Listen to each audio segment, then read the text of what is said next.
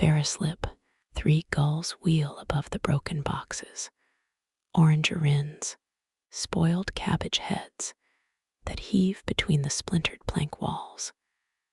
The green waves spume under the round bow as the ferry, skidding on the tide, crashes, gulps the broken water, slides, settles slowly into the slip. Hand winches whirl with jingle of chains. Gates fold upwards, feet step out across the crack. Men and women press through the manure-smelling wooden tunnel of the ferry house, crushed and jostling like apples fed down a chute into a press. The nurse, holding the basket at arm's length as if it were a bedpan, opened the door to a big dry hot room with greenish distempered walls, wherein the air tinctured with smells of alcohol and iodoform, hung writhing a faint sourish squalling from other baskets along the wall. As she set her basket down, she glanced into it with pursed up lips. The newborn baby squirmed in the cotton wool, feebly like a knot of earthworms. On the ferry, there was an old man playing the violin. He had a monkey's face puckered up in one corner and kept time with the toe of a cracked patent leather shoe. Bud Corpening sat on the rail watching him, his back to the river. The breeze made the hair stir round the tight line of his cap and dried the sweat on his temples. His feet were blistered. He was leaden tired. But when the ferry moved out of the slip, bucking the little slapping scalloped waves of the river, he felt something warm and tingling shoot suddenly through all his veins. Say, friend, how far is it into the city from where this ferry lands? He asked a young man in a straw hat, wearing a blue and white striped necktie, who stood beside him. The young man's glance moved up from Bud's road-swelled shoes to the red wrist that stuck out from the frayed sleeves of his coat, past the skinny turkey's throat, and slid up cockily into the intent eyes under the broken visored cap. That depends where you want to get to. How do I get to Broadway? I want to get to the center of things. Walk east a block and turn down Broadway, and you'll find the center of things if you walk far enough. Thank you, sir. I'll do that. The violinist was going through the crowd with his hat held out, the wind ruffling the wisps of gray hair on his shabby, bald head. Bud found the face tilted up at him, the crushed eyes like 2 black pins looking into his. Nothin', he said gruffly, and turned away to look at the expanse of river, bright as knife blades. The plank walls of the slip closed in, cracked as the ferry lurched against them. There was rattling of chains, and Bud was pushed forward among the crowd through the ferry house. He walked between 2 coal wagons and out over a dusty expanse of street towards yellow streetcars. A trembling took hold of his knees. He thrust his hands deep in his pockets. Eat on a lunch wagon halfway down the block. He slid stiffly onto a revolving stool and looked for a long while at the price list. Fried eggs and a cup o' coffee. Want 'em turned over? Asked the red-haired man behind the counter, who was wiping off his beefy, freckled forearms with his apron. Bud Corpening sat up with a start. What? The eggs? Want 'em turned over or sunny side up? Oh sure, turn 'em over. Bud slouched over the counter again with his head between his hands. "You look all in, feller," the man said as he broke the eggs into the sizzling grease of the frying pan. "Came down from upstate. I walked 15 miles this mornin'." The man made a whistling sound through his eye teeth. "Common to the big city to look for a job, eh?" Bud nodded. The man flopped the eggs, sizzling and netted with brown out onto the plate, and pushed it towards Bud with some bread and butter on the edge of it. "I'm going to slip you a bit of advice, feller, and it won't cost you nothin'. You go and get a shave and a haircut and brush the hayseeds out o' your suit a bit before you start lookin'. You'll be more likely to get somethin'. It's looks that count in this city. I kin work all right. I'm a good worker," growled Bud with his mouth full. "I'm tellin' yez, that's all," said the red-haired man, and turned back to his stove. When Ellen Thatcher climbed the marble steps of the wide hospital entry, he was trembling. The smell of drugs caught at his throat. A woman with a starched face was looking at him over the top of a desk. He tried to steady his voice. "Can you tell me how Mrs. Thatcher is?" "Yes, you can go up. But please, miss, is everything all right? The nurse on the floor will know anything about the case." "Stairs to the left. 3rd floor, maternity ward." Ellen Thatcher held a bunch of flowers wrapped in green waxed paper. The broad stairs swayed as he stumbled up, his toes kicking against the brass rods that held the fiber matting down. The closing of a door cut off a strangled shriek. He stopped a nurse. "I want to see Mrs. Thatcher, please. Go right ahead if you know where she is." "But they've moved her. You'll have to ask at the desk at the end of the hall." He gnawed his cold lips. At the end of the hall, a red-faced woman looked at him, smiling. "Everything's fine. You're the happy father of a bouncing baby girl. You see, it's our first, and Susie's so delicate." He stammered with blinking eyes. "Oh yes, I understand. Naturally, you worried. You can go in and talk to her when she wakes up. The baby was born 2 hours ago. Be sure not to tire her." Ellen Thatcher was a little man with 2 blonde wisps of mustache and wash-it-out gray eyes. He seized the nurse's hand and shook it, showing all his uneven yellow teeth in a smile. "You see, it's our first. Congratulations," said the nurse. Rows of beds under bilious gaslight, a sick smell of restlessly stirring bedclothes, faces fat, lean, yellow, white. That's her. Susie's yellow hair lay in a loose coil round her little white face that looked shriveled and twisted. He unwrapped the roses and put them on the night table. Looking out the window was like looking down into water. The trees in the square were tangled in blue cobwebs. Down the avenue, lamps were coming on, marking off with green shimmer brick-purple blocks of houses. Chimney pots and water tanks cut sharp into a sky flushed like flesh. The blue lids slipped back off her eyes. "That you, Ed? Why, Ed, they are Jack's. How extravagant of you." "I couldn't help it, dearest. I knew you liked them." A nurse was hovering near the end of the bed. "Couldn't you let us see the baby, miss?" The nurse nodded. She was a lantern-jawed, gray-faced woman with tight lips.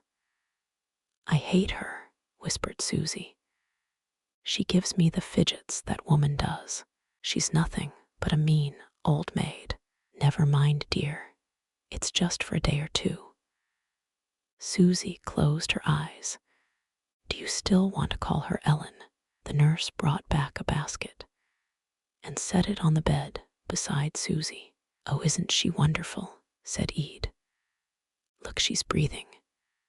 And they've oiled her. He helped his wife to raise herself on her elbow. The yellow coil of her hair, unrolled, fell over his hand and arm. How can you tell them apart, nurse? Sometimes we can't, said the nurse, stretching her mouth in a smile. Susie was looking querulously into the minute purple face. You're sure this is mine? Of course, but it hasn't any label on it. I'll label it right away. But mine was dark. Susie lay back on the pillow, gasping for breath. She has lovely little light fuzz, just the color of your hair. Susie stretched her arms out above her head and shrieked. It's not mine. It's not mine. Take it away. That woman's stolen my baby. Dear, for heaven's sake. Dear, for heaven's sake. He tried to tuck the covers about her. Too bad, said the nurse calmly, picking up the basket. I'll have to give her a sedative. Susie sat up stiff in bed. Take it away, she yelled, and fell back in hysterics, letting out continuous frail moaning shrieks. Oh my God, cried Ed Thatcher, clasping his hands. You'd better go away for this evening, Mr. Thatcher. She'll quiet down once you've gone.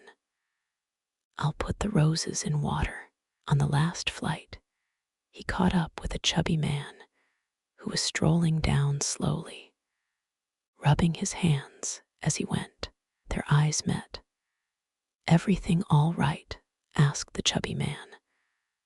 Oh yes, I guess so, said Thatcher faintly. The chubby man turned on him, delight bubbling through his thick voice. Congratulate me, main wife, has giben birth to a boy. Thatcher shook a fat little hand. Mine's a girl, he admitted sheepishly. It is 5 years yet, and every year a girl, and now dink of it, a boy. Yes, said Ed Thatcher, as they stepped out on the pavement. It's a great moment. Will yous allow me, sir, to invite you to drink a congratulation drink, mit me? Why, with pleasure. The latticed half-doors were swinging in the saloon at the corner of 3rd Avenue. Shuffling their feet politely, they went through into the back room.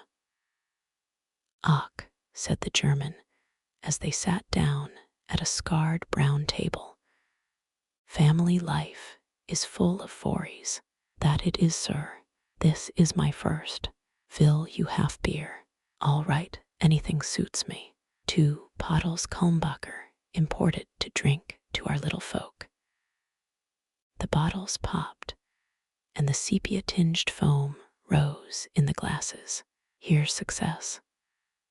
Prosit, said the German, and raised his glass. He rubbed the foam out of his mustache and pounded on the table with a pink fist. Would it be indiscreet, Meester? Thatcher's my name. Would it be indiscreet, Mr. Thatcher, to inquire what might your profession be? Accountant. I hope before long to be a certified accountant. I am a printer, and my name is Zutcher, Marcus Antonius Zutcher. Pleased to meet you, Mr. Zutcher. They shook hands across the table between the bottles. A certified accountant makes big money, said Mr. Zutcher. Big money's what I'll have to have for my little girl. Kids, they eat money, continued Mr. Zutcher in a deep voice. Want you let me set you up to a bottle, said Thatcher, figuring up how much he had in his pocket. Poor Susie wouldn't like me to be drinking in a saloon like this, but just this once, and I'm learning about fatherhood. The more the merrier, said Mr. Sutcher. But kids, they eat money. Don't do nothin' but eat and veer out clothes. Vonce I get my business on its feet. Och, now vot mit hypothecations, and the difficult borrowing of money, and vot mit wages, going up und these here crazy trade union socialists and bombsters. Well, here's how, Mr. Sutcher. Mr. Sutcher squeezed the foam out of his mustache with the thumb and forefinger of each hand.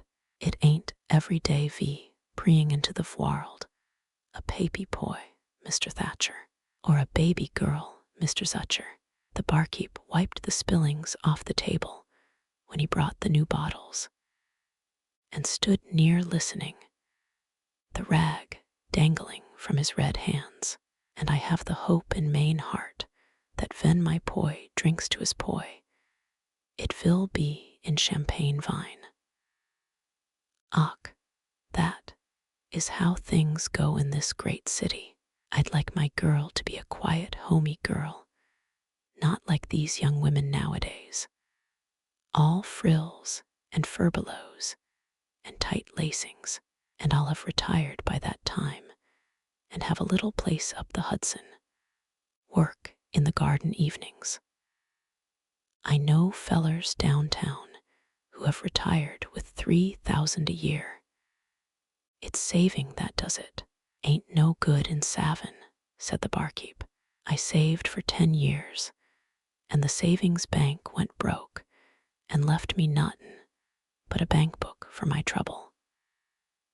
Get a close tip and take a chance. That's the only system. That's nothing but gambling, snapped Thatcher. Well, sir, it's a gamblin' game, said the barkeep, as he walked back to the bar, swinging the 2 empty bottles. A gamblin' game. He ain't so far out, said Mr. Sutcher, looking down into his beer with a glassy, meditative eye. A man that is ambitious must take chances.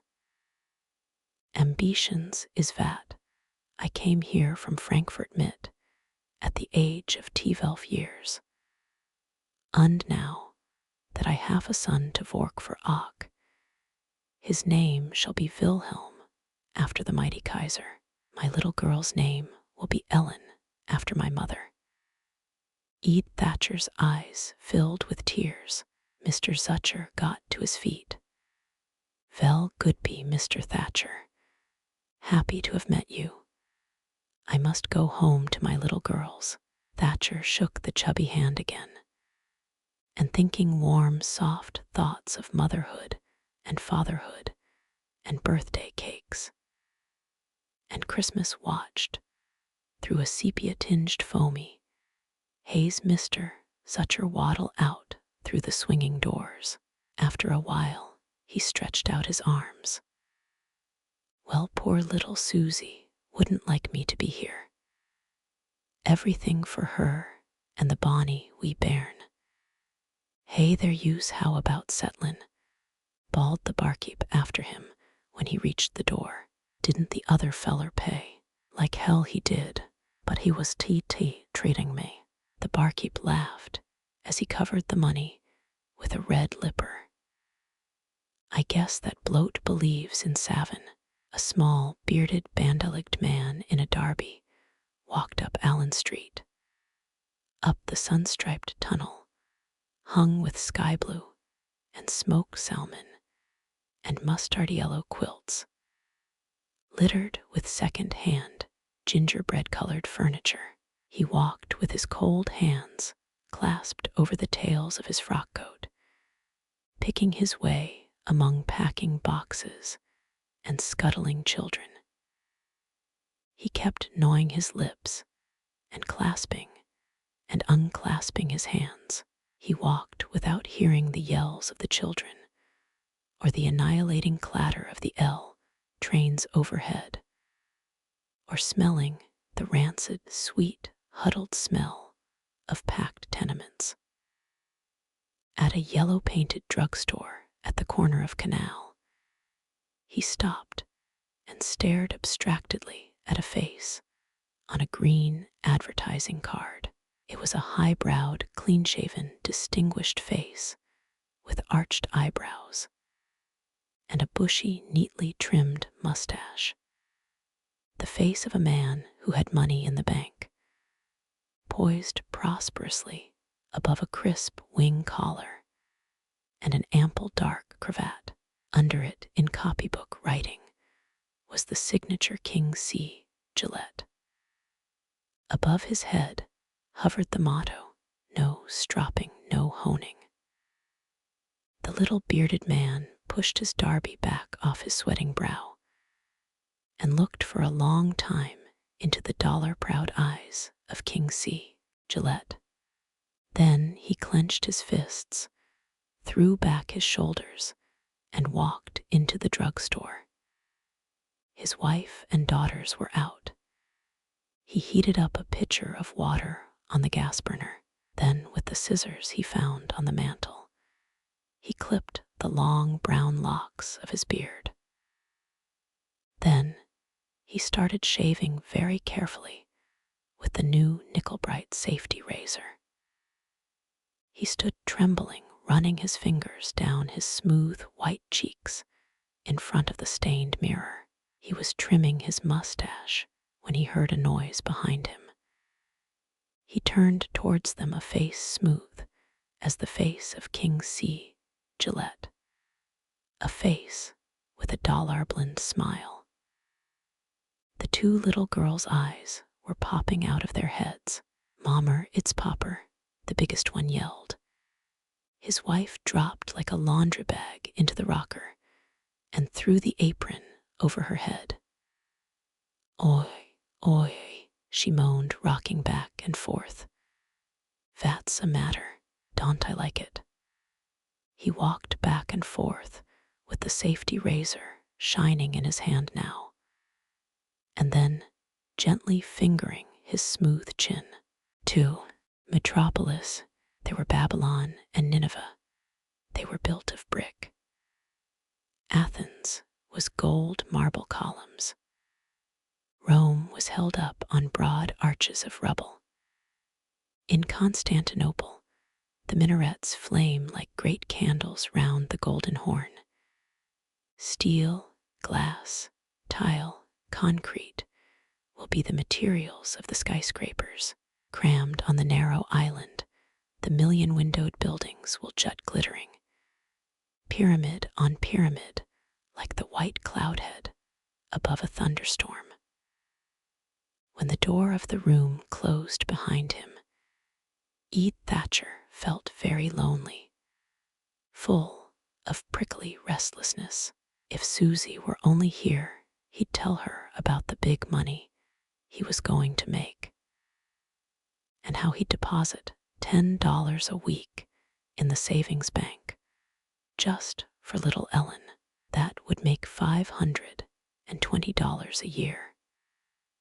Why, in 10 years, without the interest, that'd come to more than $5,000.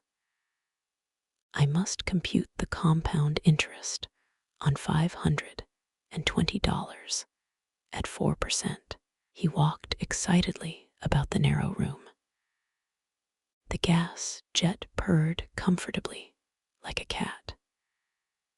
His eyes fell on the headline on a journal that lay on the floor by the coal scuttle, where he had dropped it to run for the hack to take Susie to the hospital. Morton signs the Greater New York Bill, completes the act, making New York World's second metropolis. Breathing deep, he folded the paper and laid it on the table. The world's second metropolis. And Dad wanted me to stay in his old fool store in Ontiora. Might have if it hadn't been for Susie. Gentlemen, tonight, that you do me the signal honor of offering me the junior partnership in your firm, I want to present to you my little girl, my wife. I owe everything to her. In the bow, he made towards the grate his coattails, flicked a piece of china off the console, beside the bookcase. He made a little clicking noise with his tongue against his teeth as he stooped to pick it up. The head of the blue porcelain Dutch girl had broken off from her body. And poor Susie's so fond of her knickknacks. I'd better go to bed. He pushed up the window and leaned out. An L train was rumbling past the end of the street. A whiff of coal smoke stung his nostrils. He hung out of the window a long while looking up and down the street. The world's second metropolis, in the brick houses and the dingy lamplight, and the voices of a group of boys kidding and quarreling on the steps of a house opposite. In the regular firm tread of a policeman, he felt a marching like soldiers, like a sidewheeler going up the Hudson under the Palisades, like an election parade.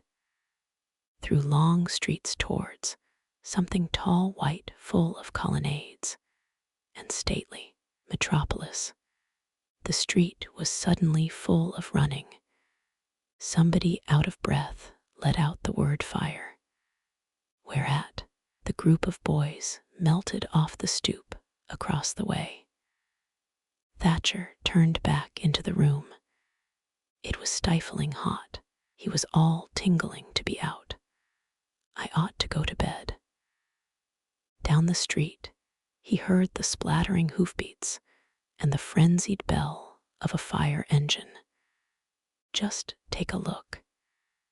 He ran down the stairs with his hat in his hand. Which way is it? Down on the next block. It's a tenement house.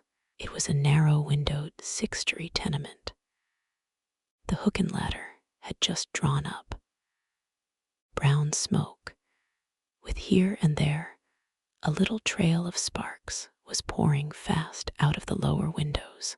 3 policemen were swinging their clubs as they packed the crowd back against the steps and railings of the houses opposite. In the empty space in the middle of the street, the fire engine and the red hose wagon shone with bright brass.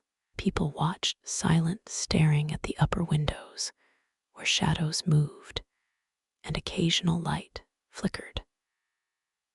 A thin pillar of flame began to flare above the house like a Roman candle.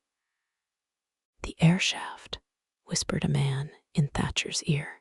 A gust of wind filled the street with smoke and a smell of burning rags. Thatcher felt suddenly sick. When the smoke cleared, he saw people hanging in a kicking cluster, hanging by their hands from a window ledge. The other side firemen were helping women down a ladder. The flame in the center of the house flared brighter. Something black had dropped from a window and lay on the pavement, shrieking. The policemen were shoving the crowd back to the ends of the block. New fire engines were arriving. "They've got 5 alarms in," a man said. "What do you think of that?" Every one of 'em on the 2 top floors was trapped. "It's an incendiary done it. Some goddamn firebug." A young man sat huddled on the curb beside the gas lamp. Thatcher found himself standing over him, pushed by the crowd from behind. "He's an Italian. His wife's in that buildin'. Cops won't let him get by. His wife's in a family way. He can't talk English to ask the cops." The man wore blue suspenders tied up with a piece of string in back. His back was heaving. And now, and then, he left out a string of groaning words nobody understood. Thatcher was working his way out of the crowd.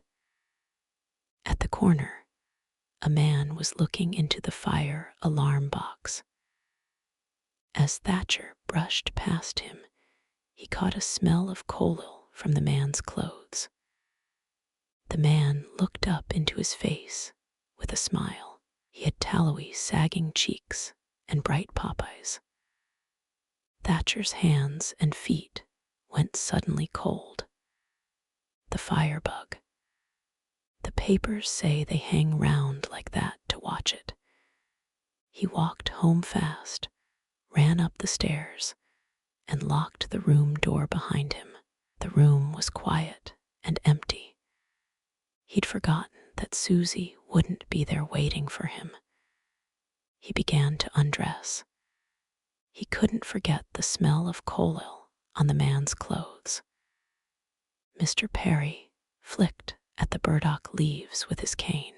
The real estate agent was pleading in a sing-song voice. "I don't mind telling you, Mr. Perry. It's an opportunity not to be missed. You know the old saying, sir, opportunity knocks but once on a young man's door. In 6 months, I can virtually guarantee that these lots will have doubled in value. Now that we are a part of New York, the second city in the world, sir. Don't forget that.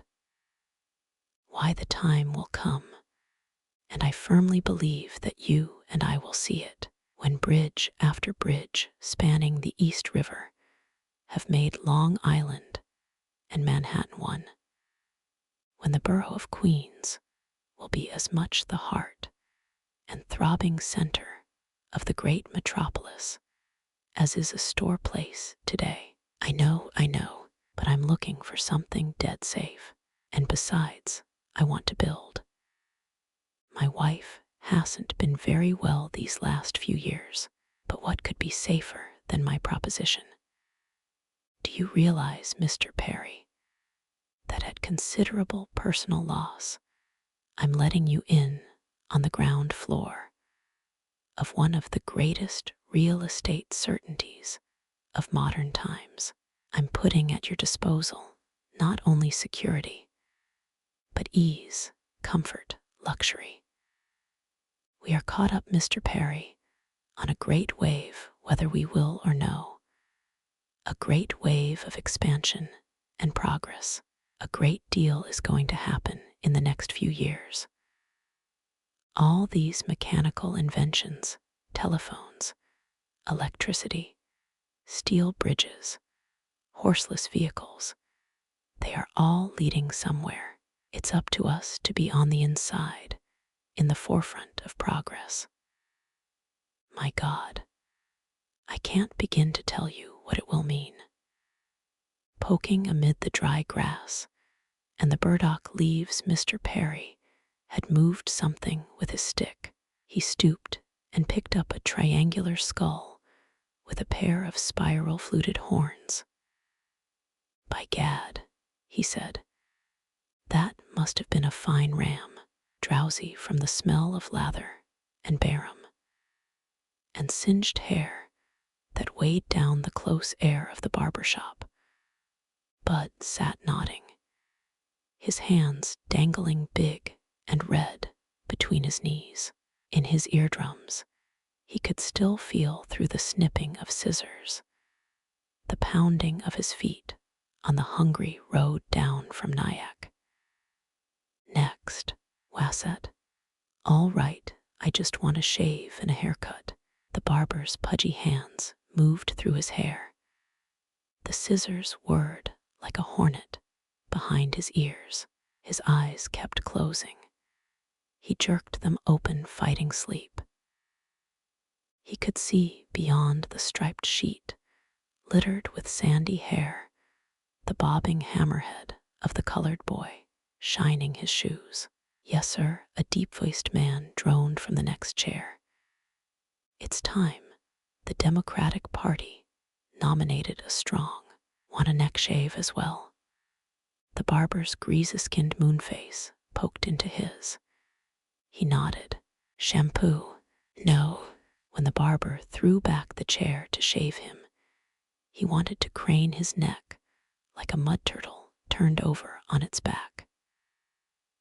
The lather spread drowsily on his face, prickling his nose, filling up his ears. drowning in feather beds of lather, blue lather, black, slit by the faraway glint of the razor, glint of the grubbing hoe through blue-black lather clouds. The old man on his back in the potato field, his beard sticking up lathery, white, full of blood, his socks from those blisters on his heels. His hands gripped each other cold and horny like a dead man's hands under the sheet. Lemmy, get up. He opened his eyes. Padded fingertips were stroking his chin. He stared up at the ceiling where 4 flies made figure 8s round a red crepe paper bell. His tongue was dry leather in his mouth. The barber righted the chair again. Bud looked about blinking. 4 bits and a nickel for the shine. Admits killing crippled mother. Do you's mind if I sat here a minute and read that paper? He hears his voice drawling in his pounding ears. Go right ahead. Parker's friends protect. The black print squirms before his eyes. Russians, mob stones, special dispatch to the Herald, Trenton, NJ. Nathan Sibbets, 14 years old, broke down today after 2 weeks of steady denial of guilt and confessed to the police that he was responsible for the death of his aged and crippled mother, Hannah Sibbets, after a quarrel in their home at Jacobs Creek, 6 miles above this city. Tonight, he was committed to await the action of the grand jury. Relieve Port Arthur in face of enemy. Mrs. Ricks loses husband's ashes. On Tuesday, May 24, at about 8:30, I came home after sleeping on the steamroller all night, he said, and went upstairs to sleep some more. I had only gotten to sleep when my mother came upstairs and told me to get up, and if I didn't get up, she would throw me downstairs. My mother grabbed hold of me to throw me downstairs. I threw her first, and she fell to the bottom. I went downstairs and found that her head was twisted to one side. I then saw that she was dead, and then I straightened her neck and covered her up with the cover from my bed. Bud folds the paper carefully, lays it on the chair, and leaves the barber shop. Outside, the air smells of crowds, is full of noise and sunlight. No more'n a needle in a haystack, and I'm 25 years old, he muttered aloud. Think of a kid 14. He walks faster along roaring pavements where the sun shines through the elevated, striping the blue street with warm, seething yellow stripes. No more'n a needle in a haystack. Ellen Thatcher sat hunched over the piano keys, picking out the mosquito parade. Sunday afternoon sunlight streamed dustily through the heavy lace curtains of the window, squirmed in the red roses of the carpet, filled the cluttered parlor with specks and splinters of light. Susie Thatcher sat limp by the window, watching him out of eyes too blue for her sallow face. Between them, stepping carefully among the roses on the sunny field of the carpet, little Ellen danced. 2 small hands held up the pink-frilled dress, and now, and then an emphatic little voice said, "Mummy, watch my expression." "Just look at the child," said Thatcher, still playing. "She's a regular little ballet dancer."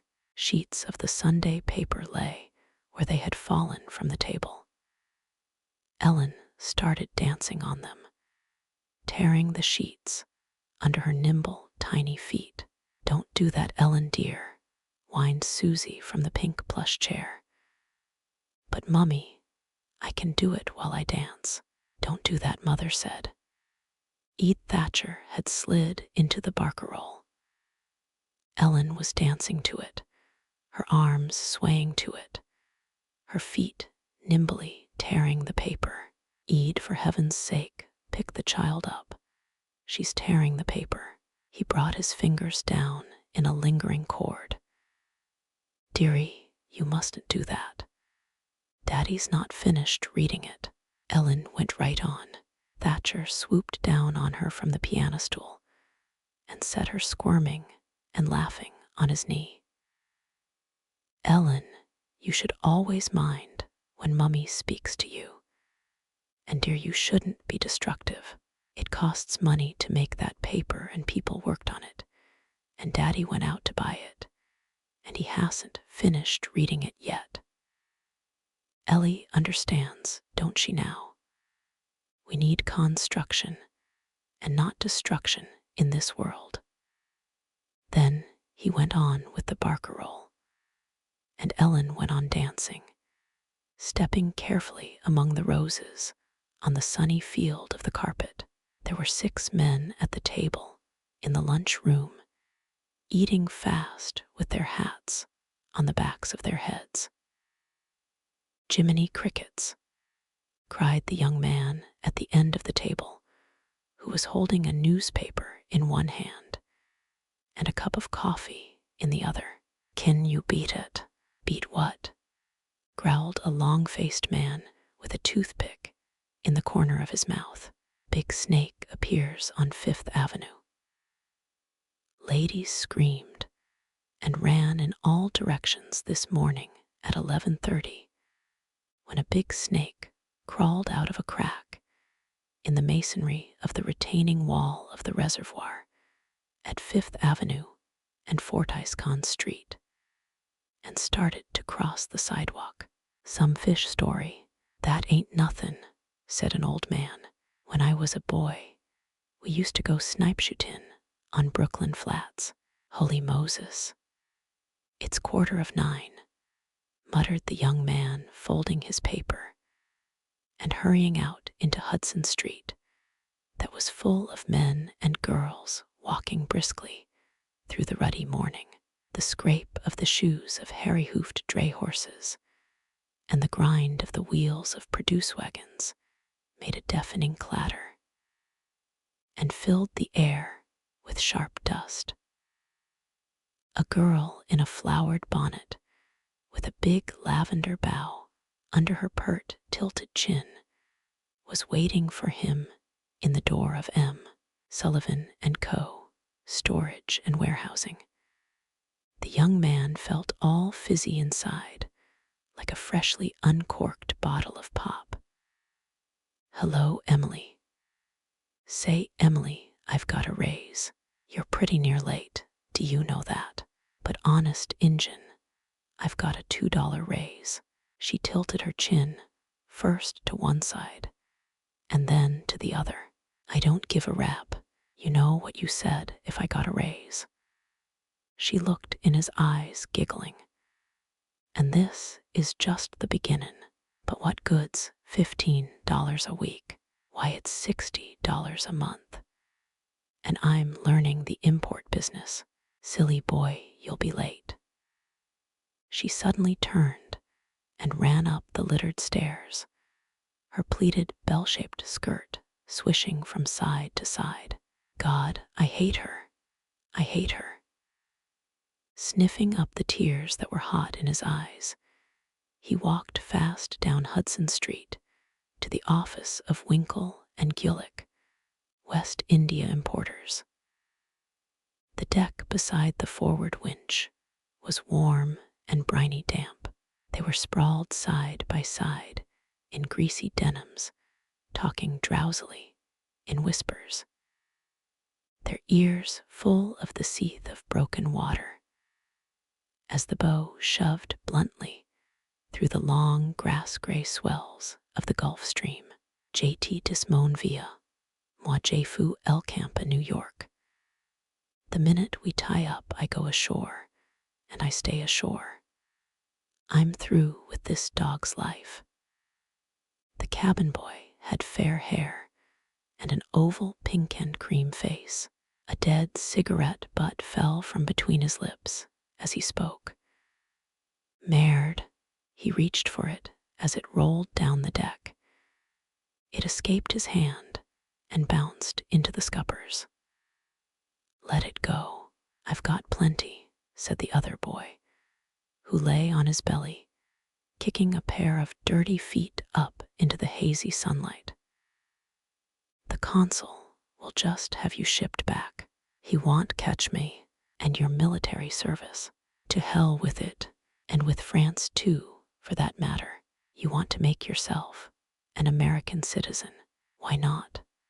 A man has a right to choose his country." The other rubbed his nose meditatively with his fist, and then let his breath out in a long whistle. "Emile, you're a wise guy," he said. "But Congo, why don't you come too? You don't want to shovel crap in a stinking ship's galley all your life." Congo rolled himself round and sat up cross-legged, scratching his head that was thick with kinky black hair. "Say, how much does a woman cost in New York?" "I dunno. Expensive, I guess. I'm not going ashore to raise hell. I'm going to get a good job and work. Can't you think of nothing but women?" "What's the use? Why not?" said Congo, and settled himself flat on the deck again, burying his dark, soot-smudged face in his crossed arms. "I want to get somewhere in the world, that's what I mean. Europe's rotten and stinking. In America, a fellow can get ahead. Birth don't matter. Education don't matter. It's all getting ahead. And if there was a nice, passionate little woman right here now, where the deck's warm, you wouldn't like to love her up. After we're rich, we'll have plenty of everything, and they don't have any military service. Why should they? It's the coin they're after. They don't want to fight people. They want to do business with them." Congo did not answer. The cabin boy lay on his back looking at the clouds. They floated from the west, great piled edifices, with the sunlight crashing through between, bright and white like tinfoil. He was walking through tall white high-built streets, stalking in a frock coat with a tall white collar up tinfoil stairs, broad, clean-swept, through blue portals into streaky marble halls, where money rustled and clinked on long tinfoil tables, banknotes, silver, gold, Merd Villa El Hura. The paired strokes of the bell and the crossonist came faintly to their ears. "But don't forget, Congo, the first night we get ashore," he made a popping noise with his lips. "We're gone. I was asleep. I dreamed of a little blonde girl. I'd have had her if you hadn't waked me." The cabin boy got to his feet with a grunt and stood a moment, looking west to where the swells ended in a sharp, wavy line against a sky hard and abrupt as nickel.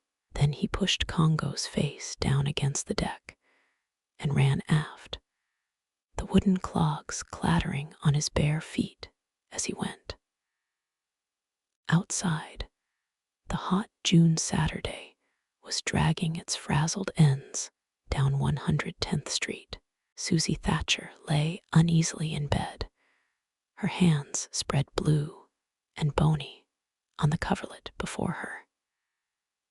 Voices came through the thin partition. A young girl was crying through her nose. "I tell your mommer, I ain't aggin back to him."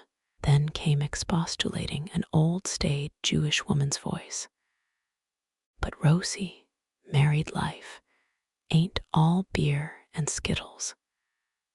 A wife must submit and fork for her husband. I can't help it. I want go back to the dirty brute. Susie sat up in bed, but she couldn't hear the next thing the old woman said. But I ain't a Jew no more, suddenly screeched the young girl.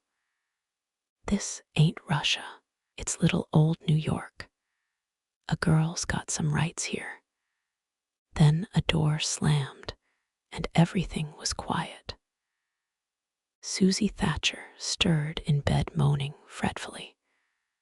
Those awful people never give me a moment's peace. From below came the jingle of a pianola playing the Merry Widow waltz.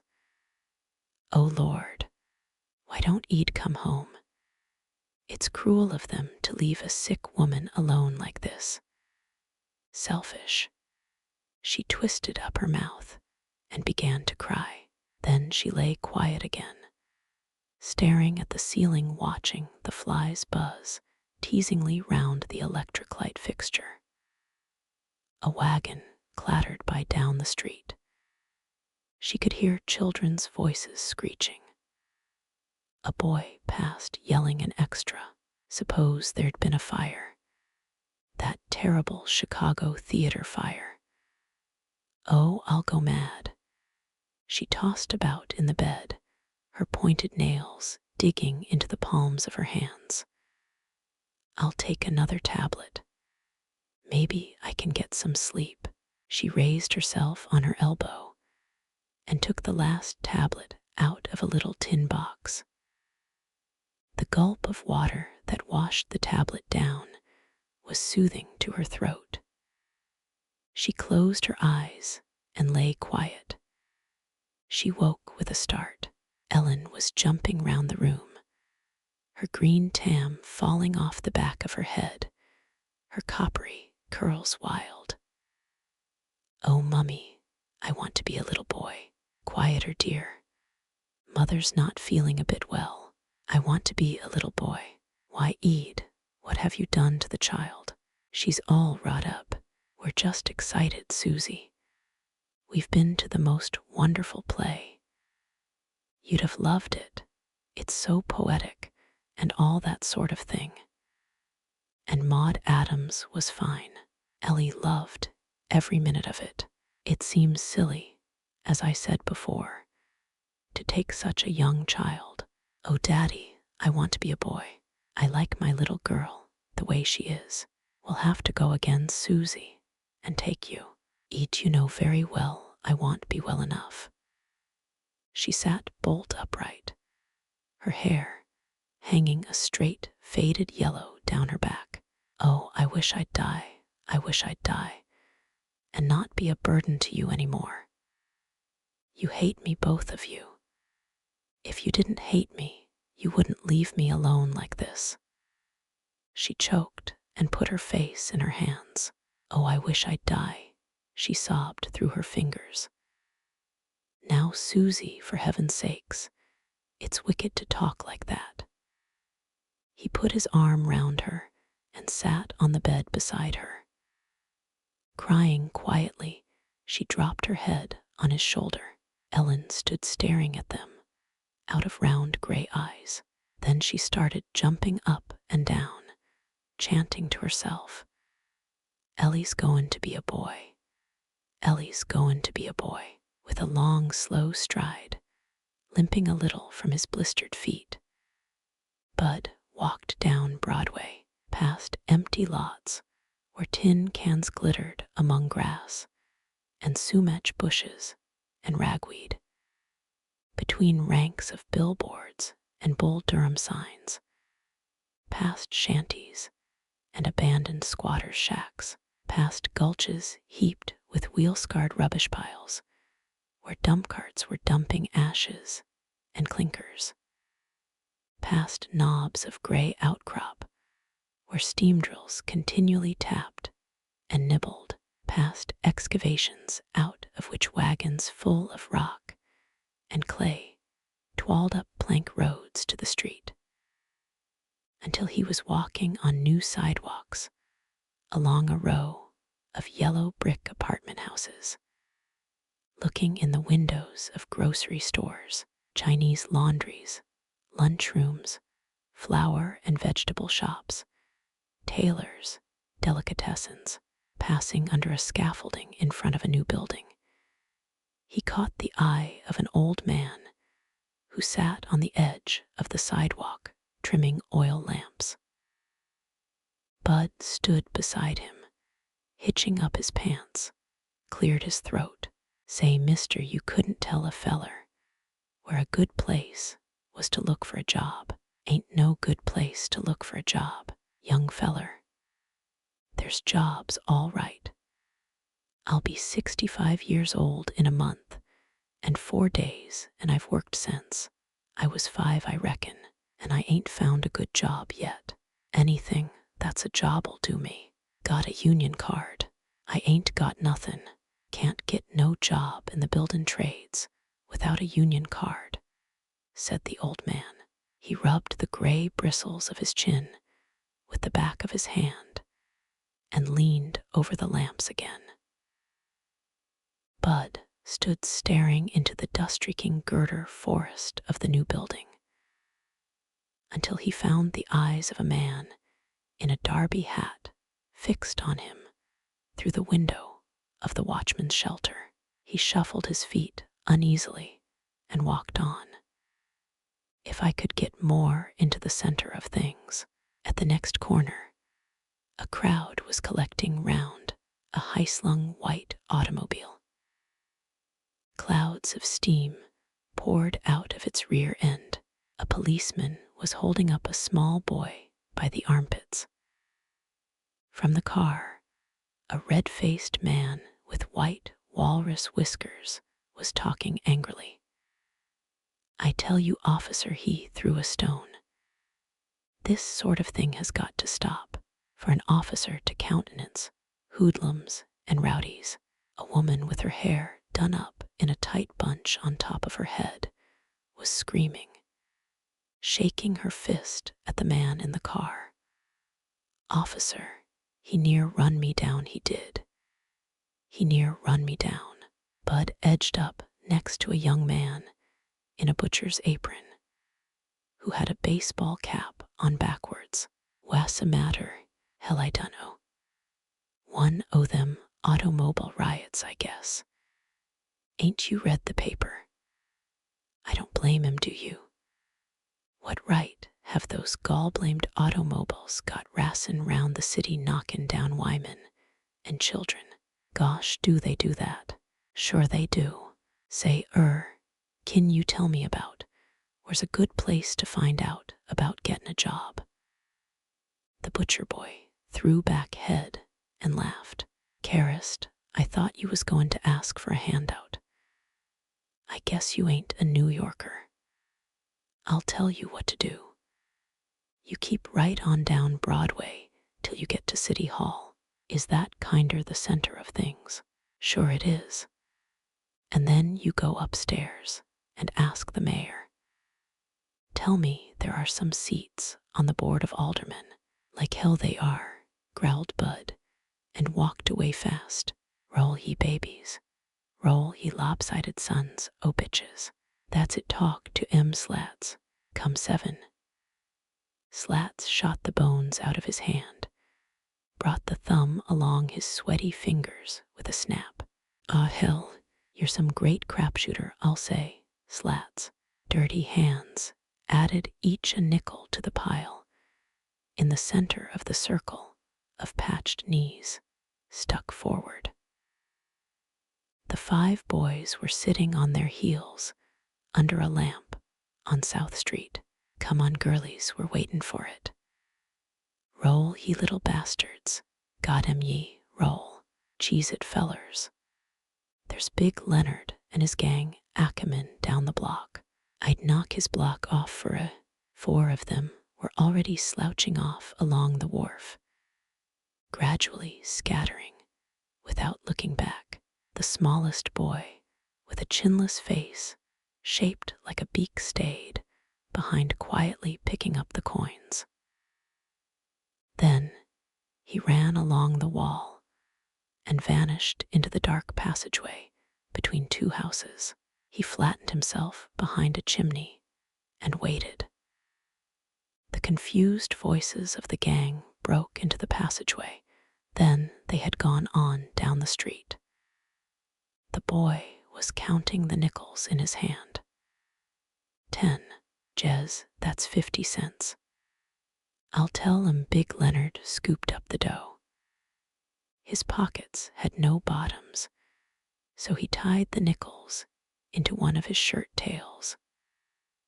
A goblet for Rhine wine hobnobbed with a champagne glass at each place along the glittering white oval table. On 8 glossy white plates, 8 canapes of caviar were like rounds of black beads on the lettuce leaves, flanked by sections of lemon, sprinkled with a sparse chopping of onion and white of egg. Beaucoup de sewing, and don't you forget it, said the old waiter, puckering up his knobbly forehead. He was a short, waddling man with a few black strands of hair plastered tight across a domed skull. All right. Emile nodded his head gravely. His collar was too tight for him.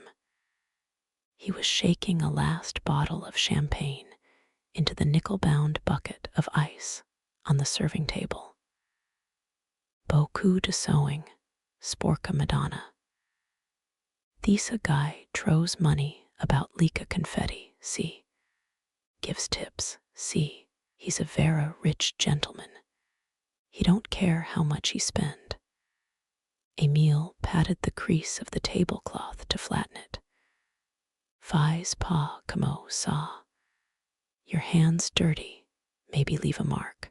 Resting first on one foot, then on the other they stood waiting, their napkins under their arms. From the restaurant below, among the buttery smells of food and the tinkle of knives and forks and plates, came the softly gyrating sound of a waltz.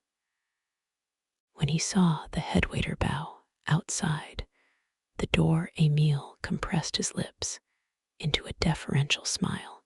There was a long-toothed blonde woman in a salmon opera cloak, swishing on the arm of a moon-faced man who carried his top hat ahead of him like a bumper. There was a little curly-haired girl in blue who was showing her teeth and laughing. A stout woman in a tiara with a black velvet ribbon round her neck, a bottle nose, a long cigar-colored face, shirt fronts, hands straightening white ties, black gleams on top hats, and patent leather shoes. There was a weaselish man with gold teeth who kept waving his arms, spitting out greetings in a voice like a crow's, and wore a diamond the size of a nickel in his shirt front. The red-haired cloakroom girl was collecting the wraps. The old waiter nudged Emile. He's the big boss, he said out of the corner of his mouth as he bowed. Emile flattened himself against the wall as they shuffled, rustled into the room. A whiff of patchouli when he drew his breath made him go suddenly hot to the roots of his hair. But where's Fiffy Waters? Shouted the man with the diamond stud. She said she couldn't get here for a half an hour. I guess the Johnnies won't let her get by the stage door. Well, we can't wait for her, even if it is her birthday. Never waited for anyone in my life. He stood a second, running a roving eye over the women round the table, then shot his cuffs out a little further from the sleeves of his swallowtail coat and abruptly sat down. The caviar vanished in a twinkling. And waiter, what about that Rhine wine coupe? He croaked huskily. De suite, monsieur. Emile, holding his breath and sucking in his cheeks, was taking away the plates. A frost came on the goblets as the old waiter poured out the coupe from a cut glass pitcher where floated mint and ice and lemon rind and long slivers of cucumber. Aha, this'll do the trick. The man with the diamond stud raised his glass to his lips, smacked them, and set it down with a slanting look at the woman next him. She was putting dabs of butter on bits of bread and popping them into her mouth, muttering all the while, "I can only eat the merest snack, only the merest snack. That don't keep you from drinkin' Mary, does it?" She let out a cackling laugh and tapped him on the shoulder with her closed fan. "Oh Lord, you're a card, you are. Allume-moi ça, sporca Madonna," hissed the old waiter in Emil's ear. When he lit the lamps under the two chafing dishes on the serving table, a smell of hot sherry and cream and lobster began to seep into the room. The air was hot, full of tinkle and perfume and smoke. After he had helped serve the lobster Newburg and refilled the glasses, Emil leaned against the wall and ran his hand over his wet hair. His eyes slid along the plump shoulders of the woman in front of him and down the powdered back to where a tiny silver hook had come undone under the lace ruching.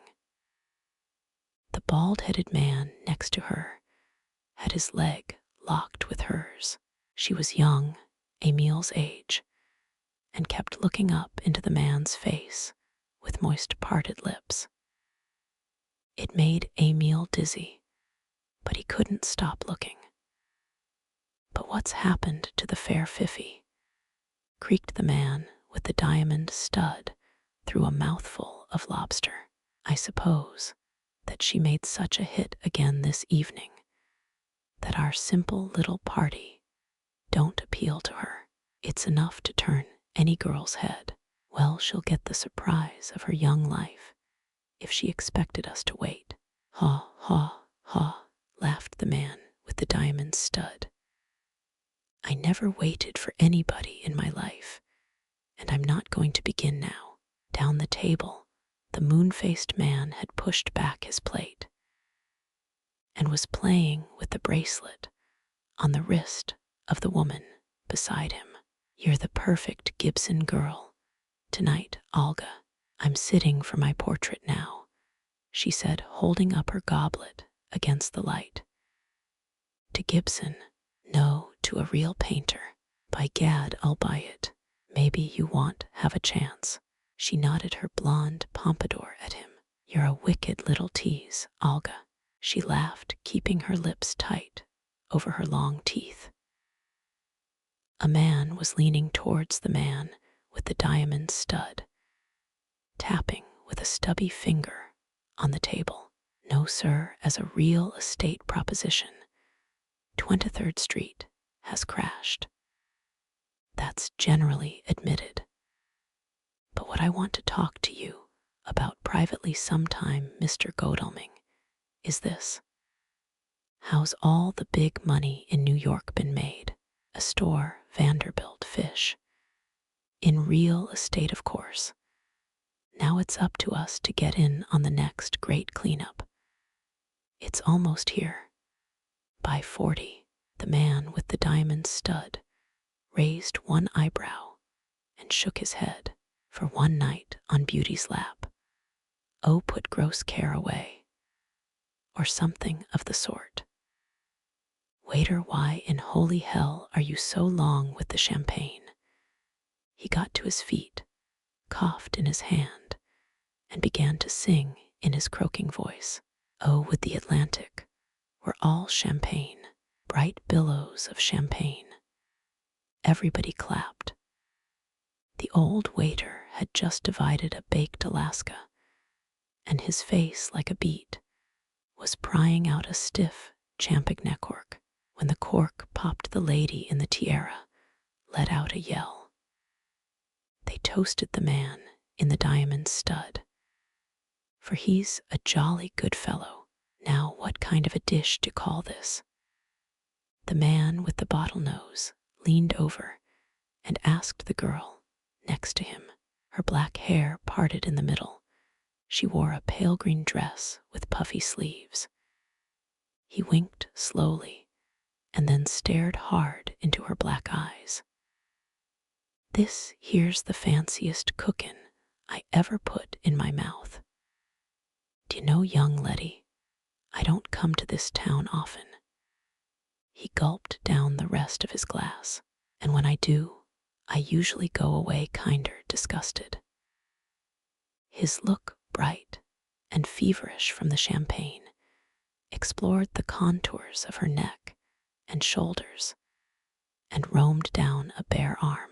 But this time I kinder think it must be a great life prospecting, she interrupted, flushing. It was a great life in the old days, a rough life, but a man's life. I'm glad I made my pile in the old days. Wouldn't have the same luck now. She looked up at him. How modest you are to call it luck. Emile was standing outside the door of the private room. There was nothing more to serve. The red-haired girl from the cloakroom walked by with a big flounced cape on her arm. He smiled, tried to catch her eye. She sniffed and tossed her nose in the air. Want look at me because I'm a waiter. When I make some money, I'll show 'em. Dis, tell a Charlie 2 more bottle Moet and Shandon, gout Americaine, came the old waiter's hissing voice in his ear. The moon-faced man was on his feet. Ladies and gentlemen, silence in the pigsty, piped up a voice. The big sow wants to talk, said Olga under her breath. Ladies and gentlemen, owing to the unfortunate absence of our Star of Bethlehem and full-time act, Gilly, don't blaspheme, said the lady with the tiara. Ladies and gentlemen, unaccustomed as I am, Gilly, you're drunk. Whether the tide, I mean whether the waters be with us or against us. Somebody yanked at his coat-tails, and the moon-faced man sat down suddenly in his chair. It's terrible, said the lady in the tiara, addressing herself to a man with a long face, the color of tobacco, who sat at the end of the table. It's terrible, Colonel, the way Gilly gets blasphemous when he's been drinking.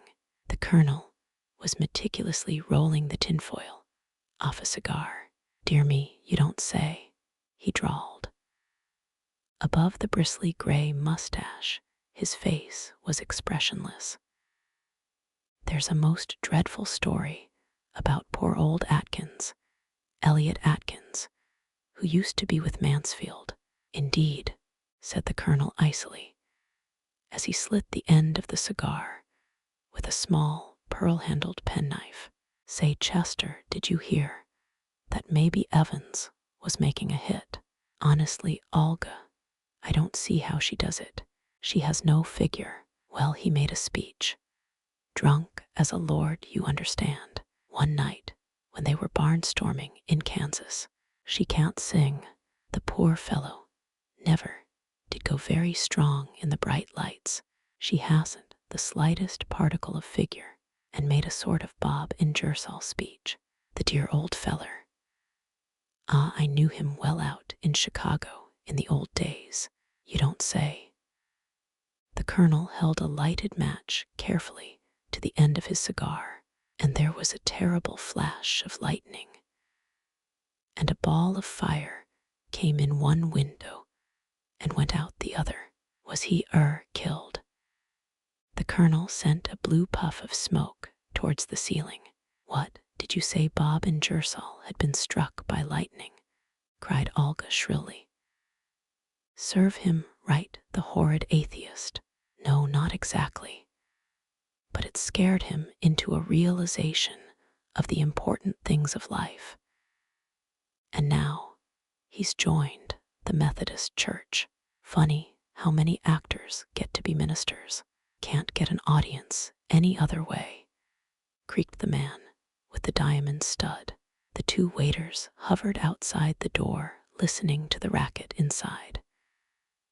Tas de sacrés cachans, sporca Madonna, hissed the old waiter. Emile shrugged his shoulders. That brunette girl make eyes at you all night. He brought his face near Emile's and winked. Sure, maybe you pick up something good. I don't want any of them, or their dirty diseases either. The old waiter slapped his thigh. No young men nowadays. When I was young man, I take heap o' chances. They don't even look at you, said Emile through clenched teeth. An animated dress, suit that's all. Wait a minute, you learn by and by. The door opened. They bowed respectfully towards the diamond stud. Somebody had drawn a pair of woman's legs on his shirt front. There was a bright flush on each of his cheeks. The lower lid of one eye sagged, giving his weasel face a quizzical, lopsided look. Wazahel, Marco Wazahel, he was muttering. We ain't got a thing to drink. Bring the Atlantic Ocean and 2 quarts to sweet monsieur. The old waiter bowed. Emile tell Auguste, immediatement et bien frappé. As Emile went down the corridor, he could hear singing. Oh, with the Atlantic, we're all champagne. Bright by I, the moon face and the bottle nose were coming back from the lavatory, reeling arm in arm among the palms in the hall. These damn fools make me sick. Yes, sir, these ain't the champagne suppers we used to have in Frisco in the old days. Ah, those were great days, those. By the way, the moon-faced man steadied himself against the wall. Holyoke, old fella, did you see that very nobby little article on the rubber trade I got into the morning papers? That'll make the investors nibble, like Lil Missy. Wash you know about rubber. The stuff ain't no good. You wait and see, Holyoke, old fella, or you losing opportunity of your life. Drunk or sober, I can smell money on the wind. Why ain't you got any then? The bottle-nosed man's beef-rid face went purple. He doubled up, letting out great hoots of laughter. Because I always let my friends in on my tips, said the other man soberly. Hey boy, where's sis here private dinin' room? Par ice, monsieur. A red accordion-pleated dress swirled past them. A little oval face framed by brown flat curls. Pearly teeth in an open-mouthed laugh. Fiffy Waters, everyone shouted. Why, my darlin' Lil Fiffy, come to my arms. She was lifted onto a chair, where she stood jiggling from one foot to the other. Champagne dripping out of a tipped glass. Merry Christmas, Happy New Year, many returns of the day. A fair young man who had followed her in was reeling intricately round the table singing. Oh, we went to the animals' fair, and the birds and the beasts were there, and the big baboon, by the light of the moon, was combing his auburn hair. Hoopla, cried Fiffy Waters, and must the gray hair of the man with the diamond stud. Hoopla. She jumped down with a kick, pranced round the room, kicking high with her skirts fluffed up round her knees. Oh la la see, French high kicker. Look out for the pony ballet. Her slender legs, shiny black silk stockings tapering to red rosetted slippers, flashed in the men's faces. She's a mad thing, cried the lady in the tiara. Hoopla. Holyoke was swaying in the doorway with his top hat tilted over the glowing bulb of his nose. She let out a whoop and kicked it off. "It's a goal," everyone cried. "For Chrissake, you kicked me in the eye." She stared at him a second with round eyes, and then burst into tears on the broad shirt front of the diamond stud. "I won't be insulted like that," she sobbed. "Rub the other eye. Get a bandage, someone. Goddammit, she may have put his eye out. Call a cab, their waiter. Where's a doctor? That's hell to pay, old fella." A handkerchief full of tears and blood pressed to his eye. The bottle-nosed man stumbled out. The men and women crowded through the door after him. Last went the blond young man, reeling and singing. And the big baboon, by the light of the moon, was combing his auburn hair. Fifi Waters was sobbing with her head on the table. "Don't cry, Fifi," said the colonel, who was still sitting where he had sat all the evening. "Here's something I rather fancy might do you good." He pushed a glass of champagne towards her down the table. She sniffled and began drinking it in little sips. "Hullo, Roger, how's the boy?" "The boy's quite well, thank you. Rather bored, don't you know? An evening with such infernal bounders. I'm hungry. There doesn't seem to be anything left to eat. I didn't know you'd be here, or I'd have come earlier, honest." "Would you indeed? Now that's very nice." The long ash dropped from the colonel's cigar. He got to his feet. "Now, Fifi, I'll call a cab and we'll go for a ride in the park." She drank down her champagne and nodded brightly. "Dear me, it's 4 o'clock. You have the proper wraps, haven't you?" She nodded again. "Splendid, Fifi. I say you are in form." The colonel's cigar-colored face was unraveling in smiles. "Well, come along." She looked about her in a dazed way. "Didn't I come with somebody? Quite unnecessary." In the hall, they came upon the fair young man, quietly vomiting into a fire bucket under an artificial palm. "Oh, let's leave him," she said, wrinkling up her nose. "Quite unnecessary," said the colonel. Emile brought their wraps. The red-haired girl had gone home. "Look here, boy." The colonel waved his cane. "Call me a cab, please. Be sure the horse is decent and the driver is sober. De suite, monsieur." The sky beyond roofs and chimneys was the blue of a sapphire. The colonel took 3 or 4 deep sniffs of the donsmelling air and threw his cigar into the gutter. "Suppose we have a bit of breakfast at Claremont. I haven't had anything fit to eat all night. That beastly sweet champagne." "Ah," Fifi giggled. After the colonel had examined the horse's fetlocks and patted his head, they climbed into the cab. The colonel fitted in Fifi carefully under his arm, and they drove off. Emile stood a second in the door of the restaurant, uncrumpling a $5 bill. He was tired, and his insteps ached. When Emile came out of the back door of the restaurant, he found Congo waiting for him, sitting on the doorstep. Congo's skin had a green, chilly look under the frayed, turned-up coat collar. "This is my friend," Emile said to Marco. "Came over on the same boat. You haven't a bottle of fine under your coat, have you?" "Sapristi, I've seen some chickens, not half bad, come out of this place. But what's the matter?" "Lost my job, that's all. I won't have to take any more off that guy. Come over and drink a coffee." They ordered coffee and donuts in a lunch wagon on a vacant lot. Bien, you like it, this sacred pig of a country? Asked Marco. Why not? I like it anywhere. It's all the same. In France, you are paid badly and live well. Here you are paid well and live badly.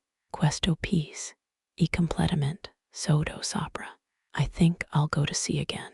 Say, why de hell don't you guys learn English? Said the man with a cauliflower face, who slapped the 3 mugs of coffee down on the counter. If we talk English, snapped Marco. Maybe you know Lika what we say. Why did they fire you? Merd, I don't know. I had an argument with the old camel who runs the place. He lived next door to the stables. As well as washing the carriages, he made me scrub the floors in his house. His wife, she had a face like this. Congo sucked in his lips and tried to look cross-eyed. Marco laughed. Santissima Maria Putana, how did you talk to them? They pointed to things. Then I nodded my head and said, all right. I went there at 8 and worked till 6, and they gave me every day more filthy things to do. Last night, they tell me to clean out the toilet in the bathroom. I shook my head. That's woman's work. She got very angry and started screeching. Then I began to learn English. Go all right to L, I says to her. Then the old man comes and chases me out into a street with a carriage whip and says he won't pay me my week. While we were arguing, he got a policeman, and when I try to explain to the policeman that the old man owed me $10 for the week, he says, beat it, you lousy wop, and cracks me on the cocoa with his nightstick. Merde lors, Marco was red in the face. He call you lousy wop. Congo nodded his mouth full of donut. Not, but shanty Irish himself, muttered Marco in English. I'm fed up with this rotten town. It's the same all over the world. The police beating us up. Rich people cheating us out of their starvation wages. And whose fault? Dio Kane. Your fault, my fault, Emil's fault. We didn't make the world. They did, or maybe God did. God's on their side, like a policeman. When the day comes, we'll kill God. I am an anarchist, Congo hummed. Les bourgeois et la lanterne nom de Dieu. Are you one of us? Congo shrugged his shoulders. I'm not a Catholic or a Protestant. I haven't any money, and I haven't any work. Look at that. Congo pointed with a dirty finger to a long rip on his trouser knee. That's anarchist. Hell, I'm going out to Senegal and get to be a nigger. You look like one already, laughed Emile. That's why they call me Congo. But that's all silly, went on Emile. People are all the same. It's only that some people get ahead and others don't. That's why I came to New York. Dio Kane, I think that too 25 years ago. When you're old like me, you know better. Doesn't the shame of it get you sometimes? Here, he tapped with his knuckles on his stiff shirt front. I feel it hot and like choking me here. Then I say to myself, courage, our day is coming, our day of blood.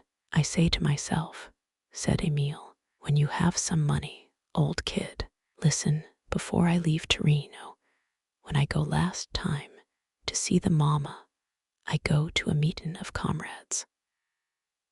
A fellow from Capua got up to speak, a very handsome man, tall and very thin.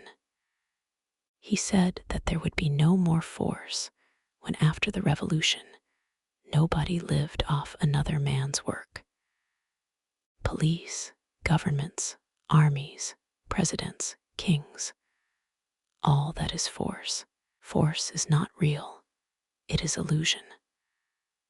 The working man makes all that himself because he believes it. The day that we stop believing in money and property, it will be like a dream when we wake up. We will not need bombs or barricades.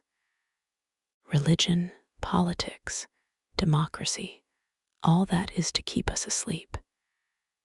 Everybody must go round telling people, "Wake up when you go down into the street. I'll be with you," said Congo. "You know that man I tell about? That man, Errico Malatesta, in Italy greatest man after Garibaldi. He give his whole life in jail and exile, in Egypt, in England, in South America, everywhere. If I could be a man like that, I don't care what they do. They can string me up, shoot me. I don't care, I am very happy. But he must be crazy, a feller like that," said Emile slowly. "He must be crazy." Marco gulped down the last of his coffee. "Wait a minute. You are too young. You will understand. One by one, they make us understand. And remember maybe I'm too old, maybe I'm dead, but it will come when the working people awake from slavery. You will walk out in the street, and the police will run away. You will go into a bank, and there will be money poured out on the floor, and you won't stoop to pick it up. No more good. All over the world we are preparing. There are comrades even in China. Your commune in France was the beginning socialism failed. It's for the anarchists to strike the next blow. If we fail, there will be others." Congo yawned. "I am sleepy as a dog." Outside, the lemon-colored dawn was drenching the empty streets, dripping from cornices, from the rails of fire escapes, from the rims of ash cans, shattering the blocks of shadow between buildings. The street lights were out. At a corner, they looked up Broadway that was narrow and scorched, as if a fire had gutted it. "I never see the dawn," said Marco, his voice rattling in his throat, "that I don't say to myself, perhaps today." He cleared his throat and spat against the base of a lamppost. Then he moved away from them with his waddling step, taking hard, short sniffs of the cool air. "Is that true, Congo, about shipping again?" "Why not? Got to see the world a bit. I'll miss you. I'll have to find another room. You'll find another friend to bunk with. But if you do, that you'll stay a sailor all your life. What does it matter? When you are rich and married, I'll come and visit you." They were walking down 6th Avenue. An L train roared above their heads, leaving a humming rattle to fade among the girders after it had passed. "Why don't you get another job and stay on a while?" Congo produced 2 bent cigarettes out of the breast pocket of his coat, handed one to Emile, struck a match on the seat of his trousers, and let the smoke out slowly through his nose. "I'm fed up with it here, I tell you." He brought his flat hand up across his Adam's apple, up to here. "Maybe I'll go home and visit the little girls of Bordeaux. At least, they are not all made of whalebone. I'll engage myself as a volunteer in the Navy and wear a red pompon.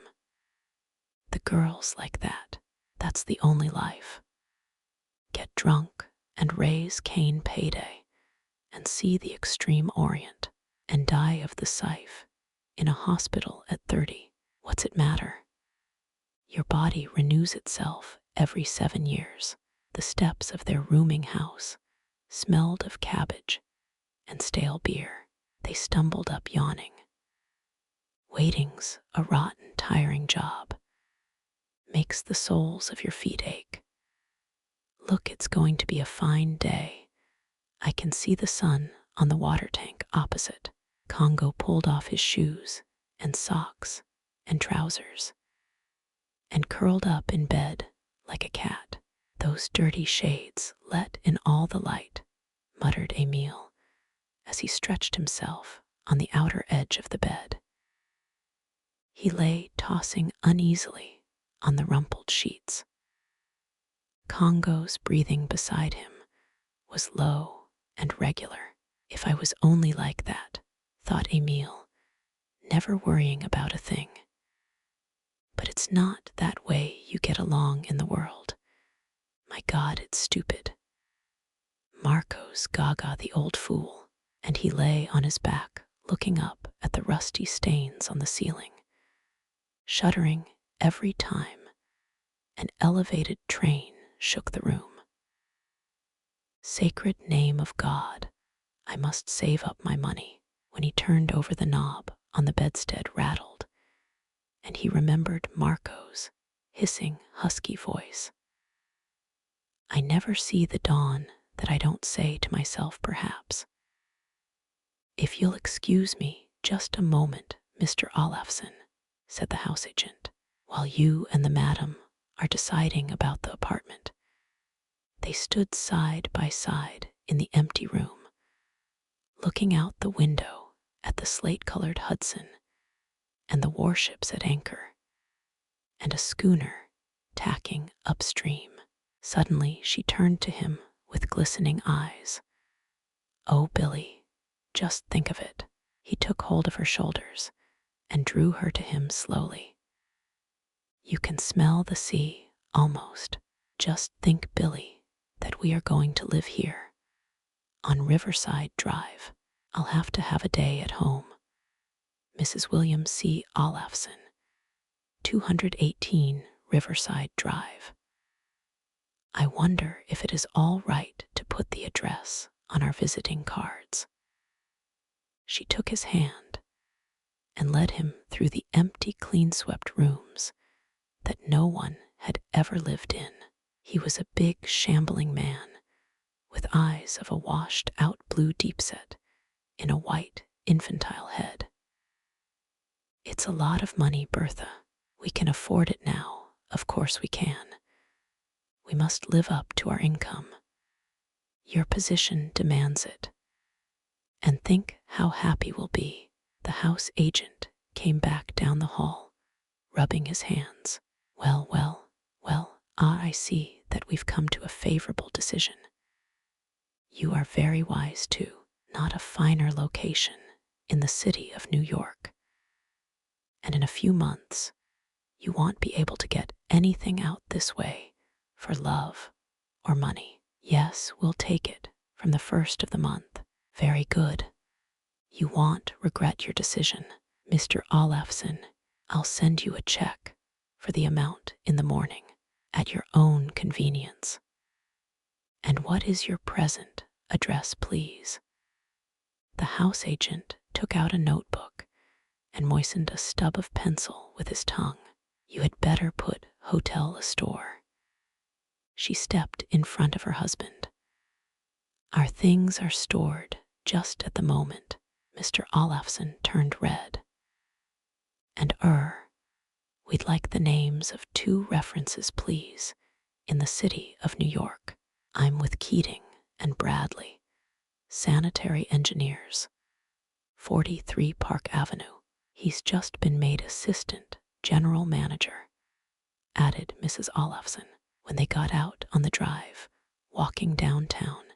Against a tussling wind, she cried out, Darling, I'm so happy. It's really going to be worth living now. But why did you tell him we lived at the Astor? I couldn't tell him we lived in the Bronx, could I? He'd have thought we were Jews and wouldn't have rented us the apartment. But you know, I don't like that sort of thing. Well, we'll just move down to the Astor for the rest of the week, if you're feeling so truthful. I've never in my life stopped in a big downtown hotel. Oh, Bertha, it's the principle of the thing. I don't like you to be like that. She turned and looked at him with twitching nostrils. You're so namby-pamby, Billy. I wish to heavens I'd married a man for a husband. He took her by the arm. Let's go up here, he said gruffly, with his face turned away. They walked up a cross street between building lots. At a corner, the rickety half of a weather-boarded farmhouse was still standing. There was half a room with blue-flowered paper eaten by brown stains on the walls, a smoked fireplace, a shattered built-in cupboard, and an iron bedstead bent double. Plates slip endlessly through Bud's greasy fingers. Smell of swill and hot soap suds. Twice round with the little mop, dip, rinse, and pile in the rack for the long-nosed Jewish boy to wipe, knees wet from spillings, grease creeping up his forearms, elbows cramped. Hell, this ain't no job for a white man. I don't care so long as I eat, said the Jewish boy above the rattle of dishes. And the clatter and seething of the range were 3 sweating cooks' fried eggs, and ham and hamburger, steak, and browned potatoes, and corned beef hash. Sure, I ate all right, said Bud, and ran his tongue round his teeth, dislodging a sliver of salt meat that he mashed against his palate with his tongue. Twice round with the little mop, dip, rinse, and pile in the rack for the long-nosed Jewish boy to wipe. There was a lull. The Jewish boy handed Bud a cigarette. They stood leaning against the sink. Ain't no way to make money dishwashing. The cigarette wobbled on the Jewish boy's heavy lip as he spoke. Ain't no job for a white man nohow, said Bud. Waitin's better, they's the tips. A man in a brown derby came in through the swinging door from the lunchroom. He was a big-jawed man with pajamas and a long cigar sticking straight out of the middle of his mouth. Bud caught his eye and felt the cold glint twisting his bowels. Who's that? He whispered. Dunno. Customer, I guess. Don't he look to you like one? Oh, them detectives. How de hell should I know? I ain't never been in jail. The Jewish boy turned red and stuck out his jaw.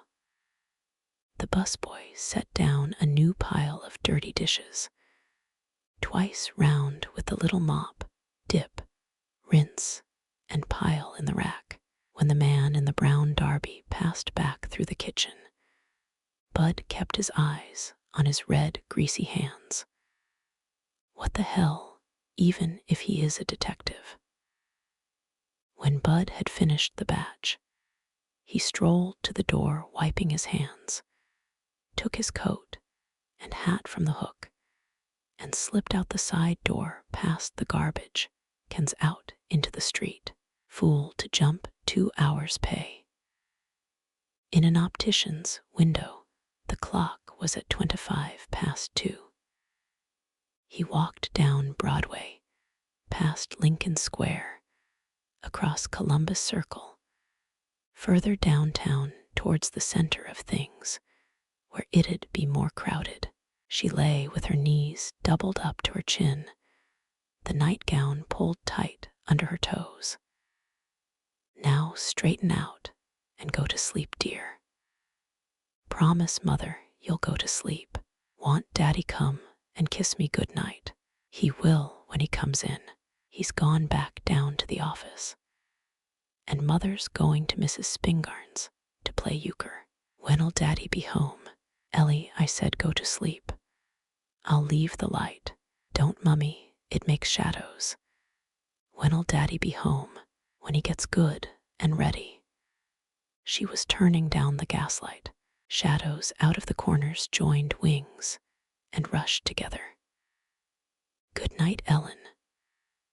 The streak of light of the door narrowed behind Mummy, slowly narrowed to a thread up and along the top. The knob clicked, the steps went away down the hall, the front door slammed. A clock ticked somewhere in the silent room, outside the apartment, outside the house, wheels and galloping of hoofs, trailing voices. The roar grew. It was black except for the 2 strings of light that made an upside-down L in the corner of the door. Ellie wanted to stretch out her feet, but she was afraid to. She didn't dare take her eyes from the upside-down L in the corner of the door. If she closed her eyes, the light would go out, behind the bed, out of the window curtains, out of the closet. From under the table shadows nudged creakily towards her. She held on tight to her ankles, pressed her chin in between her knees. The pillow bulged with shadow, rummaging shadows were slipping into the bed.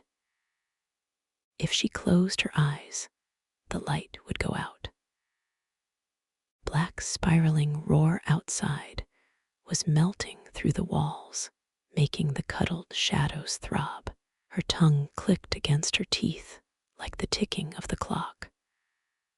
Her arms and legs were stiff, her neck was stiff. She was going to yell. Yell above the roaring, and the rat-hat outside. Yell to make Daddy hear. Daddy, come home. She drew in her breath and shrieked again. Make Daddy come home. The roaring shadows staggered and danced. The shadows lurched round and round. Then she was crying. Her eyes were full of safe, warm tears.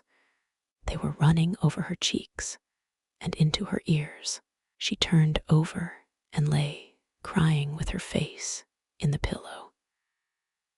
The gas lamps tremble a while down the purple-cold streets, and then go out under the lurid dawn. Gus McNeil, the sleep still gumming his eyes, walks beside his wagon, swinging a wire basket of milk bottles, stopping at doors, collecting the empties, climbing chilly stairs, remembering grades A and B, and pints of cream and buttermilk, while the sky behind cornices, tanks, roof peaks, chimneys becomes rosy and yellow. Hoarfrost glistens on doorsteps and curbs. The horse with dangling head lurches jerkily from door to door. There begin to be dark footprints on the frosty pavement. A heavy brewer's dray rumbles down the street. Howdy moik, a little chilled are ye, shouts Gus McNeil at a cop thrashing his arms on the corner of 8th Avenue. Howdy, Gus. Cows still milkin'. It's broad daylight when he finally slaps the reins down on the gelding's threadbare rump and starts back to the dairy. Empties bouncing and jiggling in the cart behind him. At 9th Avenue, a train shoots overhead, clattering downtown behind a little green engine that emits blobs of smoke white and dense as cotton wool to melt in the raw air between the stiff, black-windowed houses. The first rays of the sun pick out the gilt lettering of Daniel McGillicuddy's wines and liquors at the corner of 10th Avenue. Gus McNeil's tongue is dry, and the dawn has a salty taste in his mouth. A can o' beard be the mackin' of a guy a cold mornin' like this. He takes a turn with the reins round the whip and jumps over the wheel. His numb feet sting when they hit the pavement. Stamping to get the blood back into his toes, he shoves through the swinging doors. Well, I'll be damned if it ain't the milkman bringin' us a pint o' cream for our coffee. Gus spits into the newly polished cuspidor beside the bar. Boy, I got a thirst on me. Been drinkin' too much milk again. Gus, I'll warrant, roars the barkeep out of a square steak face. The saloon smells of Metropolis and fresh sawdust. Through an open window, a streak of ruddy sunlight caresses the rump of a naked lady who reclines calm as a hard-boiled egg on a bed of spinach in a gilt-framed picture behind the bar. Well, Gus, what's your pleasure a fine cold mornin' like this? I guess beer'll do, Mac. The foam rises in the glass, trembles up, slops over. The barkeep cuts across the top with a wooden scoop, lets the foam settle a second, then puts the glass under the faintly wheezing spigot again. Gus is settling his heel comfortably against the brass rail. Well, how's the job? Gus gulps the glass of beer and makes a mark on his neck with his flat hand before wiping his mouth with it, full up to the neck with it. I tell yer what I'm going to do. I'm going to go out west, take up free land in North Dakota or somewhere and raise wheat. I'm pretty handy round a farm. This here livin' in the city's no good. How'll Nellie take that? She want cotton to it much at foist, likes her comforts of home and all that she's been used to. But I think she'll like it foine, onct she's out there and all. This ain't no life for her, nor me neither. You're right there. This town's goin' to hell. Me and the missus'll sell out here some day soon, I guess. If we could buy a nice, genteel restaurant uptown or a roadhouse, that's what suit us. Got me eye on a little property out Bronxville way, within easy driven distance. He lifts a mallet-shaped fist meditatively to his chin. I'm sick o' bouncin' these goddam drunks every night. Wade hell did I get out in the ring for Zepp to stop fightin'. Juice last night 2 guys starts a sluggin', and I has to mix it up with both of 'em to clear the place out. I'm sick o' fightin' every drunk on 10th Avenue. Have somethin' on the house, Jez. I'm afraid Nellie'll smell it on me. Oh, never mind that. Nellie ought to be used to a bit o' drinkin'. Her ol' man likes it well enough, but honest, Mac, I ain't been slopped once since me weddin' day. I don't blame ye. She's a real sweet girl, Nellie is. Those little spit girls, hers near drive a feller crazy. The second beer sends a foamy, acrid flush to Gus's fingertips. Laughing, he slaps his thigh. She's a pippin. That's what she is, Gus. So ladylike and all. Well, I reckon I'll be gettin' back to her. You lucky young divil to be goin' home to bed wid your wife when we're all startin' to go to work. Gus's red face gets redder. His ears tingle.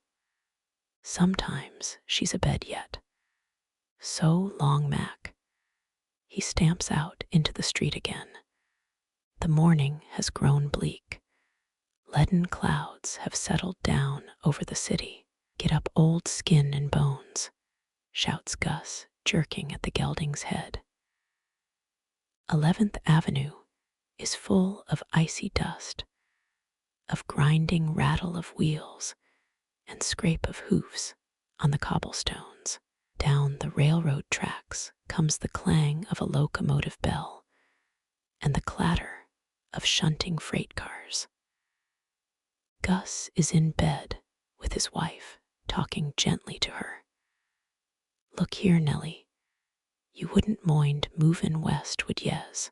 I've filed application for free farmin' land in the state o' North Dakota, black soil land, where we can make a pile o' money in wheat.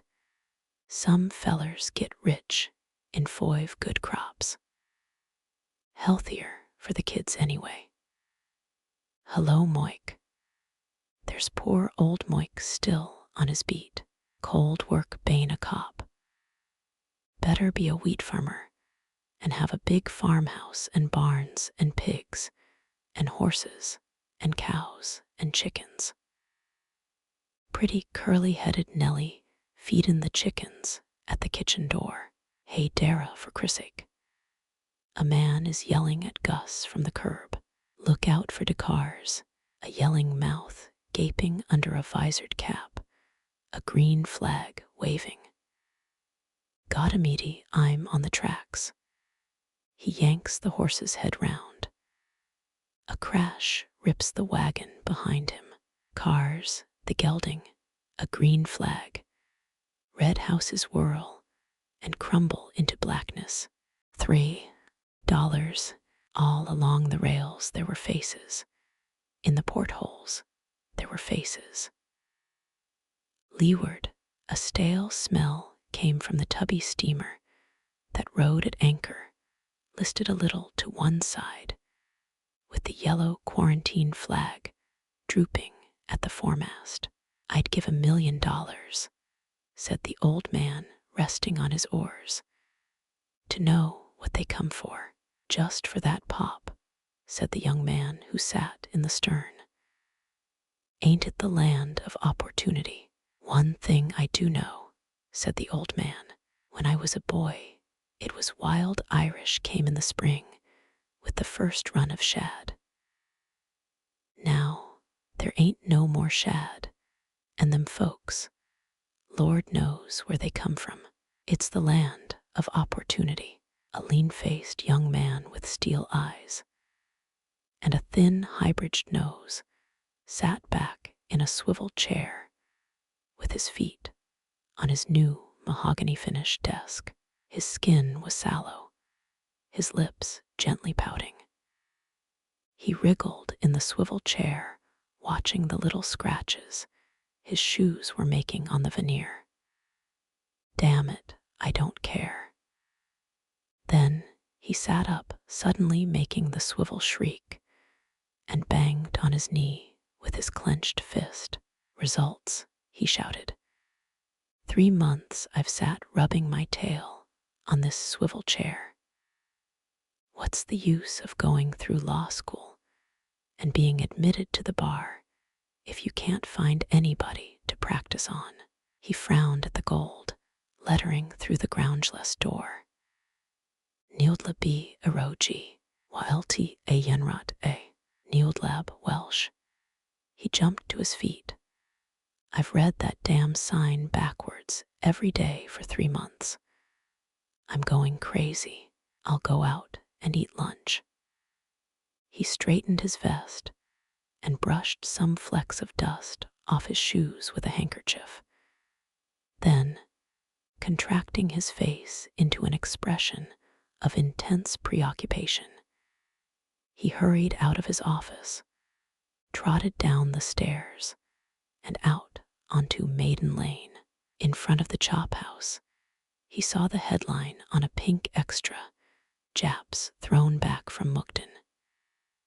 He bought the paper and folded it under his arm as he went in through the swinging door. He took a table and pored over the bill of fare. Mustn't be extravagant now. Waiter, you can bring me a New England boiled dinner, a slice of apple pie, and coffee. The long-nosed waiter wrote the order on his slip, looking at it sideways with a careful frown. That's the lunch for a lawyer without any practice. Baldwin cleared his throat and unfolded the paper. Ought to liven up the Russian bonds a bit. Veterans visit president. Another accident on 11th Avenue tracks. Milkman seriously injured. Hello, that make a neat little damage suit. Augustus McNeil, 253 W 4th Street, who drives a milk wagon for the Excelsior Dairy Co., was severely injured early this morning when a freight train backing down the New York Central tracks. He ought to sue the railroad. By gum, I ought to get hold of that man and make him sue the railroad. Not yet recovered consciousness. Maybe he's dead. Then his wife can sue them all the more. I'll go to the hospital this very afternoon. Get in ahead of any of these shysters. He took a determined bite of bread and chewed it vigorously. Of course not. I'll go to the house and see if there isn't a wife or mother or something. Forgive me, Mrs. McNeil, if I intrude upon your deep affliction, but I am engaged in an investigation at this moment. Yes, retained by prominent interests. He drank up the last of the coffee and paid the bill, repeating 253 W 4th Street over and over. He boarded an uptown car on Broadway. Walking west along 4th, he skirted Washington Square. The trees spread branches of brittle purple into a dove-colored sky. The large windowed houses opposite glowed very pink, nonchalant, prosperous. The very place for a lawyer with a large conservative practice to make his residence. We'll just see about that. He crossed 6th Avenue and followed the street into the dingy west side, where there was a smell of stables, and the sidewalks were littered with scraps of garbage and crawling children. Imagine living down here among low Irish and foreigners, the scum of the universe. At 253, there were several unmarked bells.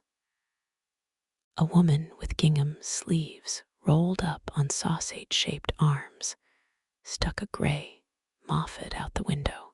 Can you tell me if Augustus McNeil lives here? Him that's up there a-layin' in horspital. Sure he does. That's it. And has he any relatives living here? And what would you be wantin' wid him? It's a little matter of business. Go up to the top floor and you'll find his wife there.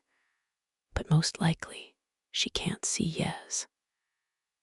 The poor thing's powerful wrought up about her husband, and them only 18 months married. The stairs were tracked with muddy footprints, and sprinkled here and there with the spilling of ash cans. At the top he found a fresh-painted dark green door and knocked. Who's there? Came a girl's voice that sent a little shiver through him. Must be young. Is Mrs. McNeil in? Yes, came the lilting girl's voice again. What is it? It's a matter of business. About Mr. McNeil's accident. About the accident, is it? The door opened in little cautious jerks. She had a sharp-cut, pearly white nose and chin, and a pile of wavy red-brown hair that lay in little flat curls round her high, narrow forehead.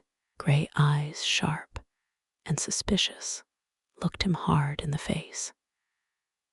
May I speak to you a minute about Mr. McNeil's accident? There are certain legal points involved that I feel it my duty to make known to you. By the way, I hope he's better. Oh yes, he's come to. May I come in? It's a little long to explain. I guess you can. Her pouting lips flattened into a wry smile. I guess you want eat me. No, honestly, I want. He laughed nervously in his throat. She led the way into the darkened sitting room. I'm not pulling up the shades, so's you won't see the pickle. Everything's in. Allow me to introduce myself, Mrs. McNeil. George Baldwin, 88 Maiden Lane. You see, I make a specialty of cases like this. to put the whole matter in a nutshell. Your husband was run down and nearly killed through the culpable or possibly criminal negligence of the employees of the New York Central Railroad. There is full and ample cause for a suit against the railroad. Now, I have reason to believe that the Excelsior Dairy Company will bring suit for the losses incurred, horse and wagon, etc. You mean you think Gus is more likely to get damages himself? Exactly how much do you think he could get? Why, that depends on how badly hurt he is, on the attitude of the court, and perhaps on the skill of the lawyer. I think $10,000 is a conservative figure, and you don't ask no money down. The lawyer's fee is rarely paid until the case is brought to a successful termination. And you're a lawyer, honest. You look kinder young to be a lawyer. The gray eyes flashed in his. They both laughed. He felt a warm, inexplicable flush go through him. I'm a lawyer all the same. I make a specialty of cases like these. Why, only last Tuesday, I got $6,000 for a client who was kicked by a relay horse riding on the loop. Just at this moment, as you may know, there is considerable agitation for revoking altogether the franchise of the 11th Avenue tracks. I think this is a most favorable moment. Say, do you always talk like that? Or is it just business? He threw back his head and laughed.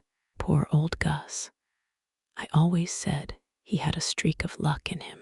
The wail of a child crept thinly through the partition into the room. What's that? It's only the baby. The little wretch don't do nothin' but squall. So you've got children, Mrs. McNeil. The thought chilled him somehow. Just one. What can ye expect? Is it the emergency hospital? Yes, I reckon they'll let you see him, as it's a matter of business. He's grown in something dreadful. Now, if I could get a few good witnesses. Mike Dohenny's seen it all. He's on the force. He's a good friend of Gus's. By gad, we've got a case and a half. Why, they'll settle out of court. I'll go right up to the hospital. A fresh volley of wails came from the other room. Oh, that brat, she whispered, screwing up her face. We could use the money. All right, Mr. Baldwin. Well, I must go. He picked up his hat. And I certainly will do my best in this case. May I come by and report progress to you from time to time? I hope you will. When they shook hands at the door, he couldn't seem to let go her hand. She blushed. Well, goodbye, and thank you very much for callin', she said stiffly. Baldwin staggered dizzily down the stairs. His head was full of blood. The most beautiful girl I've ever seen in my life. Outside it had begun to snow. The snowflakes were cold, furtive caresses to his hot cheeks.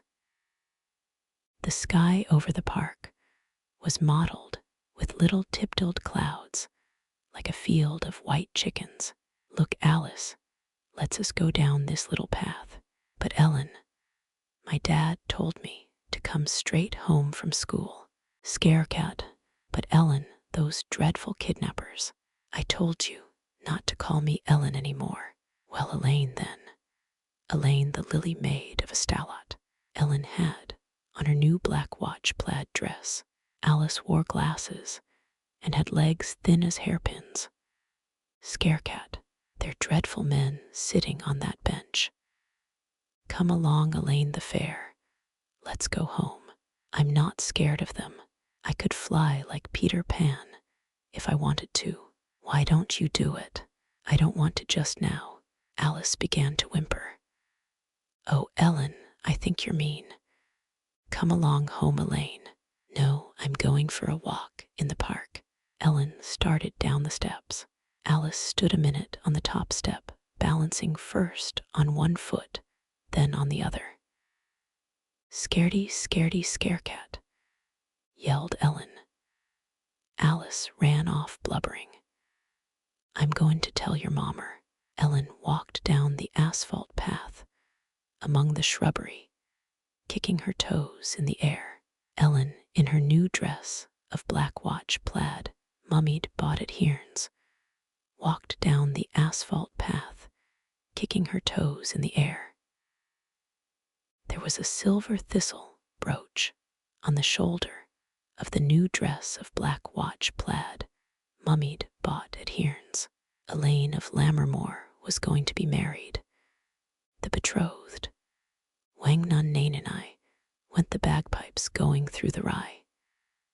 The man on the bench has a patch over his eye, a watching black patch, a black watching patch, the kidnapper of the Black Watch. Among the rustling shrubs kidnappers keep their black watch. Ellen's toes don't kick in the air. Ellen is terribly scared of the kidnapper of the Black Watch. Big, smelly man of the Black Watch with a patch over his eye. She's scared to run. Her heavy feet scrape on the asphalt as she tries to run fast down the path. She's scared to turn her head. The kidnapper of the Black Watch is right behind. When I get to the lamppost, I'll run as far as the nurse and the baby. When I get to the nurse and the baby, I'll run as far as the big tree. When I get to the big tree. Oh, I'm so tired. I'll run out onto Central Park West and down the street home. She was scared to turn round. She ran with a stitch in her side. She ran till her mouth tasted like pennies. "What are you running for, Ellie?" asked Gloria Drayton, who was skipping rope outside the Norlands. "Because I wanted to," panted Ellen. Whiny afterglow stained the muslin curtains and filtered into the blue gloom of the room. They stood on either side of the table. Out of a pot of narcissus, still wrapped in tissue, paper, star-shaped flowers gleamed with dim phosphorescence, giving off a damp earth smell enmeshed in indolent, prickly perfume. "It was nice of you to bring me these, Mr. Baldwin. I'll take them up to Gus at the hospital tomorrow. For God's sake, don't call me that. But I don't like the name of George." "I don't care. I like your name, Nellie." He stood looking at her, perfumed weights coiled about his arms. His hands dangled like empty gloves. Her eyes were black, dilating, her lips pouting towards him across the flowers. She jerked her hands up to cover her face. His arm was round her little thin shoulders. "But honest, Georgie, we've got to be careful. You mustn't come here so often. I don't want all the old hens in the house to start talking." "Don't worry about that. We mustn't worry about anything. I've been actin' like I was crazy this last week. I've got to quit. You don't think I've been acting naturally, do you? I swear to God, Nellie, I've never done anything like this before. I'm not that kind of a person." She showed her even teeth in a laugh. "Oh, you can never tell about men, but if it weren't something extraordinary and exceptional, you don't think I'd be running after you this way, do you? I've never been in love with anybody but you, Nellie." "That's a good one, but it's true. I've never gone in for that sort of thing. I've worked too hard getting through law school and all that to have time for girls. Macking up for lost time, I should say." "Oh, Nellie, don't talk like that. But honestly, Georgie, I've got to cut this stuff out. What'll we do when Gus comes out of the hospital. And I'm Neggleton the kid, and everything. Christ, I don't care what happens. Oh, Nellie. He pulled her face round. They clung to each other swaying, mouths furiously mingling. Look out, we almost had the lamp over. God, you're wonderful, Nellie. Her head had dropped on his chest. He could feel the pungence of her tumbled hair all through him. It was dark. Snakes of light from the street lamp wound greenly about them. Her eyes looked up into his frighteningly, solemnly black. Look, Nellie, let's go in the other room, he whispered in a tiny, trembling voice. Baby's in there. They stood apart with cold hands looking at each other. Come here and help me. I'll move the cradle in here. Careful not to wake her, or she'll bawl her head off. Her voice crackled huskily. The baby was asleep, her little rubbery face tight closed, minute pink fists clenched on the coverlet. She looks happy, he said with a forced titter. Keep quiet, can't you? Here, take your shoes off. There's been enough trampin' o' men's shoes up here. Georgie, I wouldn't do this, but I just can't help. He fumbled for her in the dark. You darling. Clumsy, he brooded over her, breathing crazily deep. Flatfoot, you're stringin' us. I ain't. Honest, I'd swear by me muter's grave it's to trut. Latitude, Toita 7 Sout by 12 West. You go dara and see. On dat island, we made into second officer's boat when de Elliot P. Simpkins foundered dare was 4 males and 4 to 7 females, including women and children. Weren't it me dat told de reporter guy all about it, and it came out in all de Sunday papers. But Flatfoot, how the hell did they ever get you away from there? Dey carried me off on a stretcher, or I'm a cockeyed liar. I'll be a son of a bitch if I warn't founderin'. Goin' down by de bows, like de ol' Elliot P. Heads tossed back on thick necks let out volleys of laughter. Glasses were banged on the round, ring-marked table. Thighs resounded with slaps. Elbows were poked into ribs. And how many guys was in de boat? 6, includin' Mr. Dorkins, de second officer. 7 and 4 makes 11. Jez, 4 and 3/11 broads per capita. Some island. When does the next ferry leave? Better have another drink on that. Hey, Charlie, fill 'em up. Emil pulled at Congo's elbow. Come outside a sec. J.I. Quequicho's a tea dyer. Congo's eyes were wet. He staggered a little as he followed Emil into the outer bar. Oh, le petit mystérieux. Look here. I've got to go call on a lady friend. Oh, that's what's eating you, is it? I always said you was a wise guy, Emil. Look, here's my address on a piece of paper, in case you forget it. 945 West 22nd. You can come and sleep there if you're not too pickled. And don't you bring any friends or women or anything. I'm in right with the landlady, and I don't want to spoil it. 2 comprends, but I wanted you to come on a swell party. Fout faire un peu la noce, nom de Dieu. I got to work in the morning, but I got 8 months' pay in my pocket. Anyway, come round tomorrow at about 6. I'll wait for you. 2 Emmerts 2 size avec tes manières. Congo aimed a jet of saliva at the spittoon in the corner of the bar and turned back, frowning, into the inside room. Hey, Dara, sit down, Congo. Barney's goin' to sing de bastard, King of England. Emil jumped on a streetcar and rode uptown. At 18th Street, he got off and walked west to 8th Avenue. 2 doors from the corner was a small store. Over one window was confiserie, over the other delicatessen. In the middle of the glass door, white enamel letters read Émile Rigaud, high-class table dainties. Émile went in. The bell jangled on the door. A dark, stout woman with black hairs over the corners of her mouth was drowsing behind the counter. Émile took off his hat. Bonsoir, Madame Rigaud.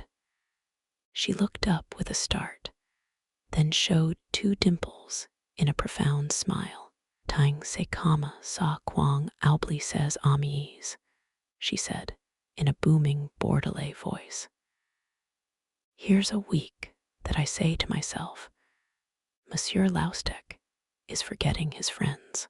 I never have any time anymore. Lots of work, lots of money heing.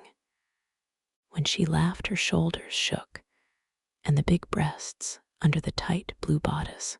Émile screwed up one eye. Might be worse, but I'm sick of waiting. It's so tiring. Nobody regards a waiter.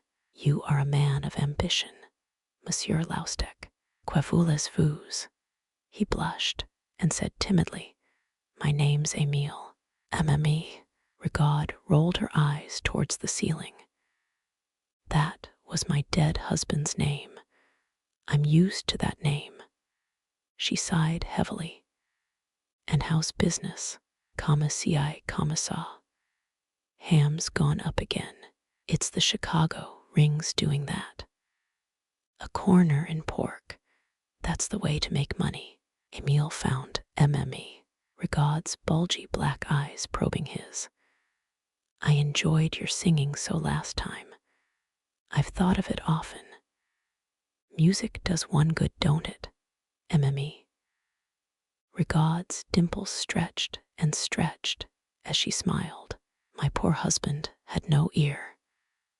That gave me a great deal of pain. Couldn't you sing me something this evening, if you want me to, Émile? But there is nobody to wait on customers. I'll run in when we hear the bell, if you will permit me. Very well. I've learned a new American song, C'est chic vous savez. MME. Rigaud locked the till with a key from the bunch that hung at her belt and went through the glass door in the back of the shop. Émile followed with his hat in his hand. Give me your hat, Émile. Oh, don't trouble yourself. The room beyond was a little parlor with yellow flowered wallpaper, old salmon pink portieres, and under the gas bracket from which hung a bunch of crystals, a piano with photographs on it. The piano stool creaked when MME. Rigaud sat down. She ran her fingers over the keys.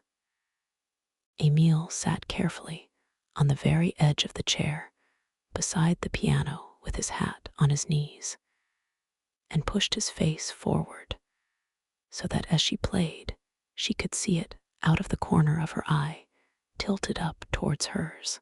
Madame Rigaud began to sing. Just a bird in a gilded cage, a beautiful sight to see. You'd think she was happy and free from all care. She is not so, she seems to be. The bell on the door of the shop jangled loud. Permettes, cried Émile, running out.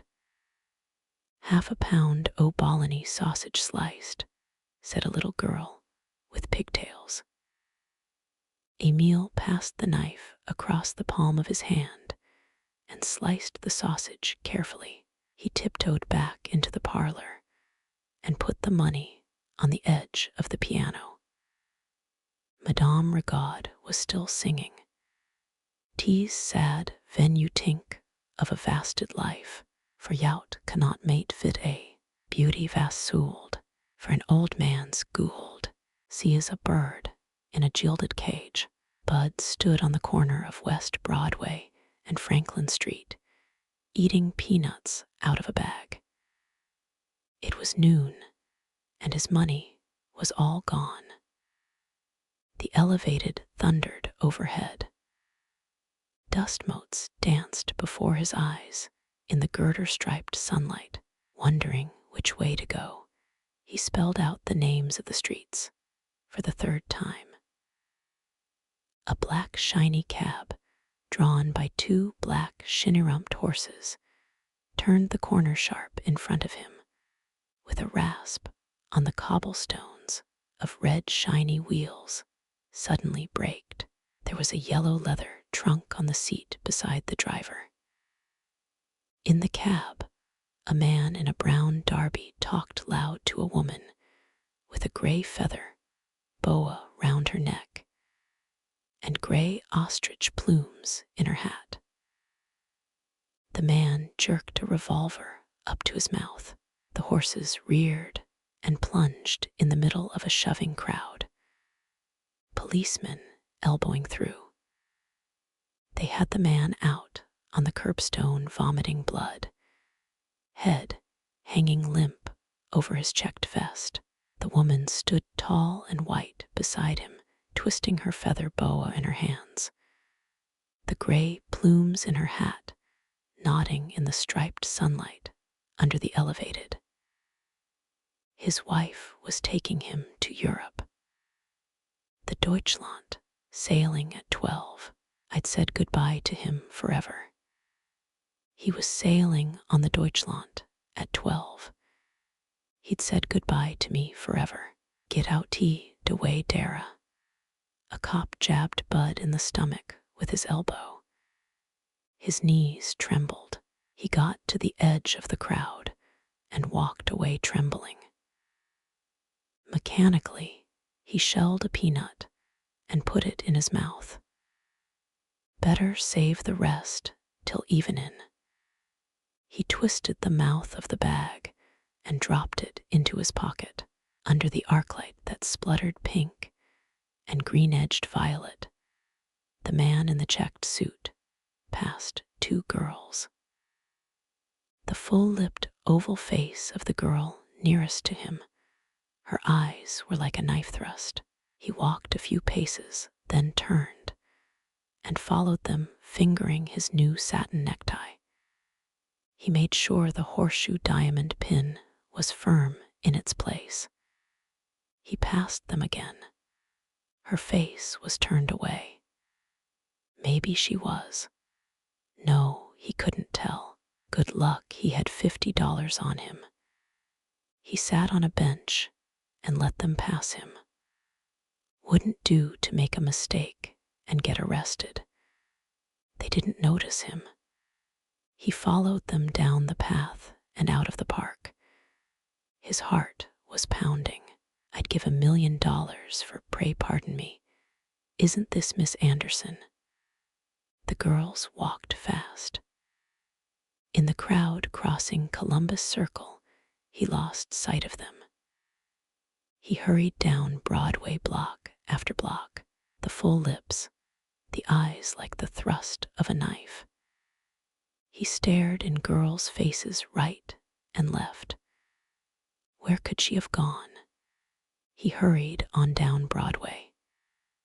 Ellen was sitting beside her father on a bench at the Battery. She was looking at her new brown button shoes.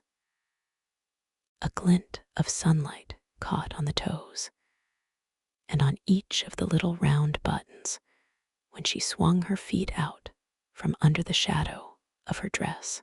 Think how it'd be, Ellen Thatcher was saying, to go abroad on one of those liners. Imagine crossing the great Atlantic in 7 days. But Daddy, what do people do all that time on a boat? I dunno. I suppose they walk round the deck and play cards and read and all that sort of thing.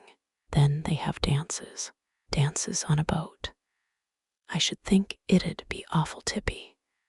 Ellen giggled. On the big modern liners they do. Daddy, why don't we go? Maybe we will someday. if I can save up the money. Oh, Daddy, do hurry up and save a lot of money. Alice Vaughn's mother and father go to the White Mountains every summer. But next summer, they're going abroad.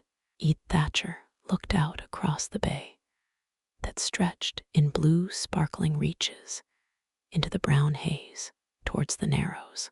The Statue of Liberty stood up vague as a sleepwalker among the curling smoke of tugboats and the masts of schooners and the blunt lumbering masses of brick barges and sand scows.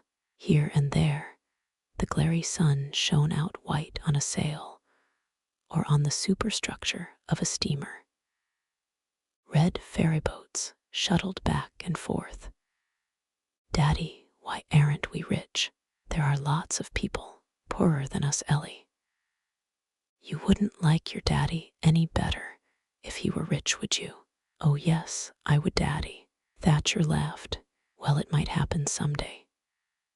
How would you like the firm of Edward C. Thatcher and Co., certified accountants? Ellen jumped to her feet. Oh, look at that big boat. That's the boat I want to go on. There's the Arabic, croaked a Cockney voice beside them. Oh, is it really? Said Thatcher. Indeed it is, sir. As fine a ship as sails the sea, sir, explained eagerly a frayed, creak-a-voiced man who sat on the bench beside them. A cap with a broken patent leather visor was pulled down over a little peaked face that exuded a faded smell of whiskey. Yes, sir. The Arabic, sir. Looks like a good big boat, that does. One of the biggest afloat, sir. I sailed on Ermenes the Tom, and on the Majestic, and the Teutonic too, sir. Fond ships both, though a bit light-headed in a sea, as you might say. I've signed as steward on the Hinman and White Star Lawns these 30 years, and now in me old age they've lied me off. Oh well, we all have hard luck sometimes, and some of us as it haul the Tom, sir. I'd be a happy man, sir, if I could get back to the old country. This aren't any place for an old man. It's for the young and strong. This is. He drew a gout-twisted hand across the bay and pointed to the statue. Look at her. She's a-lookin' towards England, she is. Daddy, let's go away. I don't like this man, whispered Ellen tremulously in her father's ear. All right, we'll go and take a look at the sea lions. Good day. You couldn't fund me the price of a cup o' coffee, could you now? I'm fair foundered. Thatcher put a dime in the grimy knobbed hand. But Daddy, Mummy said never to let people speak to you in the street, and to call a policeman if they did, and to run away as fast as you could on account of those horrible kidnappers. No danger of their kidnapping me, Ellie. That's just for little girls. When I grow up, will I be able to talk to people on the street like that? No, dearie, you certainly will not. If I'd been a boy, could I? I guess you could. In front of the aquarium, they stopped a minute to look down the bay. The liner, with a tug puffing white smoke against either bow, was abreast of them, towering above the ferryboats and harbor craft. Gulls wheeled and screamed. The sun shone creamily on the upper decks and on the big, yellow, black-capped funnel. From the foremast, a string of little flags fluttered jauntily against the slate sky. And there are lots of people coming over from abroad on that boat, aren't there, Daddy? Look, you can see. The decks are black with people walking across 53rd Street from the East River. Bud Corpening found himself standing beside a pile of coal on the sidewalk. On the other side of the pile of coal, a gray-haired woman in a flounced lace shirtwaist with a big pink cameo poised on the curve of her high bosom, was looking at his stubbly chin and at the wrists that hung raw below the frayed sleeves of his coat. Then he heard himself speak. "Don't s'pose I could take that load of coal in back for you, ma'am." Bud shifted his weight from one foot to the other. "That's just what you could do," the woman said in a cracked voice. "That wretched coal man left it this morning and said he'd be back to bring it in. I suppose he's drunk like the rest of them. I wonder if I can trust you in the house." "I'm from upstate, ma'am," stammered Bud. "From where?" "From Cooperstown." "I'm from Buffalo." This is certainly the city for everyone being from somewhere else. "Well, you're probably a burglar's accomplice, but I can't help it. I've got to have that coal in." "Come in, my man. I'll give you a shovel and a basket.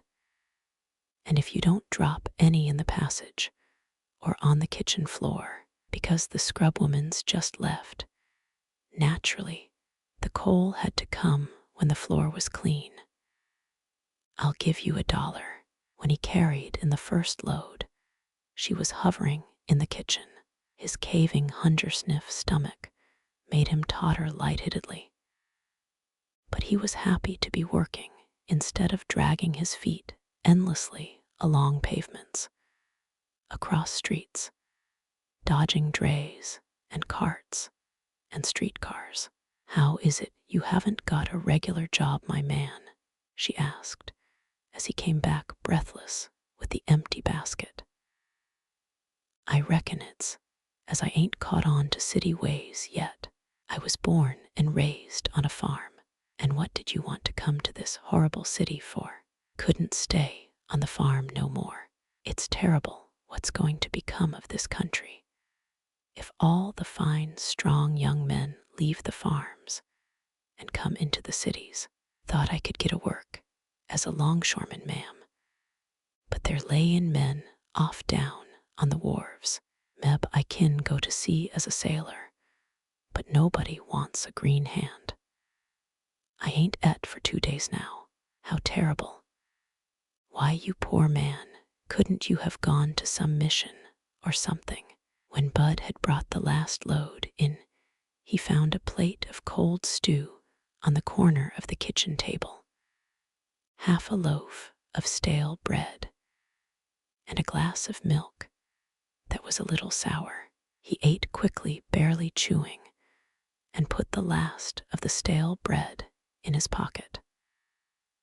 "Well, did you enjoy your little lunch?" "Thank I, ma'am." He nodded with his mouth full. "Well, you can go now, and thank you very much." She put a quarter into his hand. Bud blinked at the quarter in the palm of his hand. "But ma'am, you said you'd give me $1. I never said any such thing. The idea. I'll call my husband if you don't get out of here immediately. In fact, I've a great mind to notify the police as it is." Without a word, Bud pocketed the quarter and shuffled out. Such ingratitude. He heard the woman snort as he closed the door behind him. A cramp was tying knots in his stomach. He turned east again and walked the long blocks to the river with his fists pressed tight in under his ribs. At any moment, he expected to throw up. "If I lose it, it won't do me no good." When he got to the end of the street, he lay down on the gray rubbish slide beside the wharf. A smell of hops seeped gruelly and sweet out of the humming brewery behind him. The light of the sunset flamed in the windows of factories on the Long Island side, flashed in the portholes of tugs, lay in swaths of curling yellow and orange over the swift brown-green water. glowed on the curved sails of a schooner that was slowly bucking the tide up into Hell Gate. Inside him, the pain was less. Something flamed and glowed like the sunset seeping through his body. He sat up. Thank God I ain't agon to lose it. On deck it's damp and shivery in the dawn. The ship's rail is wet when you put your hand on it. The brown harbor waiter smells of wash basins, rustles gently against the steamer's sides. Sailors are taking the hatches off the hold. There's a rattle of chains and a clatter from the donkey engine, where a tall man in blue overalls stands at a lever in the middle of a cloud of steam that wraps round your face like a wet towel. Muddy, is it really the 4th of July? Mother's hand has grasped his, firmly trailing him down the companionway into the dining saloon. Stewards are piling up baggage at the foot of the stairs. Muddy, is it really the 4th of July? Yes, dearie, I'm afraid it is. A holiday is a dreadful time to arrive. Still, I guess they'll all be down to meet us. She has her blue serge on and a long, trailing brown veil. And the little brown animal with red eyes and teeth that are real teeth round her neck. A smell of mothballs comes from it, of unpacking trunks, of wardrobes littered with tissue paper. It's hot in the dining saloon. The engines sob soothingly behind the bulkhead. His head nods over his cup of hot milk, just colored with coffee. 3 bells. His head snaps up with a start. The dishes tinkle, and the coffee spills with the trembling of the ship. Then a thud and rattle of anchor chains, and gradually quiet.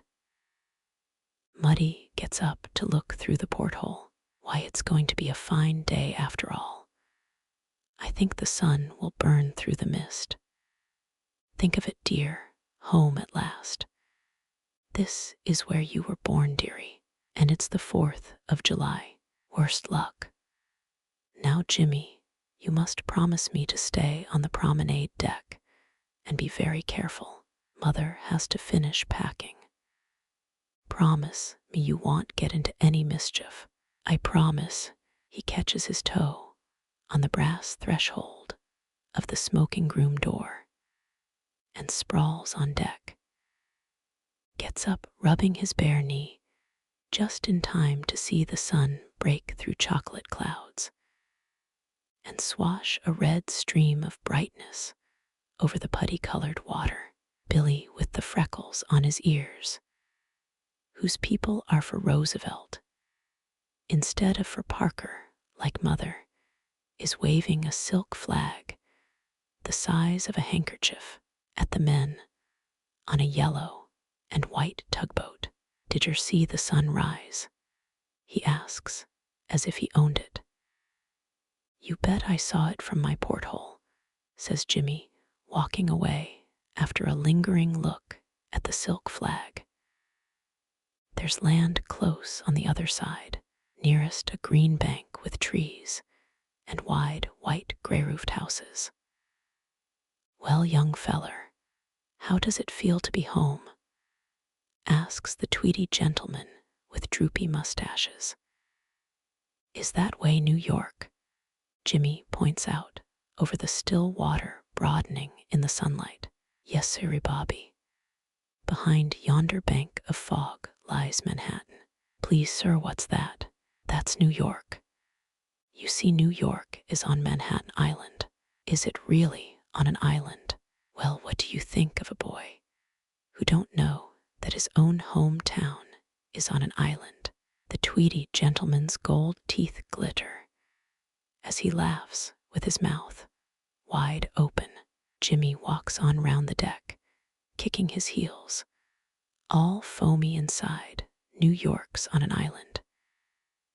"You look right glad to get home, little boy," says the Southern lady. "Oh, I am. I could fall down and kiss the ground." "Well, that's a fine, patriotic sentiment. I'm glad to hear you say it." Jimmy scalds all over. Kiss the ground," echoes in his head like a catcall. Round the deck. That with the yellow flags, the quarantine boat. A stout man with rings on his fingers, he's a Jew, is talking to the Tweedy man. We're underway again. That was quick, what? We'll be in for breakfast. An American breakfast. A good old home breakfast. Muddy coming down the deck, her brown veil floating. "Here's your overcoat, Jimmy. You've got to carry it." "Muddy, can I get out that flag?" "What flag?" "The silk American flag." "No, dear, it's all put away." "Please, I'd so like to have that flag, 'cause it's the 4th of July. And everything." "Now, don't whine, Jimmy. When Mother says no, she means no." Sting of tears. He swallows a lump and looks up in her eyes. "Jimmy, it's put away in the shawl strap, and Mother's so tired of fussing with those wretched bags. But Billy Jones has one. Look, dearie, you're missing things. There's the Statue of Liberty. A tall green woman in a dressing gown standing on an island, holding up her hand. What's that in her hand?" "That's a light, dear Liberty, enlightening the world. And there's Governor's Island the other side. There where the trees are, and see, that's Brooklyn Bridge. That is a fine sight. And look at all the docks. That's the Battery, and the masts, and the ships. And there's the spire of Trinity Church, and the Pulitzer Building. Mooing of steamboat whistles, ferries red and waddly like ducks churning up white water. A whole train of cars on a barge pushed by a tug chugging beside it that lets out cotton steam puffs, all the same size. Jimmy's hands are cold, and he's chugging and chugging inside. "Dear, you mustn't get too excited. Come on down and see if Mother left anything in the stateroom." Streak of water crusted with splinters, grocery boxes, orange peel, cabbage leaves, narrowing between the boat and the dock. A brass band shining in the sun, white caps, sweaty red faces, playing Yankee Doodle. That's for the ambassador. You know, the tall man who never left his cabin. Down the slanting gangplank, careful not to trip, Yankee Doodle went to town. Shiny black face, white enameled eyes, white enameled teeth.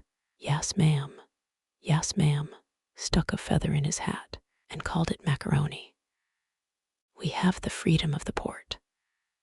Blue custom officer shows a bald head bowing low, tumped boom, boom, boom, boom, boom.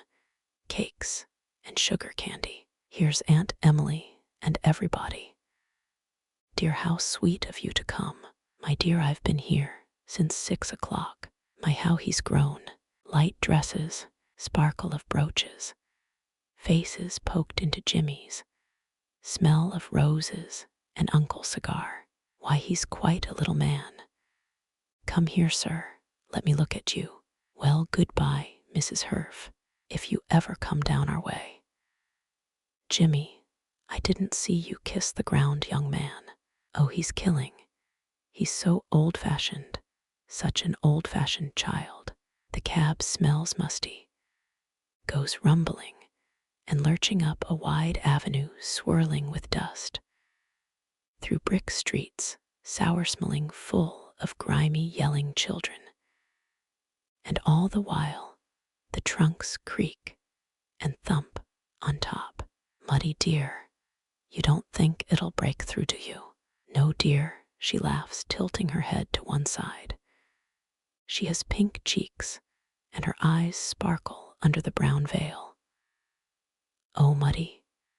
He stands up and kisses her on the chin. What lots of people, Muddy. That's on account of the 4th of July. What's that man doing?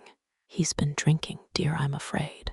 From a little stand, draped with flags, a man with white whiskers, with little red garters on his shirt sleeves, is making a speech. That's a 4th of July orator. He's reading the Declaration of Independence. Why?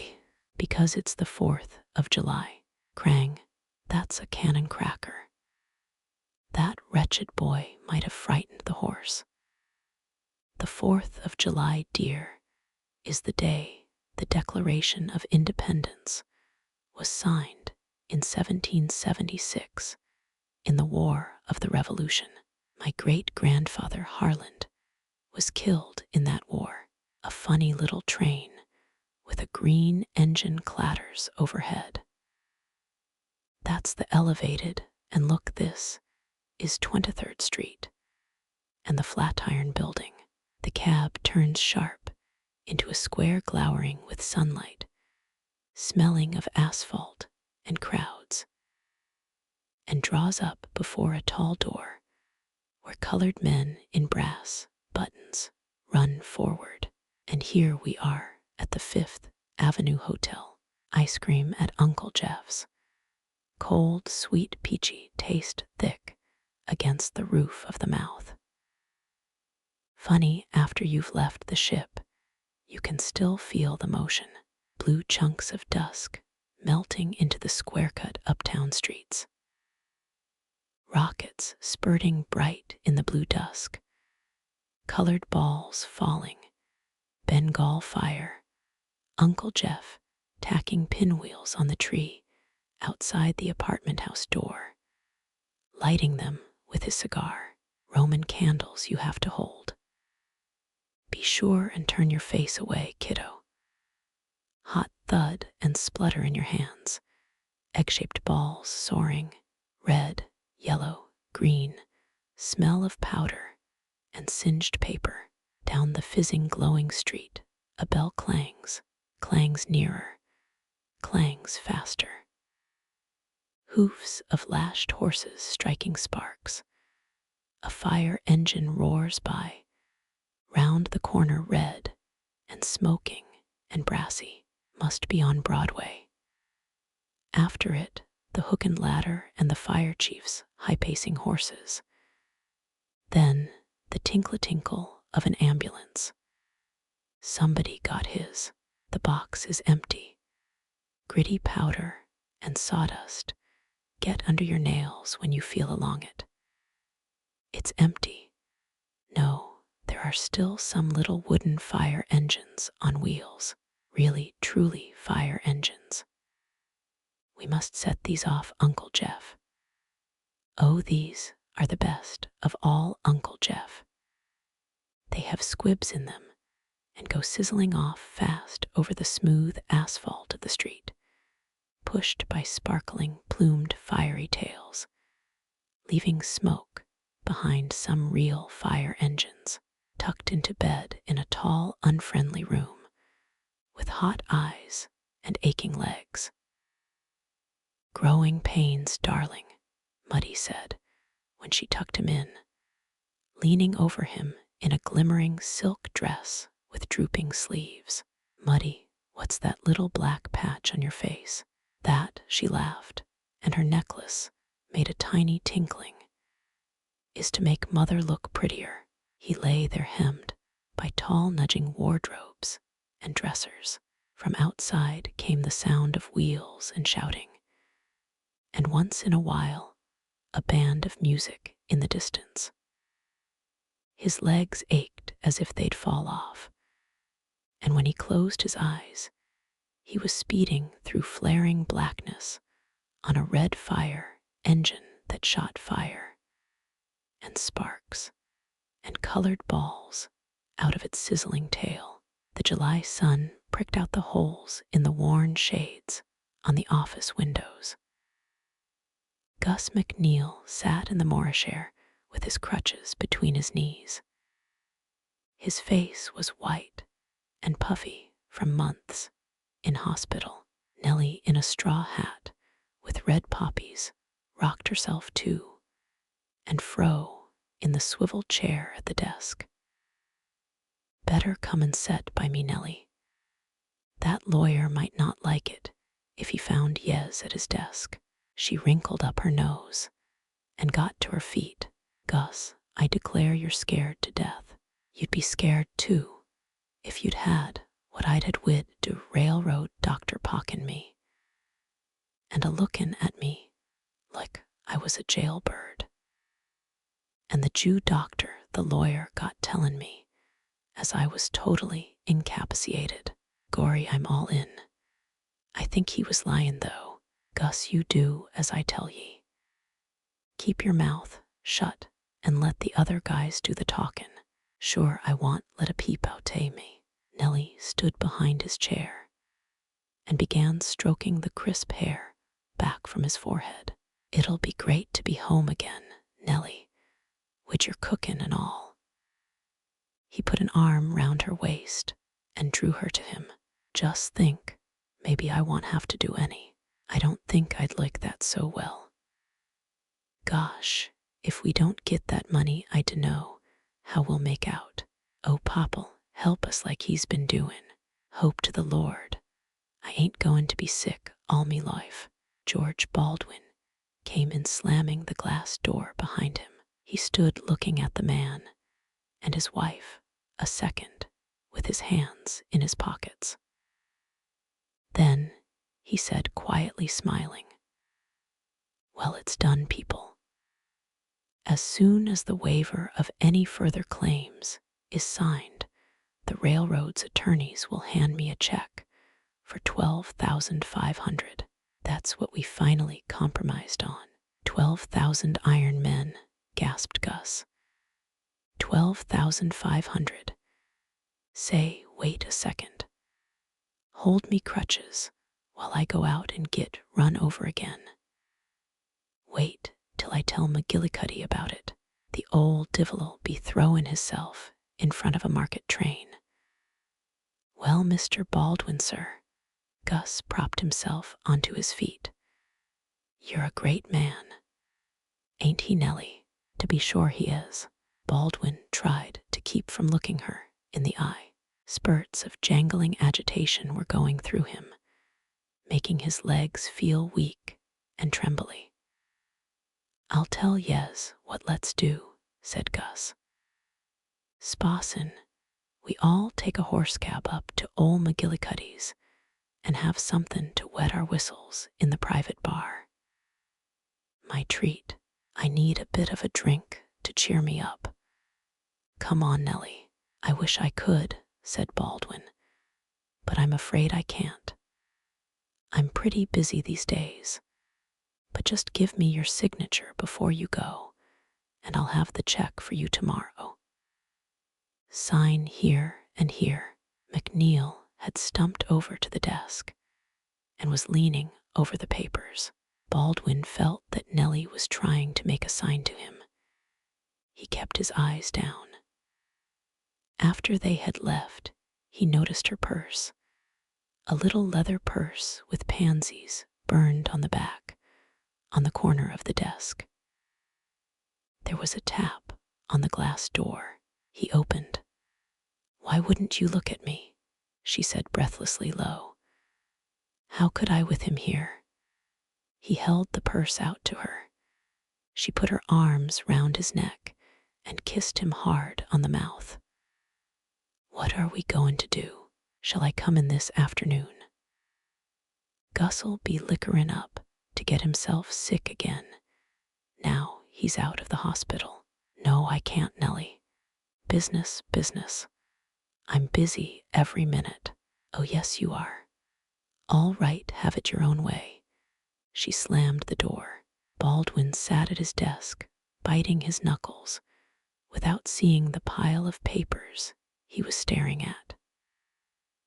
I've got to cut it out, he said aloud, and got to his feet. He paced back and forth across the narrow office, looking at the shelves of law books and the Gibson Girl calendar over the telephone and the dusty square of sunlight by the window. He looked at his watch. Lunchtime. He drew the palm of a hand over his forehead and went to the telephone. Rector 1237. Mr. Sanborn there. Say, Phil, suppose I come by for you for lunch. Do you want to go out right now? Sure. Say, Phil, I clinched it. I got the milkman his damages. I'm pleased as the dickens. I'll set you up to a regular lunch on the strength of it. So long. He came away from the telephone smiling, took his hat off its hook, fitted it carefully on his head in front of the little mirror over the hat rack, and hurried down the stairs. On the last flight, he met Mr. Emery of Emery and Emery, who had their offices on the first floor. Well, Mr. Baldwin, how's things? Mr. Emery of Emery and Emery was a flat-faced man with gray hair and eyebrows and a protruding wedge-shaped jaw. Pretty well, sir, pretty well. They tell me you are doing mighty well. Something about the New York Central Railroad. Oh, Simsbury, and I settled it out of court. Humph, said Mr. Emery of Emery and Emery, as they were about to part. In the street, Mr. Emery said suddenly, would you care to dine with me and my wife sometime? Why, I'd be delighted. I like to see something of the younger fellows in the profession, you understand. Well, I'll drop you a line. Some evening next week. It would give us a chance to have a chat. Baldwin shook a blue-veined hand in a shinnestarked cuff and went off down Maiden Lane hustling with a springy step through the noon crowd. On Pearl Street, he climbed a steep flight of black stairs that smelt of roasting coffee and knocked on a groundless door. Come in, shouted a bass voice. A swarthy man, lanky in his shirt sleeves, strode forward to meet him. Hello, George. Thought you were never common. I'm hungry as hell. Phil, I'm going to set you up to the best lunch you ever ate in your life. Well, I'm just waitin' to be set. Phil Sanborn put on his coat, knocked the ashes out of his pipe on the corner of a drafting table, and shouted into a dark inner office. Going out to eat, Mr. Specker. All right, go ahead, replied a goatee quavering from the inner office. How's the old man? Asked Baldwin as they went out the door.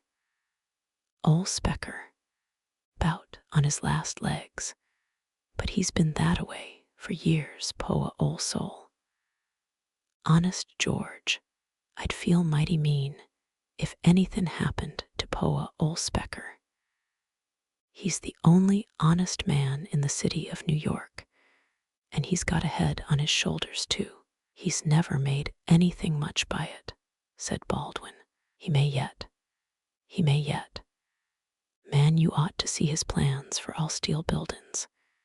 He's got an idea the skyscraper of the future'll be built of steel and glass. We've been experimenting with vitreous tile recently. Christomede, some of his plans would knock your eye out. He's got a great sayin' about some Roman emperor who found Rome of brick and left it of marble. Well, he says he's found New York of brick, and that he's goin' to leave it of steel and glass. I'll have to show you his project for a rebuilt city. It's some pipe dream. They settled on a cushioned bench in the corner of the restaurant that smelled of steak and the grill. Sanborn stretched his legs out under the table. Wow, this is luxury, he said. Phil, let's have a cocktail, said Baldwin from behind the bill of fare. I tell you, Phil, It's the first 5 years that's the hardest. You needn't worry, George. You're the hustlin' kind.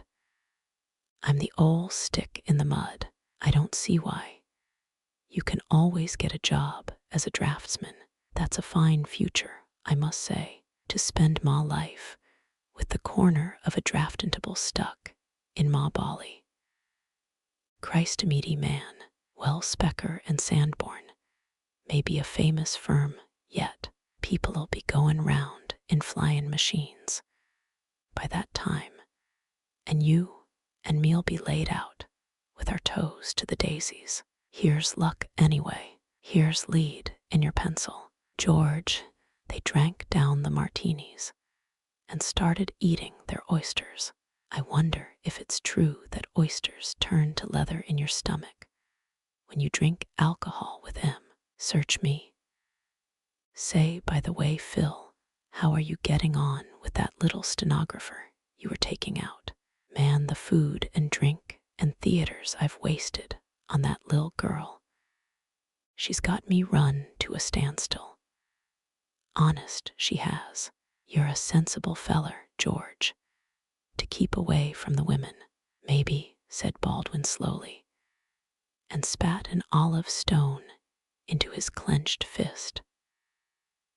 The first thing they heard was the quavering whistle that came from a little wagon at the curb opposite the entrance to the ferry. A small boy broke away from the group of immigrants that lingered in the ferry house and ran over to the little wagon. Sure, it's like a steam engine, and it's full of monkey nuts, he yelled, running back. Padraic, you stay here. And this here's the L Station, South Ferry, went on Tim Halloran, who had come down to meet them. Up that-a-ways Battery Park, and Bowling Green, and Wall Street, and TH Financial District. Come along, Padraic, your Uncle Timothy's goin' to take ye on TH 9th Avenue L. There were only 3 people left at the fair landing.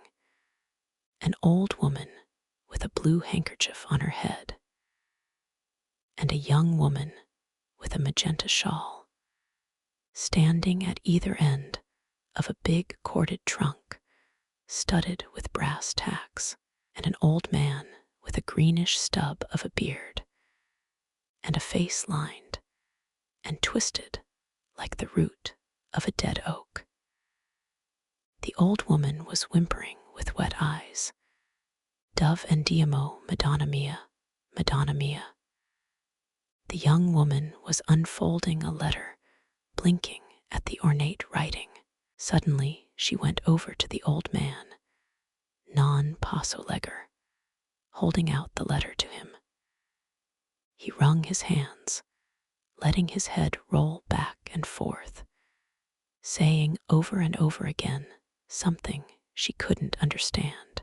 She shrugged her shoulders and smiled and went back to the trunk. A Sicilian with sideburns was talking to the old woman. He grabbed the trunk by its cord and pulled it over to a spring wagon with a white horse that stood across the street. The 2 women followed the trunk. The Sicilian held out his hand to the young woman. The old woman, still muttering and whimpering, hoisted herself painfully onto the back of the wagon. When the Sicilian leaned over to read the letter, he nudged the young woman with his shoulder. She stiffened. All right, he said. Then, as he shook the reins on the horse's back, he turned back towards the old woman and shouted, Sink Ledoux. All right. 4 tracks, the rumpetibump, spaced out, slackened, bumpers banged all down the train. The man dropped off the rods. He couldn't move for stiffness. It was pitch black. Very slowly he crawled out, hoisted himself to his knees, to his feet, until he leaned panting against the freight car. His body was not his own. His muscles were smashed wood. His bones were twisted rods. A lantern burst his eyes. Get out here, quick use. Company detectives is beaten through de yards. Say, feller, is this New York? You're goddamn right it is. Just foller my lantern. You can get out along the waterfront. His feet could barely stumble through the long, gleaming V's and crisscrossed lines of tracks. He tripped and fell over a bundle of signal rods. At last, he was sitting on the edge of a wharf with his head in his hands. The water made a soothing noise against the piles, like the lapping of a dog. He took a newspaper out of his pocket and unwrapped a hunk of bread and a slice of gristly meat. He ate them dry, chewing and chewing before he could get any moisture in his mouth. Then he got unsteadily to his feet, brushed the crumbs off his knees, and looked about him. Southward beyond the tracks, the murky sky was drenched with orange glow. The gay white way, he said aloud in a croaking voice. The gay white way. Through the rain-striped window, Jimmy Herf was watching the umbrellas bob in the slowly swirling traffic that flowed up Broadway. There was a knock at the door. Come in, said Jimmy, and turned back to the window when he saw that the waiter wasn't Pat. The waiter switched on the light. Jimmy saw him reflected in the window pane. A lean, spiky-haired man holding aloft in one hand the dinner tray, on which the silver covers were grouped like domes. Breathing hard, the waiter advanced into the room, dragging a folding stand after him with his free hand. He jerked open the stand, set the tray on it, and laid a cloth on the round table. A greasy pantry smell came from him. Jimmy waited till he'd gone to turn round. Then he walked about the table, tipping up the silver covers. Soup with little green things in it, roast lamb, mashed potatoes, mashed turnips, spinach. No dessert either. Muddy, yes, dearie, the voice wailed frailly through the folding doors. Dinner's ready, mother dear. You begin, darling boy.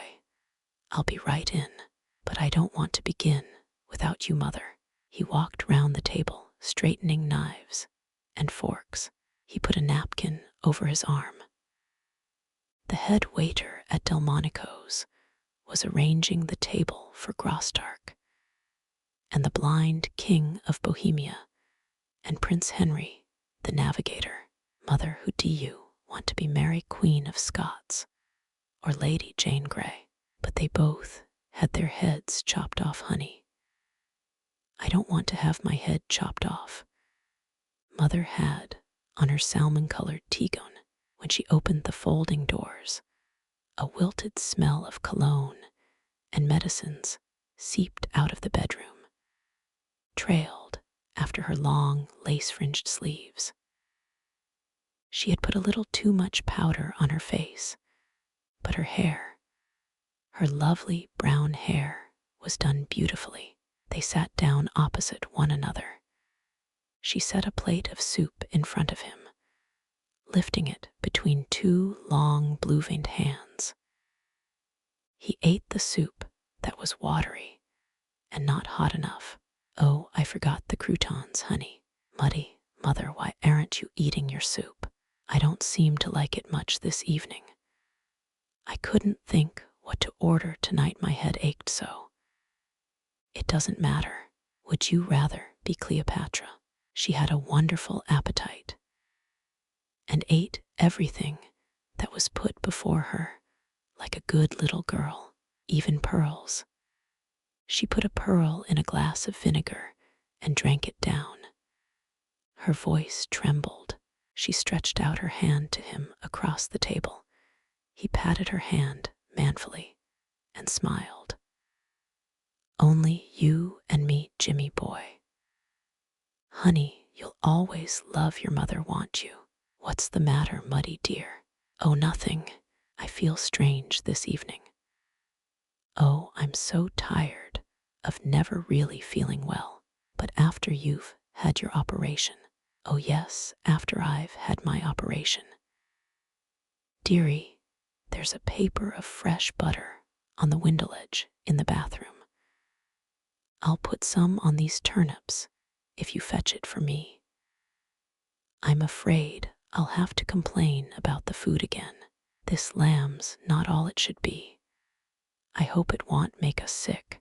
Jimmy ran through the folding doors and his mother's room into the little passage that smelled of mothballs and silky bits of clothing littered on a chair. The red rubber tubing of a douche swung in his face as he opened the bathroom door. The whiff of medicines made his ribs contract with misery. He pushed up the window at the end of the tub. The ledge was gritty, and feathery specks of soot covered the plate turned up over the butter. He stood a moment, staring down the airshaft, breathing through his mouth to keep from smelling the colgas that rose from the furnaces. Below him, a maid in a white cap leaned out of a window and talked to one of the furnacemen who stood looking up at her with his bare, grimy arms crossed over his chest. Jimmy strained his ears to hear what they were saying. To be dirty and handle coal all day and have grease in your hair and up to your armpits. Jimmy, coming, mother. Blushing, he slammed down the window and walked back to the sitting room, slowly, so that the red would have time to fade out of his face. Dreaming again, Jimmy, my little dreamer. He put the butter beside his mother's plate and sat down. Hurry up and eat your lamb while it's hot. Why don't you try a little French mustard on it? It'll make it taste better. The mustard burnt his tongue, brought tears to his eyes. Is it too hot? Mother asked, laughing. You must learn to like hot things. He always liked hot things. Who, mother? Someone I loved very much. They were silent. He could hear himself chewing. A few rattling sounds of cabs and trolley cars squirmed in brokenly through the closed windows. The steam pipes knocked and hissed. Down the airshaft, the furnaceman with grease up to his armpits was spitting words out of his wobbly mouth up at the maid in the starched cap. Dirty words. Mustard's the color of a penny for your thoughts. I wasn't thinking of anything. We mustn't have any secrets from each other, dear. Remember, you're the only comfort your mother has in the world. I wonder what it'd be like to be a seal. A little harbor seal. Very chilly, I should think, but you wouldn't feel it. Seals are protected by a layer of blubber, so that they're always warm, even sitting on an iceberg. But it would be such fun to swim around in the sea whenever you wanted to. They travel thousands of miles without stopping, but mothers traveled thousands of miles without stopping, and so have you. When going abroad and coming back, she was laughing at him with bright eyes. Oh, but that's in a boat. And when we used to go cruising on the Mary Stuart. Oh, tell me about that, Muddy. There was a knock. Come. The spiky-haired waiter put his head in the door. Can I clear, Mum? Yes, and bring me some fruit salad. And see that the fruit is fresh cut. Things are wretched this evening. Puffing, the waiter was piling dishes on the tray. I'm sorry, Mum, he puffed. All right, I know it's not your fault, waiter. What'll you have, Jimmy? May I have a meringue glacé muddy? All right, if you'll be very good. Yeah, Jimmy let out a yell. Darling, you mustn't shout like that at table, but we don't mind when there are just the two of us. Hooray, meringue glacé. James, a gentleman, always behaves the same way, whether he's in his own home or in the wilds of Africa. Gee, I wish we were in the wilds of Africa. I'd be terrified. Dear, I'd shout like that and scare away all the lions and tigers. Yes, I would. The waiter came back with 2 plates on the tray. I'm sorry, Mum, but meringue glacé's all out. I brought the young gentleman chocolate ice cream instead. Oh, Mother, never mind, dear. It would have been too rich anyway. You eat that, and I'll let you run out after dinner and buy some candy. Oh, goody, but don't eat the ice cream too fast, or you'll have collywobbles. I'm all through. You bolted it, you little wretch. Put on your rubbers, honey, but it's not raining at all. Do as Mother wants you, dear. And please don't be long. I put you on your honor to come right back. Mother's not a bit well tonight, and she gets so nervous when you're out in the street. There are such terrible dangers. He sat down to pull on his rubbers. While he was snapping them tight over his heels, she came to him with a dollar bill. She put her arm with its long, silky sleeve round his shoulder. Oh, my darling, she was crying. Mother, you mustn't. He squeezed her hard. He could feel the ribs of her corset against his arms. I'll be back in a minute. In the teensiest, weensiest minute, on the stairs where a brass rod held the dull crimson carpet in place on each step, Jimmy pulled off his rubbers and stuffed them into the pockets of his raincoat. With his head in the air, he hurried through the web of prying glances of the bellhops on the bench beside the desk. Goin' for a walk? The youngest light-haired bellhop asked him. Jimmy nodded wisely, slipped past the staring buttons of the doorman and out onto Broadway, full of clangor and footsteps and faces putting on shadow masks when they slid out of the splotches of light from stores and arc lamps. He walked fast uptown past the Ansonia. In the doorway lounged a black-browed man with a cigar in his mouth, maybe a kidnapper. But nice people live in the Ansonia, like where we live, next a telegraph office, dry goods stores, a dyer's and cleaner's, a Chinese laundry sending out a scorched, mysterious, steamy smell. He walks faster. The Chinks are terrible kidnappers. Footpads. A man with a can of kohl brushes past him. A greasy sleeve brushes against his shoulder. Smells of sweat and kohl. Suppose he's a firebug. The thought of firebug gives him goose flesh. Fire, fire, Hylers. There's a comfortable fudgy odor mixed with the smell of nickel and well-wiped marble outside the door, and the smell of cooking chocolate curls warmly from the gratings under the windows. Black and orange, crepe paper favors for Halloween. He is just going in when he thinks of the mirror place 2 blocks further up. Those little silver steam engines and automobiles they give you with your change. I'll hurry. On roller skates, it'd take less time. You could escape from bandits, thugs, hold-up men on roller skates, shooting over your shoulder with a long automatic. Bing, one of 'em down. That's the worst of him. Bing, there's another. The roller skates are magic roller skates. We up the brick walls of the houses, over the roofs, vaulting chimneys, up the Flatiron Building, scooting across the cables of Brooklyn Bridge. Mirror candies. This time, he goes in without hesitating. He stands at the counter a while before anyone comes to wait on him.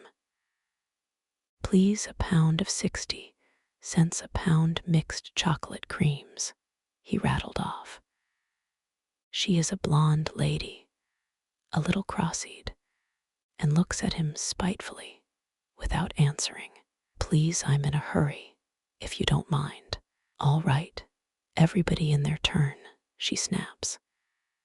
He stands blinking at her with flaming cheeks.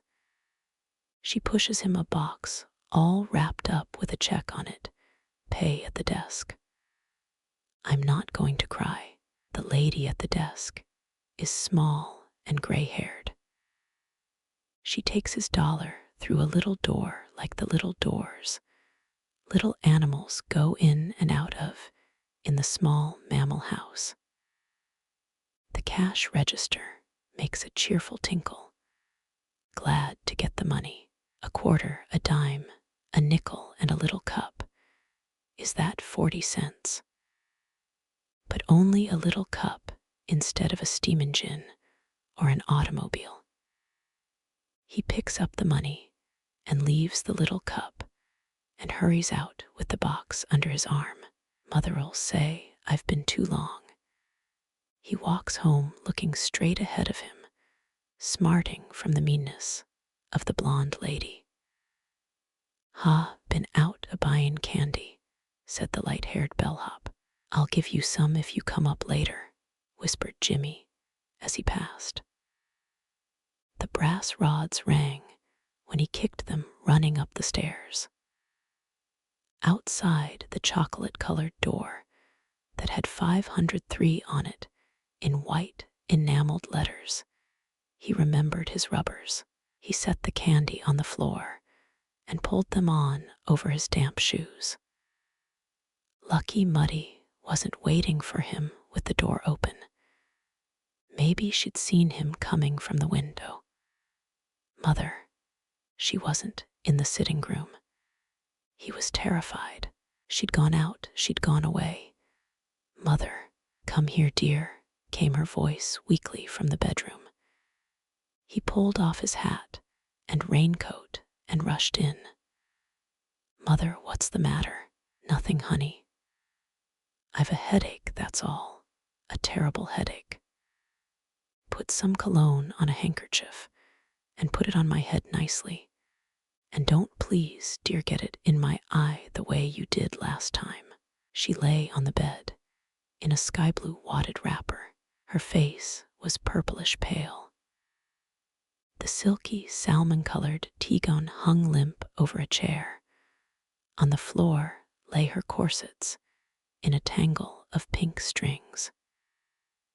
Jimmy put the wet handkerchief carefully on her forehead. The cologne reeked strong, prickling his nostrils as he leaned over her. "That's so good," came her voice feebly. "Dear, call up Aunt Emily, Riverside 2466, and ask her if she can come round this evening. I want to talk to her." Oh, my head's bursting, his heart thumping terribly, and tears blearing his eyes. He went to the telephone. Aunt Emily's voice came unexpectedly soon. "Aunt Emily, mother's kinder sick. She wants you to come around."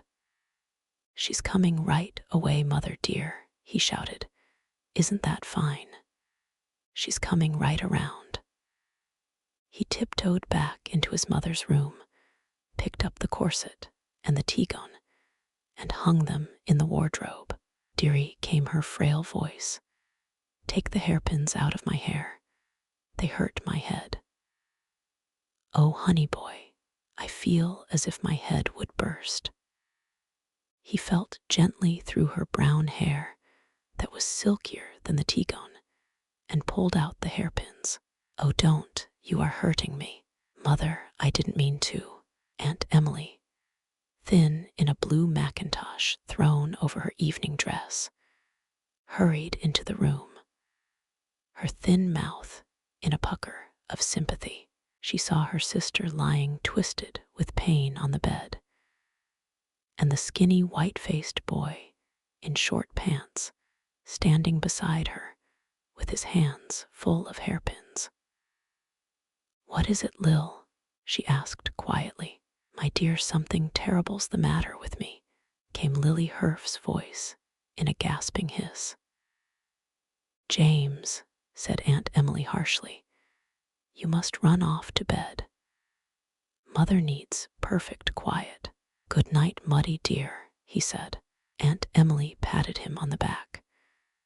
"Don't worry, James. I'll attend to everything."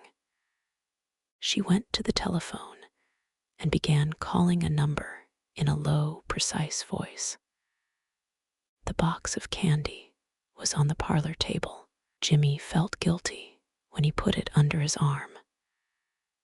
As he passed the bookcase, he snatched out a volume of the American Cyclopedia and tucked it under the other arm. His aunt did not notice when he went out the door. The dungeon gates opened. Outside was an Arab stallion and 2 trusty retainers waiting to speed him across the border to freedom. 3 doors down was his room. It was stuffed with silent, chunky darkness, the light switched on, obediently lighting up the cabin of the schooner Mary Stuart. "All right, Captain, weigh anchor and set your course for the Windward Isles, and don't let me be disturbed before dawn. I have important papers to peruse." He tore off his clothes and knelt beside the bed in his pajamas. "No, lay me down to sleep. Ipre thellard mistletoe if it should a beforewake, Ipre thellard mistletoe." Then he opened the box of candy and set the pillows together at the end of the bed under the light. His teeth broke through the chocolate into a squash-a-sweet filling. "Let's see, the first of the vowels, the first letter in all written alphabets except the Amharic or Abyssinian, of which it is the 13th, and the Runic, of which it is the 10th. Darn it, that's a hairy one. Aa, Aachen, C. X. La Chapelle. Aardvark, G. He's funny looking. Orycteropus capensis. A plantigrade animal of the class Mammalia, order Edentata, peculiar to Africa. Abd, Abdel-Halim, an Egyptian prince, son of Mehmet Ali and a white slave woman. His cheeks burned as he read, "The Queen of the White Slaves." Abdomen, lat of undetermined etymology. The lower part of the body included between the level of the diaphragm and that of the pelvis. Abelard, the relation of master and pupil, was not long preserved. A warmer sentiment than esteem filled their hearts, and the unlimited opportunities of intercourse which were afforded them by the canon who confided in Abelard's age. He was now almost 40, and in his public character were fatal to the peace of both. The condition of Hellas was on the point of betraying their intimacy.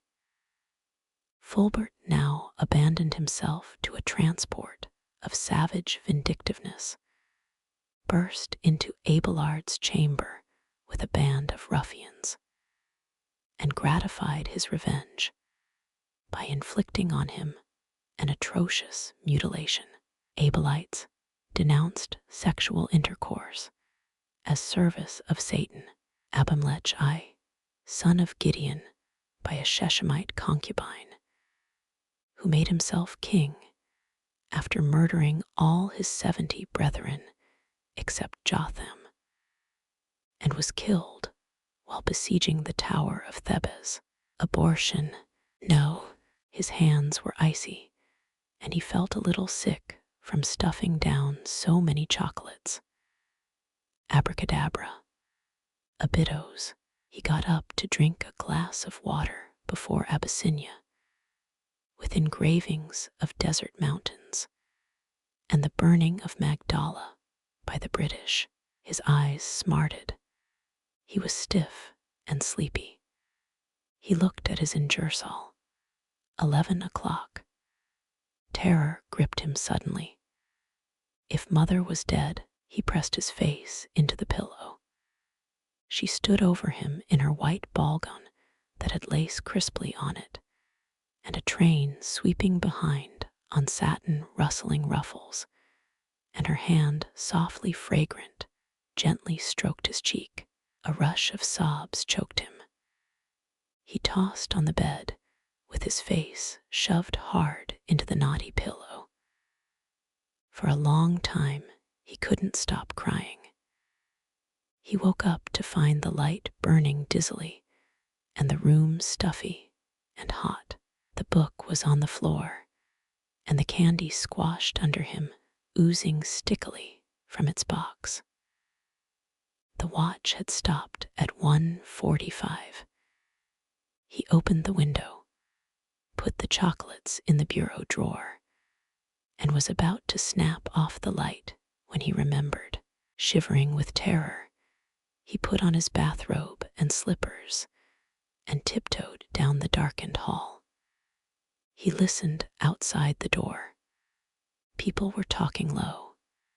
He knocked faintly and turned the knob.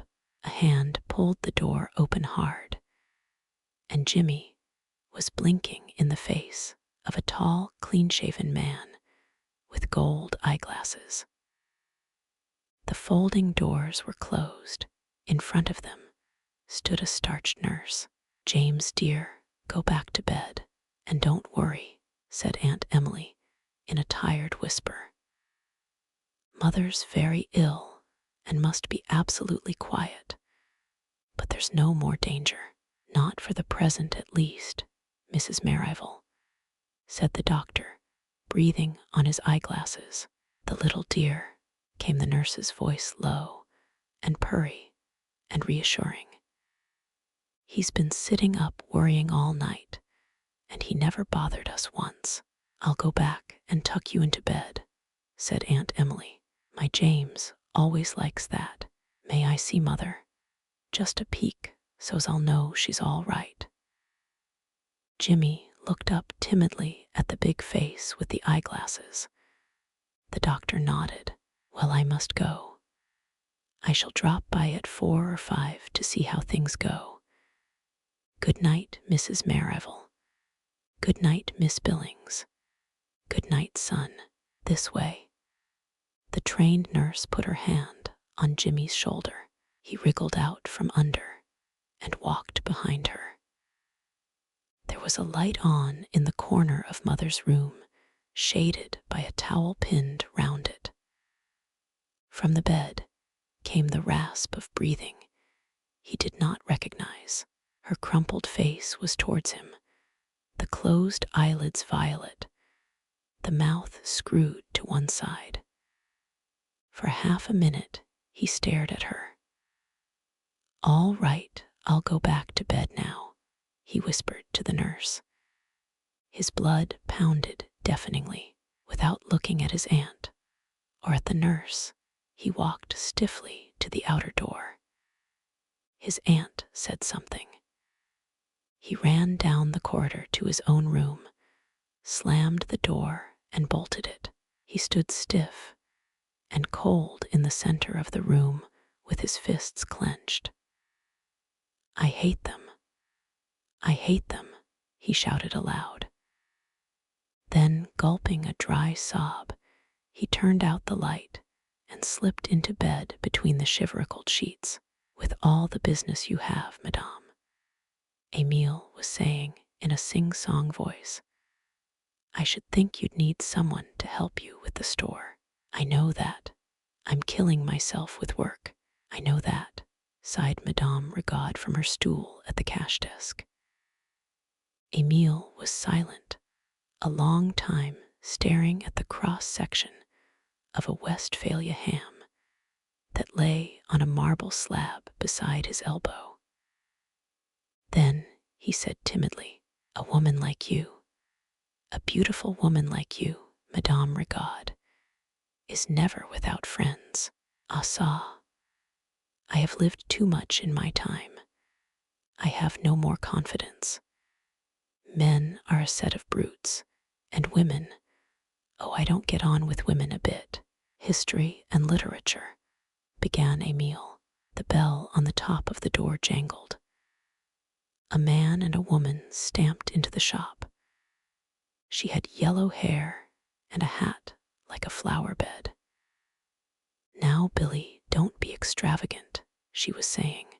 "But Nora, we got have somethin' to eat. And I'll be all Jake by Saturday. Nothin'll be Jake till you stop playin' the ponies. I'll go long wood yer. Let's have some liverwurst. My, that cold breast of turkey looks good." "Piggy wicky," cooed the yellow-haired girl. "Lay off me, will ye? I'm doing this. Yes, sir, breast of turkey is very gowd. We ave old chickens too, steel ot. Emile mong ami cherche moi uns de ces petits poulets dans la cuisine." Madame Rigaud spoke like an oracle, without moving from her stool by the cash desk. The man was fanning himself with a thick-brimmed straw hat that had a checked band. "Varm tonight," said Madame Rigaud. "It sure is. Nora, we ought to have gone down to the island instead of bummin' round this town. Billy, you know, why we couldn't go perfectly well. Don't rub it in. Ain't I tellin' ye it'll be all Jake by Saturday." "History and literature," continued Emile when the customers had gone off with the chicken, leaving Madame Rigaud a silver $50 to lock up in the till. "History and literature teach us that there are friendships, that there sometimes comes love that is worthy of confidence." "History and literature," Madame Rigaud growled with internal laughter. "A lot of good that'll do us. But don't you ever feel lonely in a big foreign city like this? Everything is so hard. Women look in your pocket, not in your heart. I can't stand it any more." Madame Rigaud's broad shoulders and her big breasts shook with laughter. Her corsets creaked when she lifted herself, still laughing, off the stool. "Emile, you're a good-looking fellow and steady, and you'll get on in the world. But I'll never put myself in a man's power again. I've suffered too much. Not if you came to me with $5,000. You're a very cruel woman." Madame Rigaud laughed again. "Come along now. You can help me close up." Sunday weighed silent and sunny over downtown. Baldwin sat at his desk in his shirt sleeves, reading a calf-bound law book. Now and then, he wrote down a note on a scratch pad in a wide, regular hand. The phone rang loud in the hot stillness. He finished the paragraph he was reading and strode over to answer it. "Yes, I'm here alone. Come on over if you want to." He put down the receiver. "God damn it," he muttered through clenched teeth. Nellie came in without knocking, found him pacing back and forth in front of the window. "Hello, Nellie," he said without looking up. She stood still, staring at him. "Look here, Georgie, this can't go on." "Why can't it? I'm sick of always pretendin' and deceivin'. Nobody's found out anything, have they?" "Oh, of course not." She went up to him and straightened his necktie. He kissed her gently on the mouth. She wore a frilled muslin dress of a reddish lilac color and had a blue sunshade in her hand. "How's things, Georgie?" "Wonderful. Do you know, you people have brought me luck. I've got several good cases on hand now, and I've made some very valuable connections. Little luck it's brought me. I haven't dared go to confession yet. The priest'll be thinkin' I've turned heathen. How's Gus? Oh, full of his plans. Might think he'd earned the money. He's gettin' that cocky about it. Look, Nellie, how would it be if you left Gus and came and lived with me? You could get a divorce, and we could get married. Everything would be all right then, like fun it would. You don't mean it anyhow, but it's been worth it, Nellie. Honestly, it has." He put his arms round her and kissed her hard, still lips. She pushed him away. "Anyways, I ain't comin' here again. Oh, I was so happy comin' up the stairs thinkin' about seein' you. You're paid and the business is all finished." He noticed that the little curls round her forehead were loose. A wisp of hair hung over one eyebrow. "Nellie, we mustn't part bitterly like this." "Why not, will you tell me?" "Because we've both loved one another. I'm not goin' to cry." She patted her nose with a little rolled-up handkerchief. "Georgie, I'm goin' to hate ye. Goodbye." The door snapped sharply to behind her. Baldwin sat at his desk and chewed the end of a pencil. A faint pungence of her hair lingered in his nostrils. His throat was stiff and lumpy. He coughed. The pencil fell out of his mouth. He wiped the saliva off with his handkerchief and settled himself in his chair. From Bleary, the crowded paragraphs of the law book became clear. He tore the written sheet off the scratchpad and clipped it to the top of a pile of documents. On the new sheet, he began, "Decision of the Supreme Court of the State of New York." Suddenly, he sat up straight in his chair and started biting the end of his pencil again.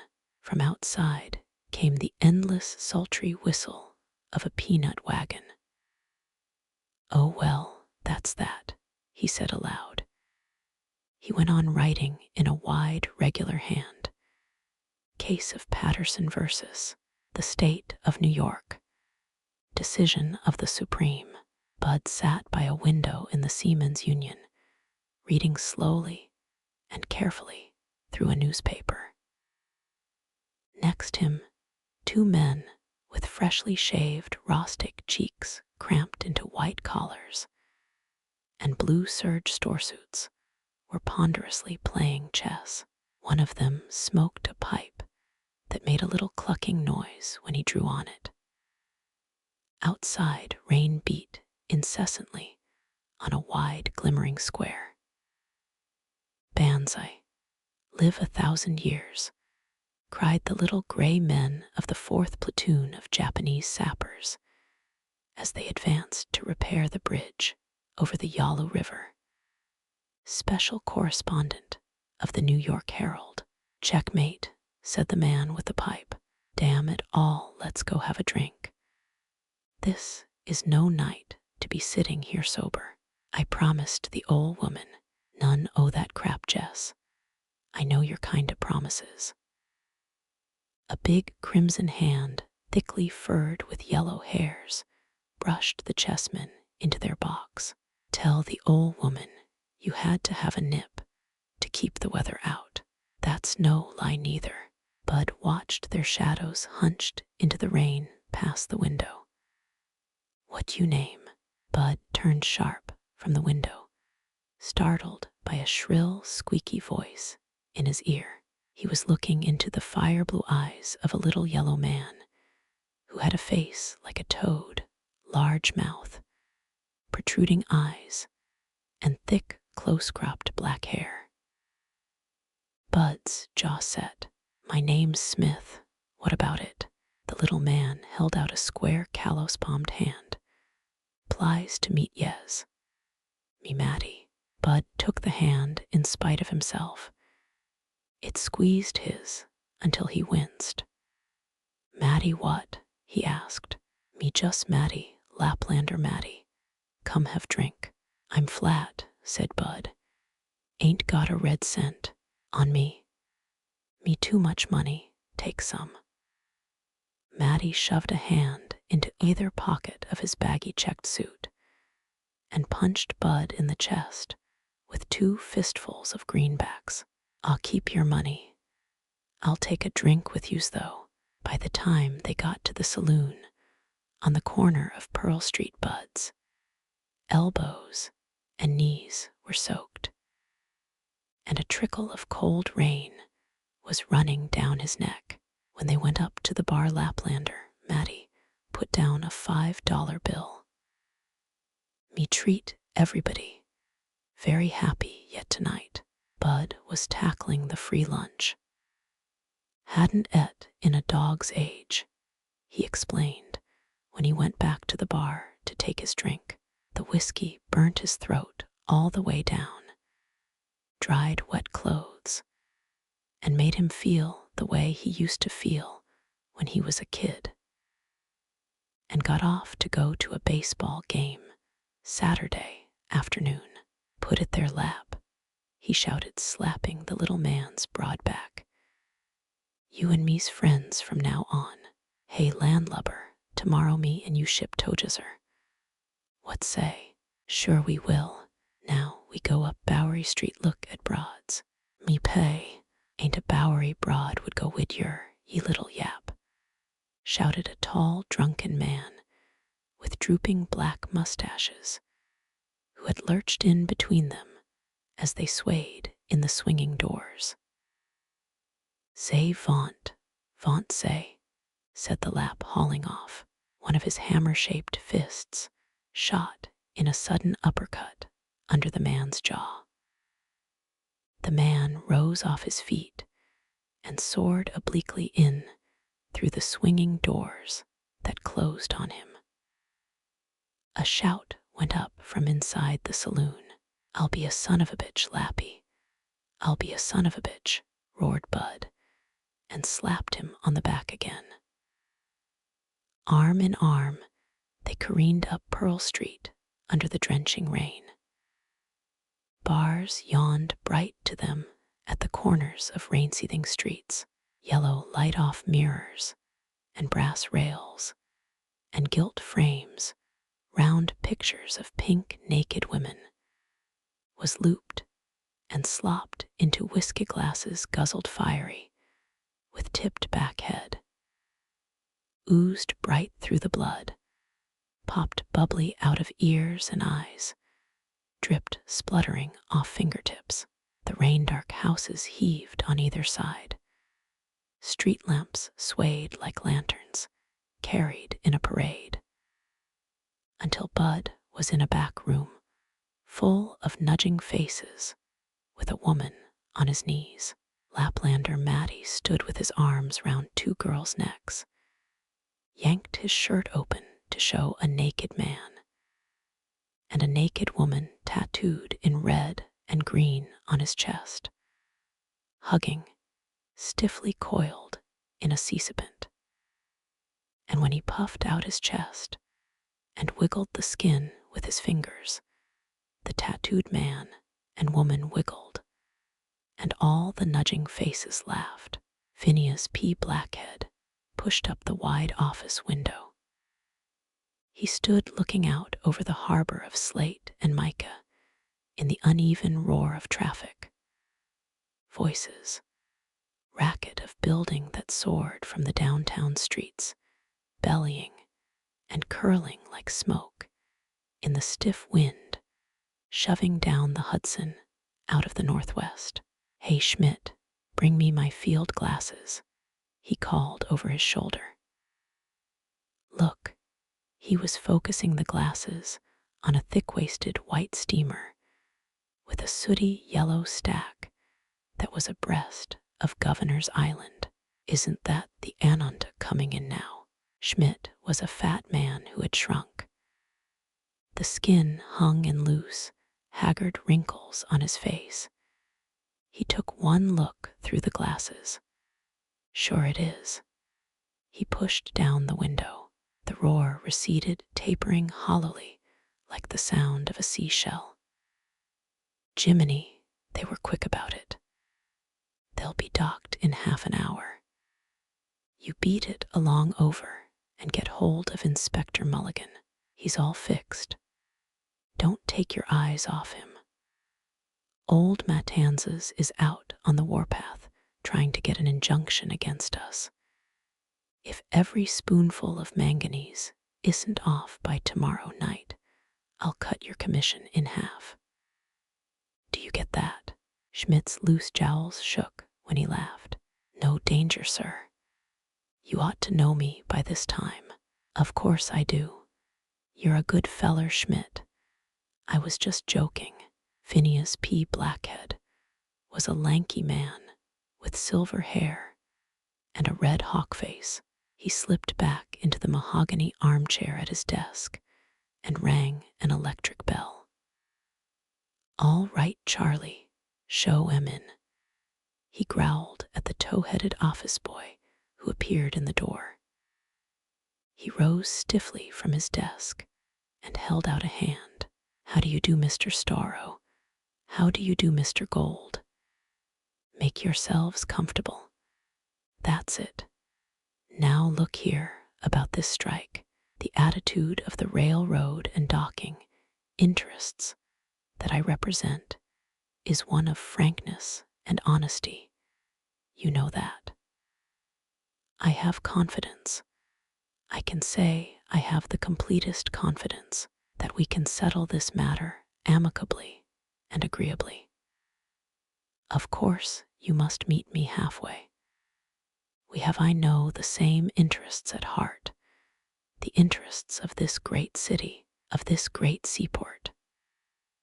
Mr. Gold moved his hat to the back of his head and cleared his throat with a loud barking noise. Gentlemen, one of two roads lies before us, in the sunlight on the window ledge. A fly sat scrubbing his wings with his hinder legs. He cleaned himself all over, twisting and untwisting his forelegs like a person soaping his hands, stroking the top of his lobed head carefully, brushing his hair. Jimmy's hand hovered over the fly and slapped down. The fly buzzed tinglingly in his palm. He groped for it with 2 fingers, held it slowly, squeezing it into mashed gray jelly between finger and thumb. He wiped it off under the window ledge. A hot, sick feeling went through him. Poor old fly, after washing himself so carefully, too. He stood a long time looking down the air shaft through the dusty pane, where the sun gave a tiny glitter to the dust. Now and then, a man in shirt sleeves crossed the court below with a tray of dishes. Orders shouted, and the clatter of dishwashing came up faintly from the kitchens. He stared through the tiny glitter of the dust on the window pane. Mother's had a stroke, and next week I'll go back to school. Say, Herfy, have you learned to fight yet? Herfy and the kid are going to fight for the flyweight championship before lights. But I don't want to. Kid wants to. Here he comes. Make a ring there, you ginks. I don't want to, please. You've damn well got to. We'll beat hell out both of ye if you don't. Say, Freddie, that's a nickel fine from you for swearing. Jez, I forgot. There you go again. Paste him in the slats. Go it, Herfy. I'm bettin' on yer. That's it, sock him. The kid's white, screwed-up face, bouncing in front of him like a balloon. His fist gets Jimmy in the mouth. A salty taste of blood from the cut lip. Jimmy strikes out, gets him down on the bed, pokes his knee in his belly. They pull him off and throw him back against the wall. Go it, kid. Go it, Herfy. There's a smell of blood in his nose and lungs. His breath rasps.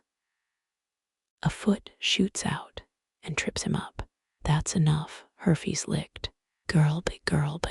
But hell, Freddy, he had the kid down. Shut up. Don't make such a racket. Old Hoppy'll be coming up. Just a little friendly bout. Wasn't it, Herfy? Get out of my room, all of you. All of you, Jimmy screeches, tear-blinded, striking out with both arms. Crybaby, crybaby.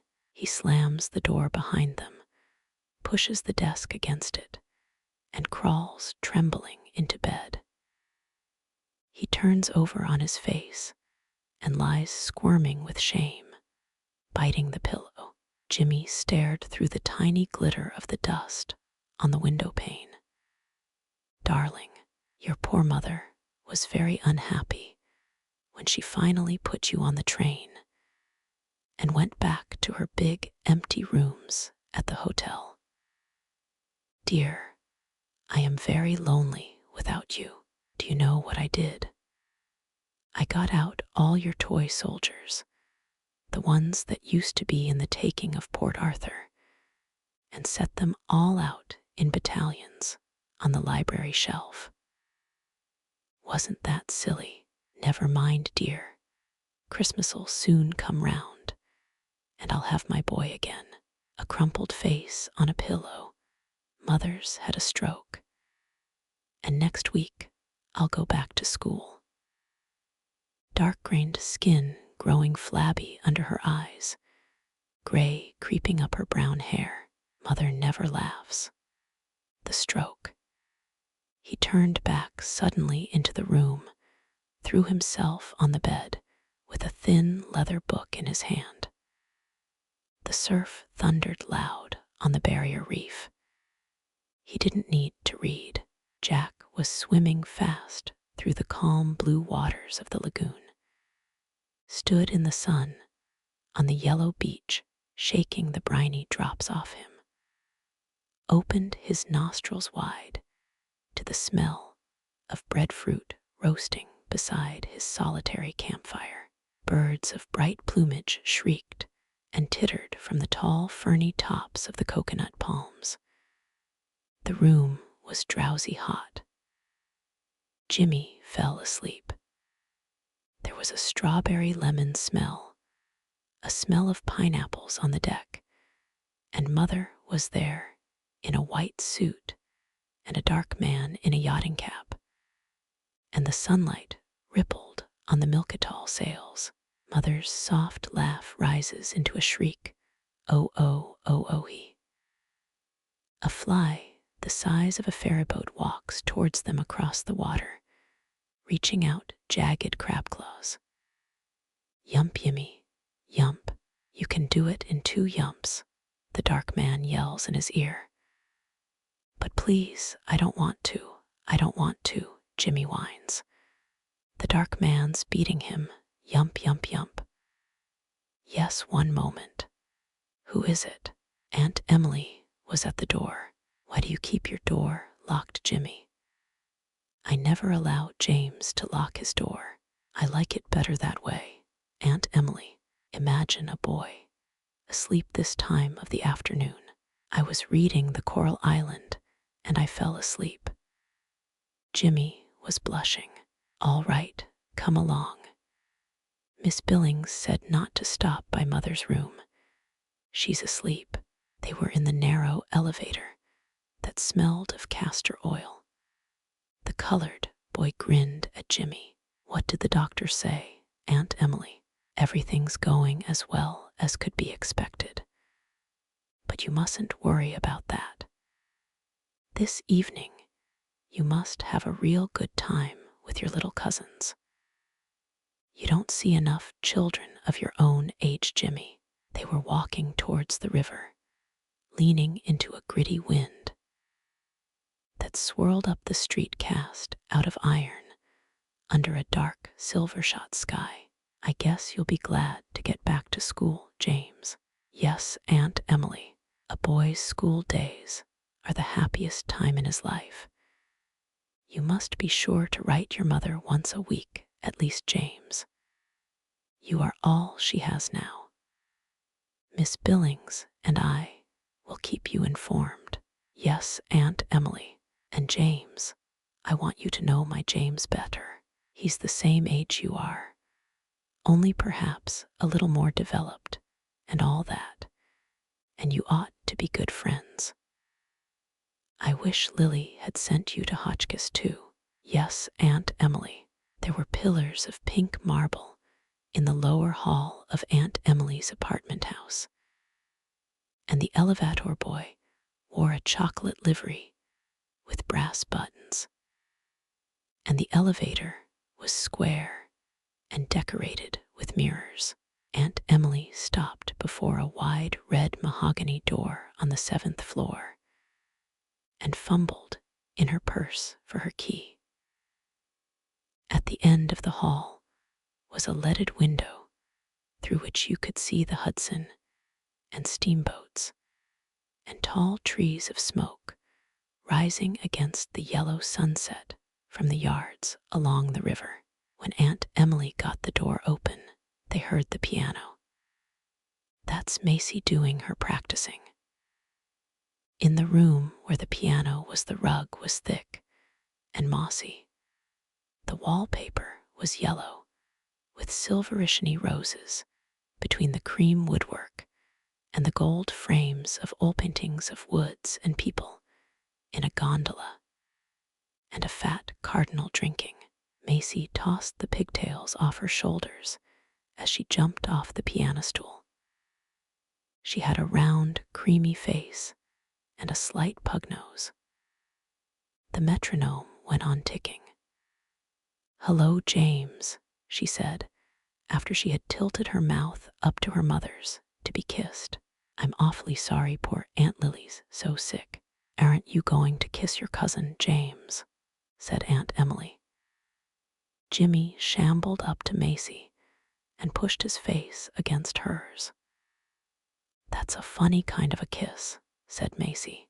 "Well, you two children can keep each other company till dinner." Aunt Emily rustled through the blue velvet curtains into the next room. "We won't be able to go on calling you James."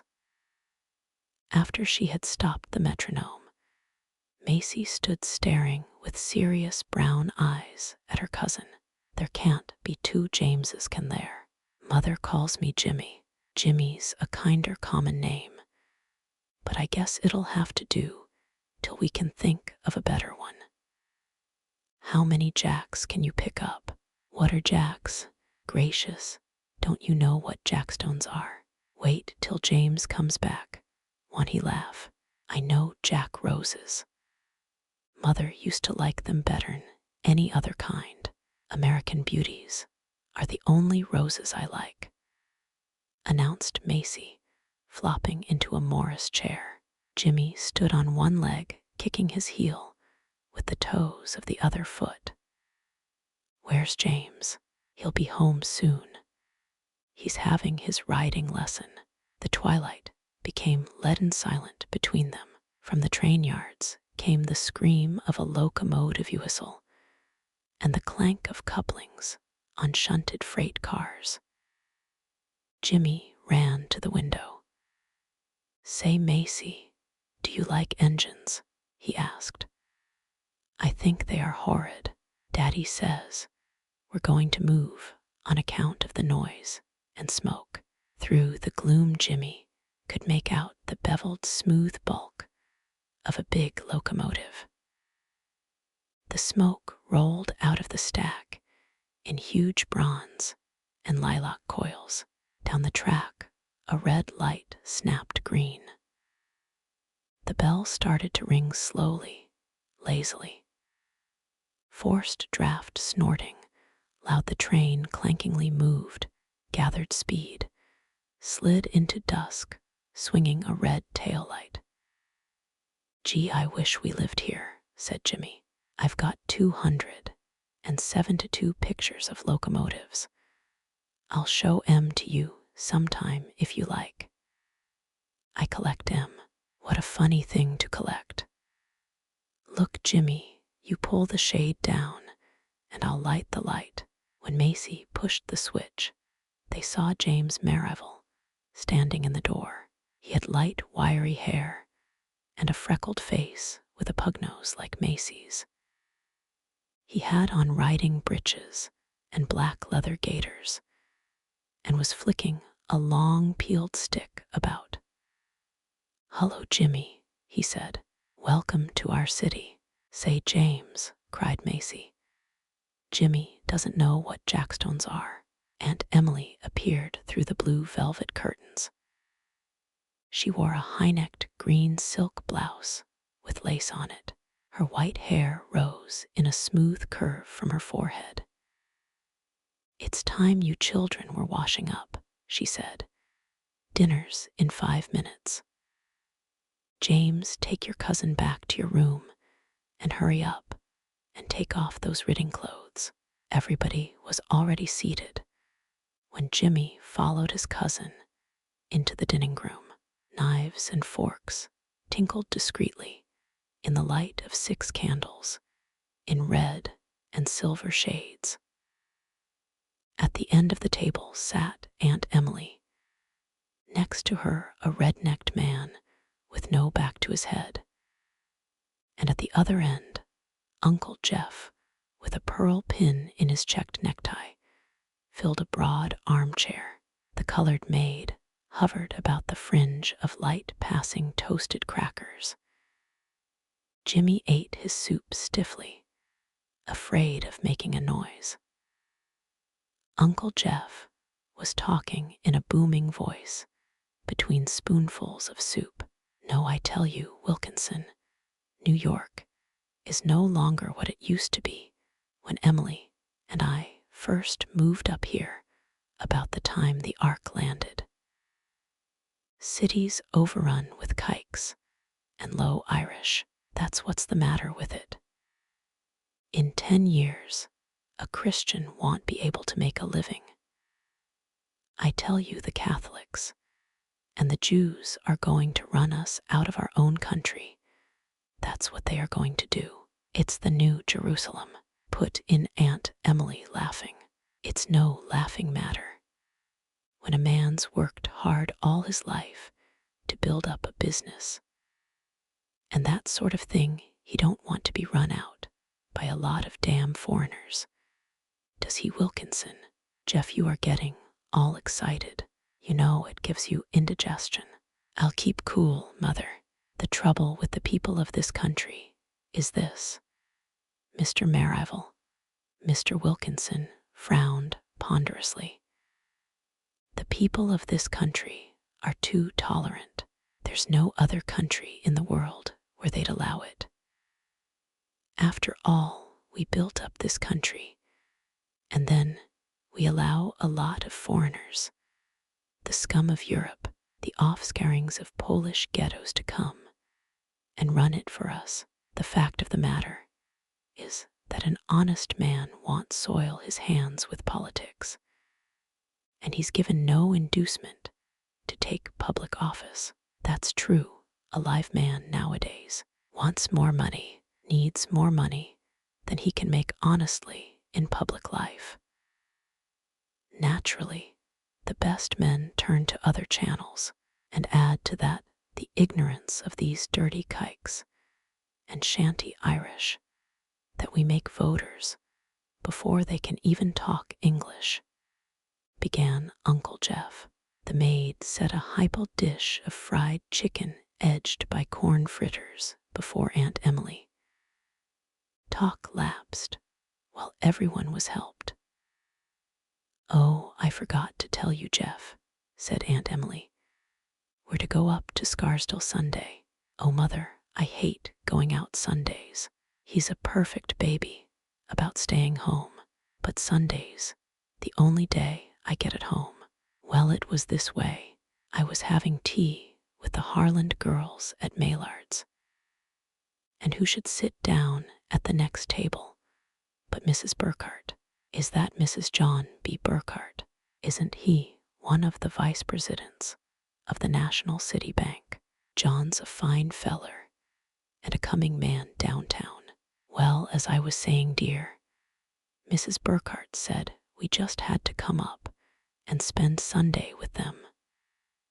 And I just couldn't refuse. My father, continued Mr. Wilkinson, used to be old Johannes Burkhart's physician. The old man was a cranky old bird. He'd made his pile in the fur trade way back in Colonel Astore's day. He had the gout and used to swear something terrible. I remember seeing him once, a red-faced old man with long white hair and a silk skullcap over his bald spot. He had a parrot named Tobias, and people going along the street never knew whether it was Tobias or Judge Burkhart cussing. Ah, well, times have changed, said Aunt Emily. Jimmy sat in his chair with pins and needles in his legs. Mother's had a stroke, and next week I'll go back to school. Friday, Saturday, Sunday, Monday. He and Skinny coming back from playing with the hoptoads down by the pond in their blue suits because it was Sunday afternoon. Smoke bushes were in bloom behind the barn. A lot of fellows teasing little Harris, calling him Ikey because he was supposed to be a Jew. His voice rose in a sing-song whine. Cut it, fellers. Can't you fellers? I've got my best suit on, fellers. Oi, oi, Meester Solomon Levy, with his best Yiddisher garments, all marked down, piped jeering voices. Did you buy it in a 5 and 10 Ikey? I bet he got it at a Firezill. If he got it at a Firezill, we ought to turn the hose on him. Let's turn the hose on Solomon Levy. Oh, stop it, fellers. Shut up. Don't yell so loud. They're just kiddin'. They won't hurt him, whispered Skinny. Ikey was carried kicking and bawling down towards the pond, his white tear-wet face upside down. He's not a Jew at all, said Skinny, but I'll tell you who is a Jew. That big bully fat Swanson. How'd you know? His roommate told me. Gee whiz, they're going to do it. They ran in all directions. Little Harris, with his hair full of mud, was crawling up the bank, water running out of his coat sleeves. There was hot chocolate sauce with the ice cream. An Irishman and a Scotchman were walking down the street, and the Irishman said to the Scotchman, Sandy, let's have a drink. A prolonged ringing at the front doorbell was making them inattentive to Uncle Jeff's story. The colored maid flurried back into the dining room and began whispering in Aunt Emily's ear.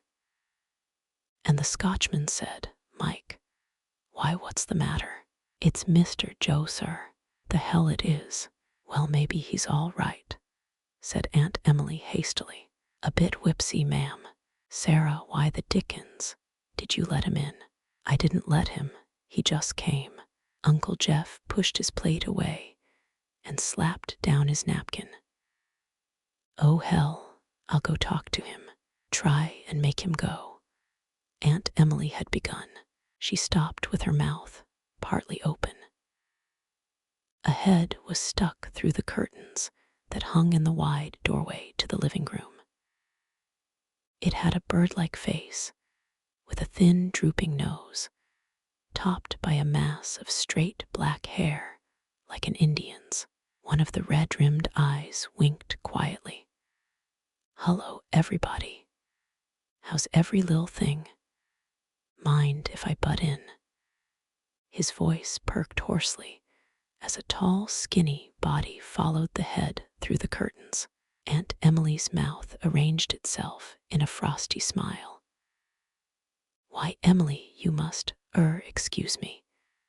I felt an evening, round the family hearth, would be beneficial.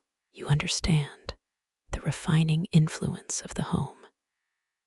He stood jiggling his head behind Uncle Jeff's chair. Well, Jefferson, old boy, how's the market? He brought a hand down on Uncle Jeff's shoulder. Oh, all right. Want to sit down? He growled. They tell me if you'll take a tip from an old-timer, a retired broker every day, ha. But they tell me that interborough rapid transit's worth trying a snifter of. Don't look at me cross-eyed like that, Emily. I'm going right away. Why, howdido, Mr. Wilkinson. Kids are looking well. Well, I'll be if that isn't Lily Herf's lil boy. Jimmy, you don't remember your cousin, Joe Harland, do you? Nobody remembers Joe Harland. Except you, Emily, and you wish you could forget him, ha. How's your mother, Jimmy? A little better, thank you. Jimmy forced the words out through a tight throat. Well, when you go home, you give her my love. She'll understand. Lily and I have always been good friends, even if I am the family skeleton. They don't like me. They wish I'd go away. I'll tell you what, boy, Lily's the best of the lot. Isn't she, Emily? Isn't she the best of the lot of us? Aunt Emily cleared her throat. Sure she is. The best looking, the cleverest, the realest. Jimmy, your mother's an empress. A way's been too fine for all this. By gory, I'd like to drink her health. Joe, you might moderate your voice a little. Aunt Emily clicked out the words like a typewriter. You all think I'm drunk. Remember this, Jimmy. He leaned across the table, stroked Jimmy's face with his grainy whiskey breath. These things aren't always a man's fault. Circumstances. He upset a glass, staggering to his feet. If Emily insists on looking at me cross-eyed, I'm going out. But remember, give Lily Herf, Joe Harland's love, even if he has gone to the demnition bobos. He lurched out through the curtains again. Jeff, I know he'll upset the Severs vase. See that he gets out all right and get him a cab. James and Macy burst into shrill giggles from behind their napkins. Uncle Jeff was purple. I'll be damned to hell if I put him in a cab. He's not my cousin. He ought to be locked up. And next time you see him, you can tell him this from me. Emily, if he ever comes here in that disgusting condition again, I'll throw him out. Jefferson, dear, it's no use getting angry. There's no harm done. He's gone. No harm done. Think of our children. Suppose there'd been a stranger here instead of Wilkinson. What would he have thought of our home? Don't worry about that, croaked Mr. Wilkinson. Accidents will happen in the best regulated families. Poor Joe's such a sweet boy when he's himself, said Aunt Emily. And think that it looked for a while years ago as if Harland held the whole curb market in the palm of his hand. The papers called him the king of the curb. Don't you remember? That was before the Lottie Smithers affair. Well, suppose you children go and play in the other room while we have our coffee, chirped Aunt Emily. Yes, they ought to have gone long ago. Can you play 500, Jimmy? Asked Macy. No, I can't. What do you think of that, James?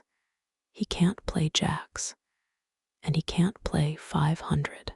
Well, they're both girls' games, said James loftily. I wouldn't play either, except on account of you. Oh, wouldn't you, Mr. Smarty? Let's play animal grabs, but there aren't enough of us for that. It's no fun without a crowd, and last time you got the giggles.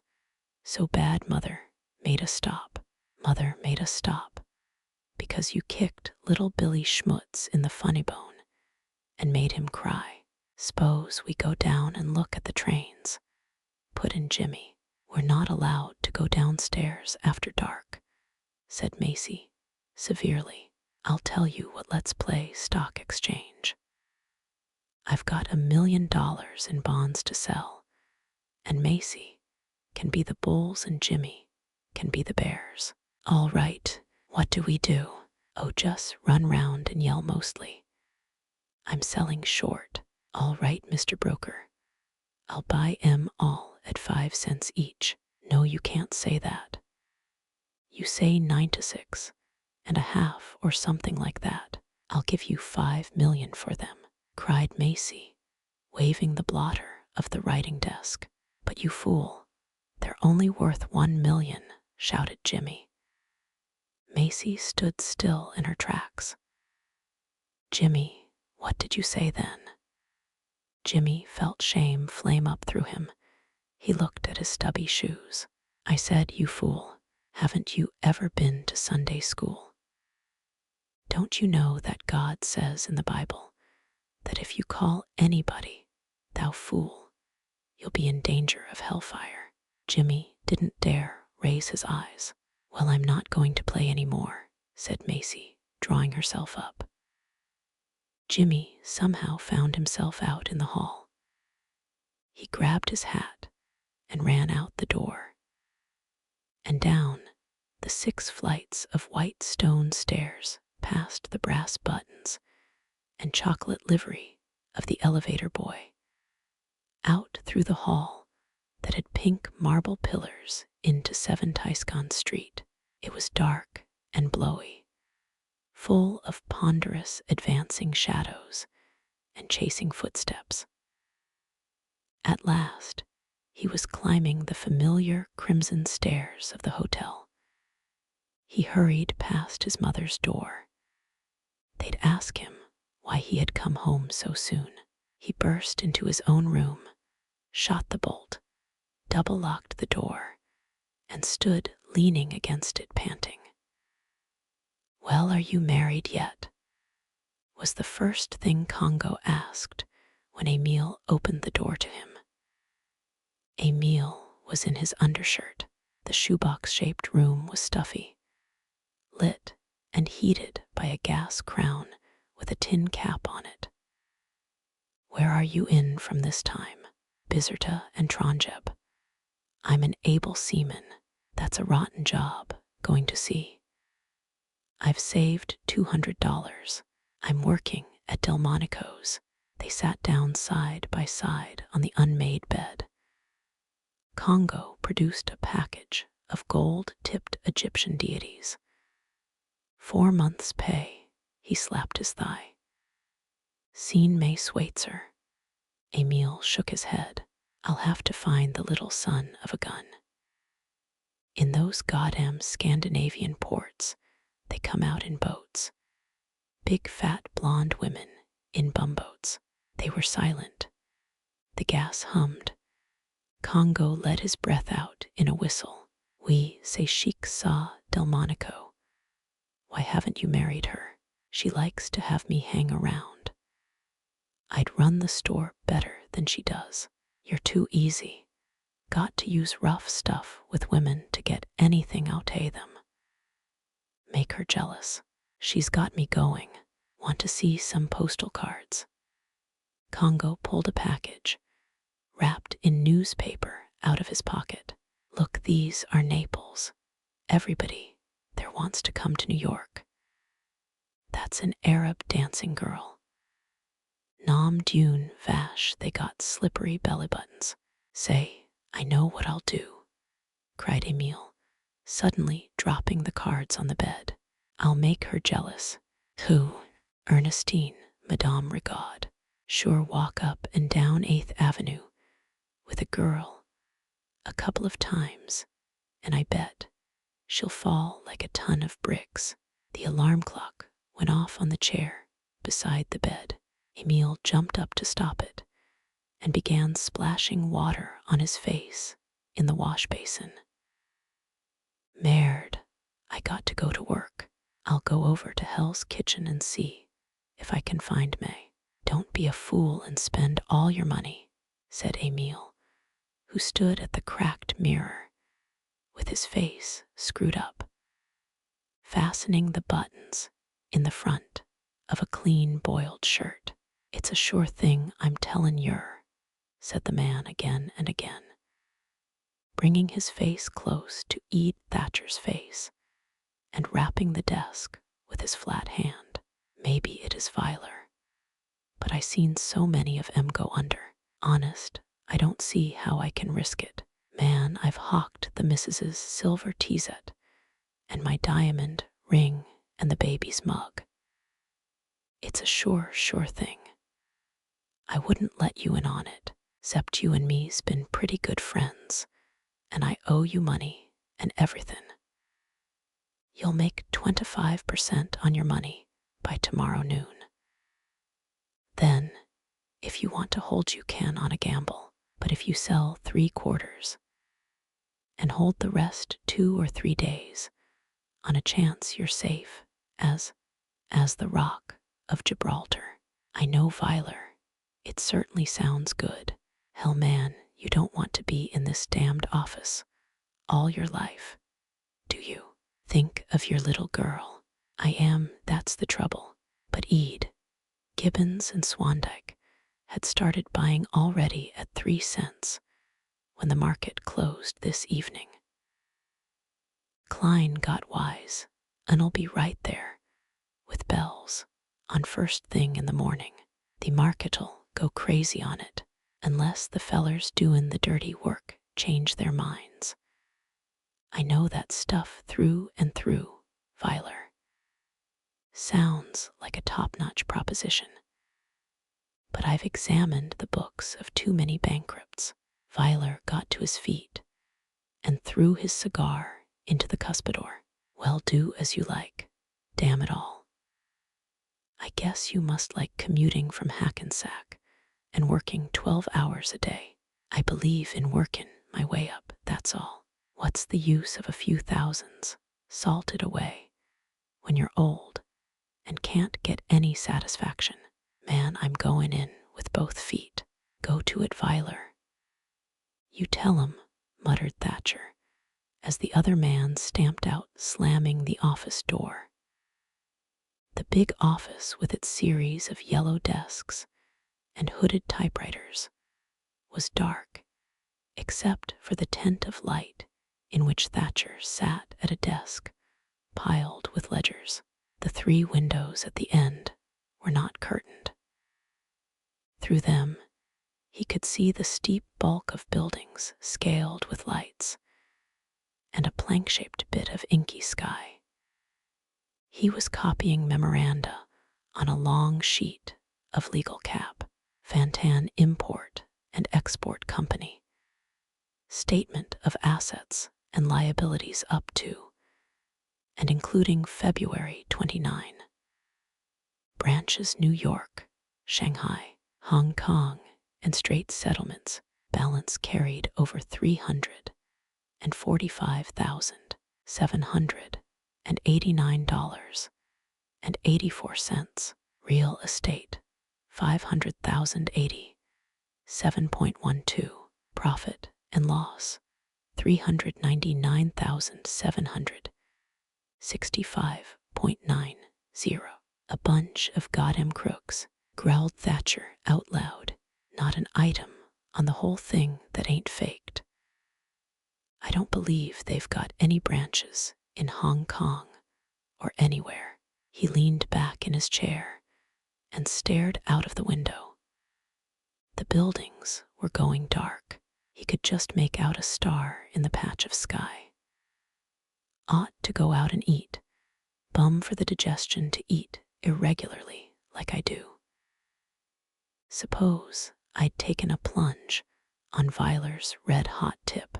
Ellen, how do you like these American beauty roses? They have stems 8 feet long, and I want you to look over the itinerary of the trip abroad I've mapped out to finish your education. Yes, it will be a shame to leave our fine new apartment looking out over Central Park. And downtown, the Fiduciary Accounting Institute, Edward C. Thatcher, President. Blobs of steam were drifting up across the patch of sky, hiding the star. Take a plunge, take a plunge. They're all crooks and gamblers anyway. Take a plunge and come up with your hands full, pockets full, bank account full, vaults full of money. If I only dared take the risk, fool to waste your time fuming about it. Get back to the Fantan import. Steam faintly ruddy, with light reflected from the streets, swarmed swiftly up across the patch of sky, twisting, scattering. Goods on hand in U.S. bonded warehouses. $325,666.00. Take a plunge and come up with $325,666. Dollars swarming up like steam, twisting, scattering against the stars. Millionaire Thatcher leaned out of the window of the bright patulescented room to look at the dark jutting city steaming with laughter, voices, tinkling, and lights. Behind him, orchestras played among the azaleas. Private wires click, click, click, clicked dollars from Singapore, Valparaiso, Mukden, Hong Kong, Chicago. Susie leaned over him in a dress made of orchids, breathed in his ear. Ed Thatcher got to his feet with clenched fists, sniveling. You poor fool, what's the use now she's gone? I'd better go eat, or Ellen'll scold me. 5. Steamroller. Dusk gently smooths crisp-angled streets. Dark presses tight the steaming asphalt city, crushes the fretwork of windows, and lettered signs, and chimneys, and water tanks, and ventilators, and fire escapes, and moldings, and patterns, and corrugations, and eyes and hands and neckties into blue chunks, into black enormous blocks. Under the rolling heavier pressure, windows blurt light. Night crushes bright milk out of arc lights, squeezes the sullen blocks until they drip red, yellow, green into streets, resounding with feet.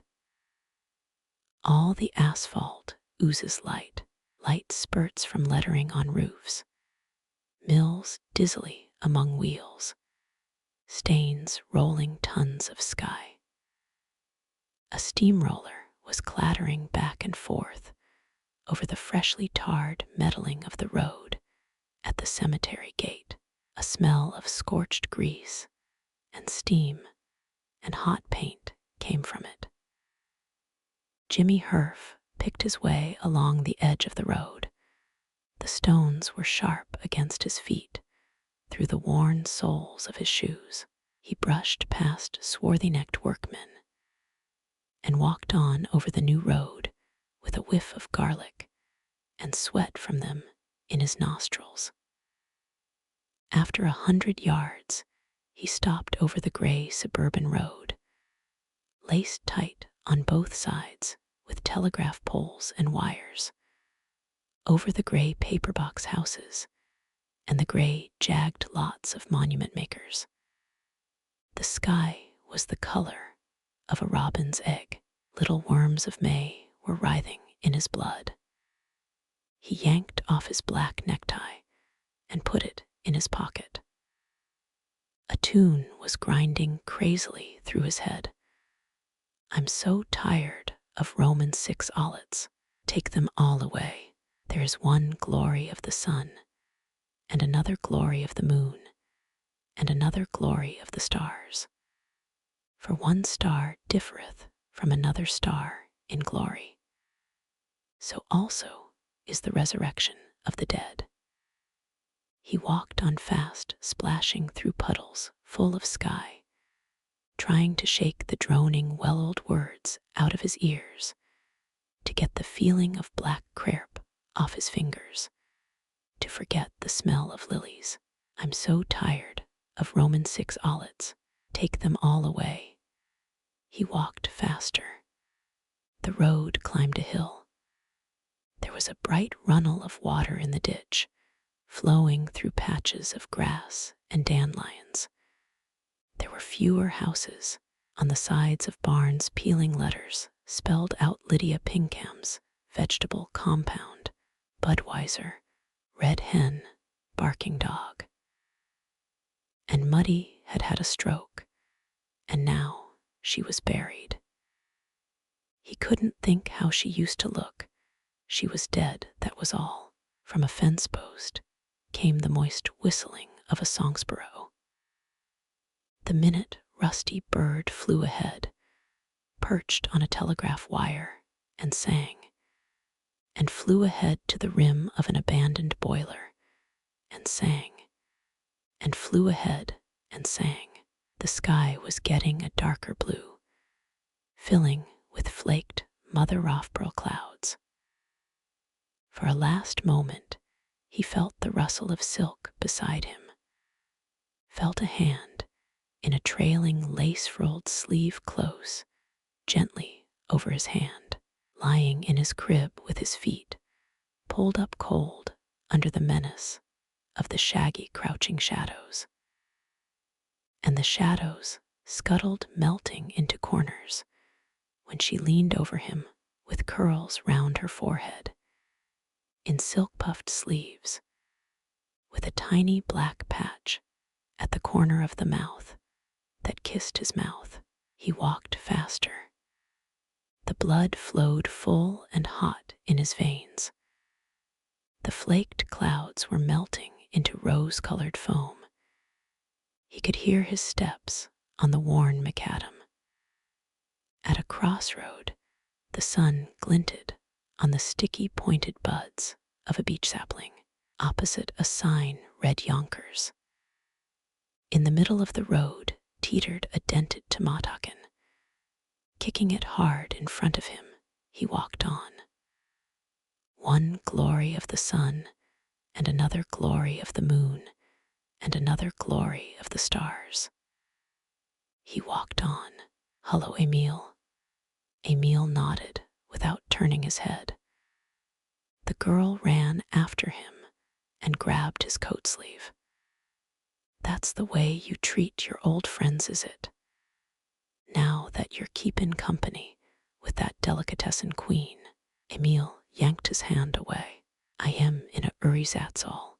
How'd ye like it if I went and told her how you and me framed it up to stand in front of the window on 8th Avenue, huggin' and kissin' Juss to make her fall for yes? That was Congo's idea. Well, didn't it, Wyke?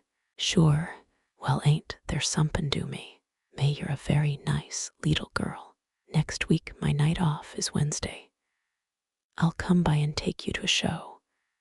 Ow's usslin', worse'n hell. I'm tryin' out for a dancin' job up at the campus.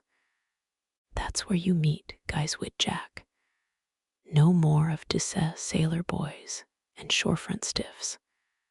I'm gettin' respectable. May Ave you eared from Congo. Got a postal card from some goddamn place I couldn't read the name of. Ain't it funny when you write for money and all ye get's a postal card? That's the kid gets me for the askin' any night. And he's the only one. Savvy frog's legs. Goodbye, May. He suddenly pushed the straw bonnet, trimmed with forget-me-nots, back on her head and kissed her. Hey, quit dat, frog's legs. 8th Avenue ain't no place to kiss a girl. She whined, pushing a yellow curl back under her hat. could get you run in an I've half a mind to. Emil walked off. A fire engine, a hose wagon, and a hook and ladder passed him, shattering the street with clattering roar. 3 blocks down, smoke and an occasional gasp of flame came from the roof of a house. A crowd was jammed up against the police lines.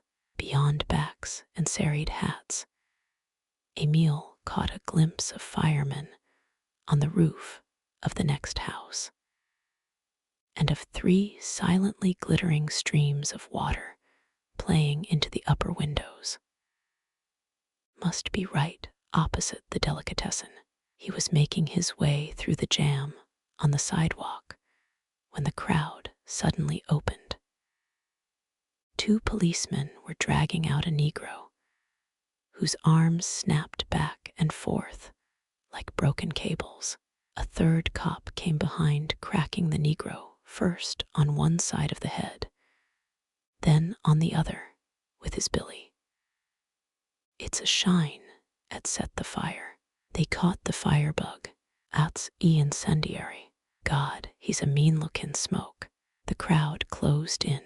Emile was standing beside Madame Rigaud in front of the door of her store. Chérie, quasami fate, une emotion. J.I. horriblement, peu du few. Emile was standing a little behind her. He let one arm crawl slowly round her waist and patted her arm with his other hand. Everything all right. Look, no more fire, only smoke. But you are insured, ain't you? Oh yes, for 15,000. He squeezed her hand and then took his arms away. Vins ma petite, on va rentre. Once inside the shop, he took both her plump hands. Ernestine, when we get married, next month, I know wait sat long, impossible. Why not next Wednesday? Then I can help you make inventory of stock. I think maybe we can sell this place and move uptown, make bigger money. She patted him on the cheek. Petit ambitia, she said through her hollow inside laugh that made her shoulders and her big bust shake. They had to change at Manhattan Transfer. The thumb of Ellen's new kid glove had split, and she kept rubbing it nervously with her forefinger. John wore a belted raincoat and a pinkish gray felt hat. When he turned to her and smiled, she couldn't help pulling her eyes away and staring out at the long rain that shimmered over the tracks. Here we are, Elaine dear. Oh, Prince's daughter, you see we get the train that comes from the Penn Station. It's funny this waiting in the wilds of New Jersey this way. They got into the parlor car. John made a little clucking sound in his mouth at the raindrops that made dark dimes on his pale hat. Well, we're off, little girl. Behold, thou art fair, my love, thou art fair.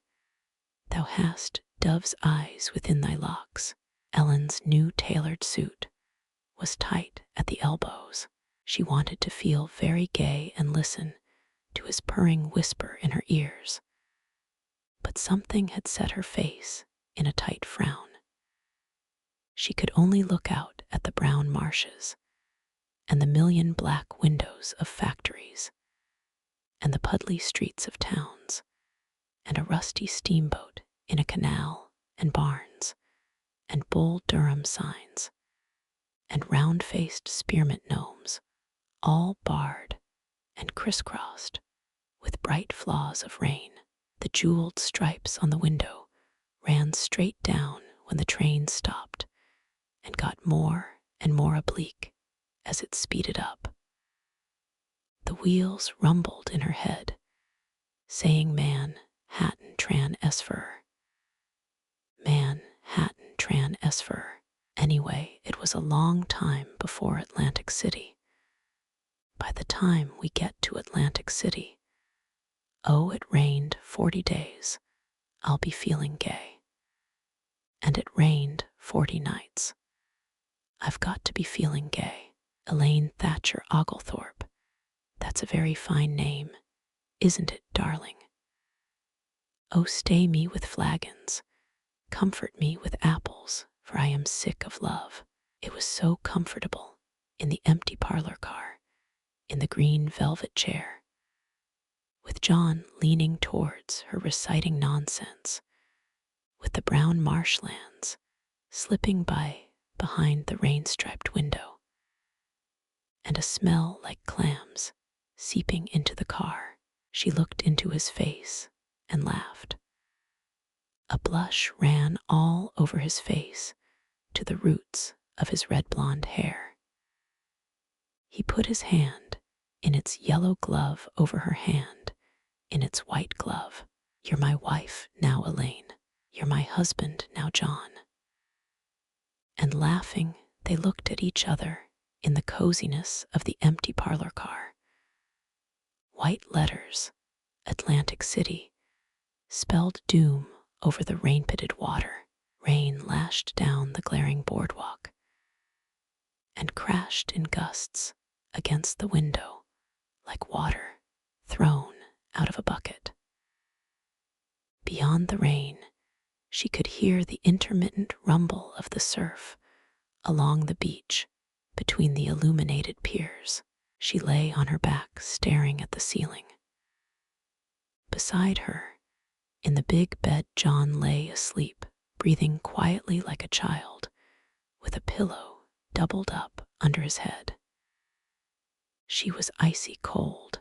She slid out of bed, very carefully not to wake him, and stood looking out the window down the very long V of lights of the boardwalk. She pushed up the window. The rain lashed in her face, spitefully stinging her flesh, wetting her nightdress. She pushed her forehead against the frame. Oh, I want to die. I want to die. All the tight coldness of her body was clenching in her stomach. Oh, I'm going to be sick. She went into the bathroom and closed the door. When she had vomited, she felt better. Then she climbed into bed again, careful not to touch John. If she touched him, she would die. She lay on her back with her hands tight against her sides and her feet together. The parlor car rumbled cozily in her head.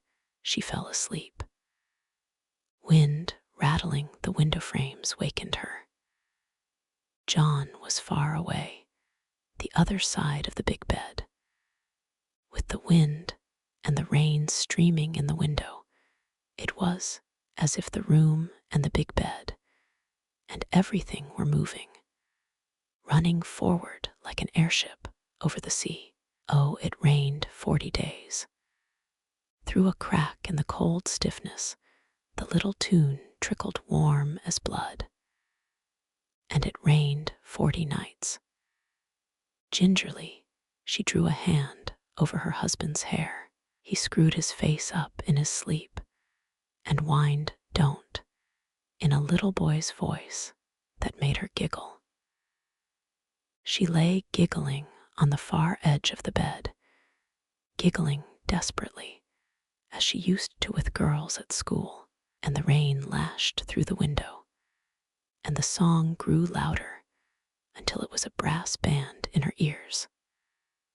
Oh, it rained 40 days, and it rained 40 nights, and it didn't stop till Christmas, and the only man that survived the flood was long-legged Jack of the Isthmus. Jimmy Herf sits opposite Uncle Jeff. Each has before him on a blue plate a chop, a baked potato, a little mound of peas, and a sprig of parsley. "Well, look about you, Jimmy," says Uncle Jeff. Bright tapestry light brims the walnut-paneled dining room, glints twistedly on silver knives and forks. Gold teeth, watch chains, scarf pins, is swallowed up in the darkness of broadcloth and tweed, shines roundly on polished plates and bald heads and covers of dishes. Well, what do you think of it? Asks Uncle Jeff, burying his thumbs in the pockets of his fuzzy buff vest. It's a fine club, all right, says Jimmy.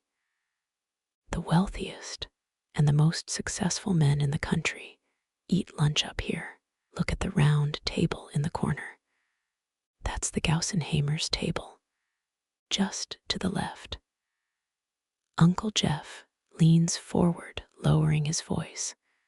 The man with the powerful jaw is J. Wilder Lapport. Jimmy cuts into his mutton chop without answering. Well, Jimmy, you probably know why I brought you down here. I want to talk to you now that your poor mother has been taken. Emily and I are your guardians in the eyes of the law and the executors of poor Lily's will. I want to explain to you just how things stand. Jimmy puts down his knife and fork and sits staring at his uncle, clutching the arms of his chair with cold hands, watching the jowl move blue and heavy above the ruby stickpin in the wide satin cravat. You are 16 now, aren't you, Jimmy? Yes, sir. Well, it's this way. When your mother's estate is all settled up, you'll find yourself in the possession of approximately $5,500. Luckily, you are a bright fellow and will be ready for college early. Now, properly husbanded that some ought to see you through Columbia, since you insist on going to Columbia. I myself, and I'm sure your Aunt Emily feels the same way about it, would much rather see you go to Yale or Princeton. You are a very lucky fellow in my estimation. At your age, I was sweeping out an office in Fredericksburg and earning $15 a month. Now, what I wanted to say was this. I have not noticed that you felt sufficient responsibility about money matters, sufficient enthusiasm about earning your living, making good in a man's world. Look around you. Thrift and enthusiasm has made these men what they are. It's made me, put me in the position to offer you the comfortable home, the cultured surroundings that I do offer you. I realize that your education has been a little peculiar, that poor Lily did not have quite the same ideas that we have on many subjects, but the really formative period of your life is beginning. Now's the time to take a brace and lay the foundations of your future career. What I advise is that you follow James's example and work your way up through the firm. From now on, you are both sons of mine. It will mean hard work, but it'll eventually offer a very substantial opening. And don't forget this. If a man's a success in New York, he's a success. Jimmy sits watching his uncle's broad, serious mouth forming words, without tasting the juicy mutton of the chop he is eating. Well, what are you going to make of yourself? Uncle Jeff leaned towards him across the table with bulging gray eyes. Jimmy chokes on a piece of bread, blushes, at last stammers weakly. Whatever you say, Uncle Jeff, does that mean you'll go to work for a month this summer in my office, get a taste of how it feels to make a living, like a man in a man's world, get an idea of how the business is run? Jimmy nods his head. Well, I think you've come to a very sensible decision, booms Uncle Jeff, leaning back in his chair, so that the light strikes across the wave of his steel gray hair. By the way, what'll you have for dessert? Years from now, Jimmy, when you are a successful man with a business of your own, will remember this talk. It's the beginning of your career. The hat-check girl smiles from under the disdainful pile of her billowy blonde hair when she hands Jimmy his hat that looks squashed flat and soiled and limp among the big-bellied darbies and the fedoras and the majestic Panamas hanging on the pegs. His stomach turns a somersault with the drop of the elevator. He steps out into the crowded marble hall. For a moment, not knowing which way to go, he stands back against the wall with his hands in his pockets, watching people elbow their way through the perpetually revolving doors.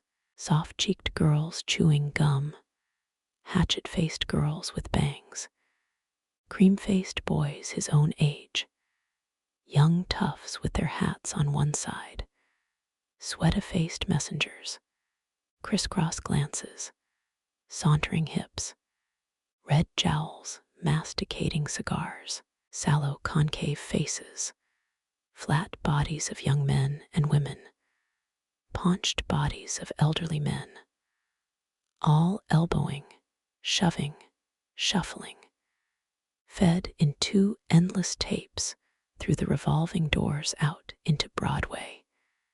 In off-Broadway, Jimmy fed in a tape in and out the revolving doors, noon and night and morning, the revolving doors grinding out his years like sausage meat. All of a sudden his muscles stiffen.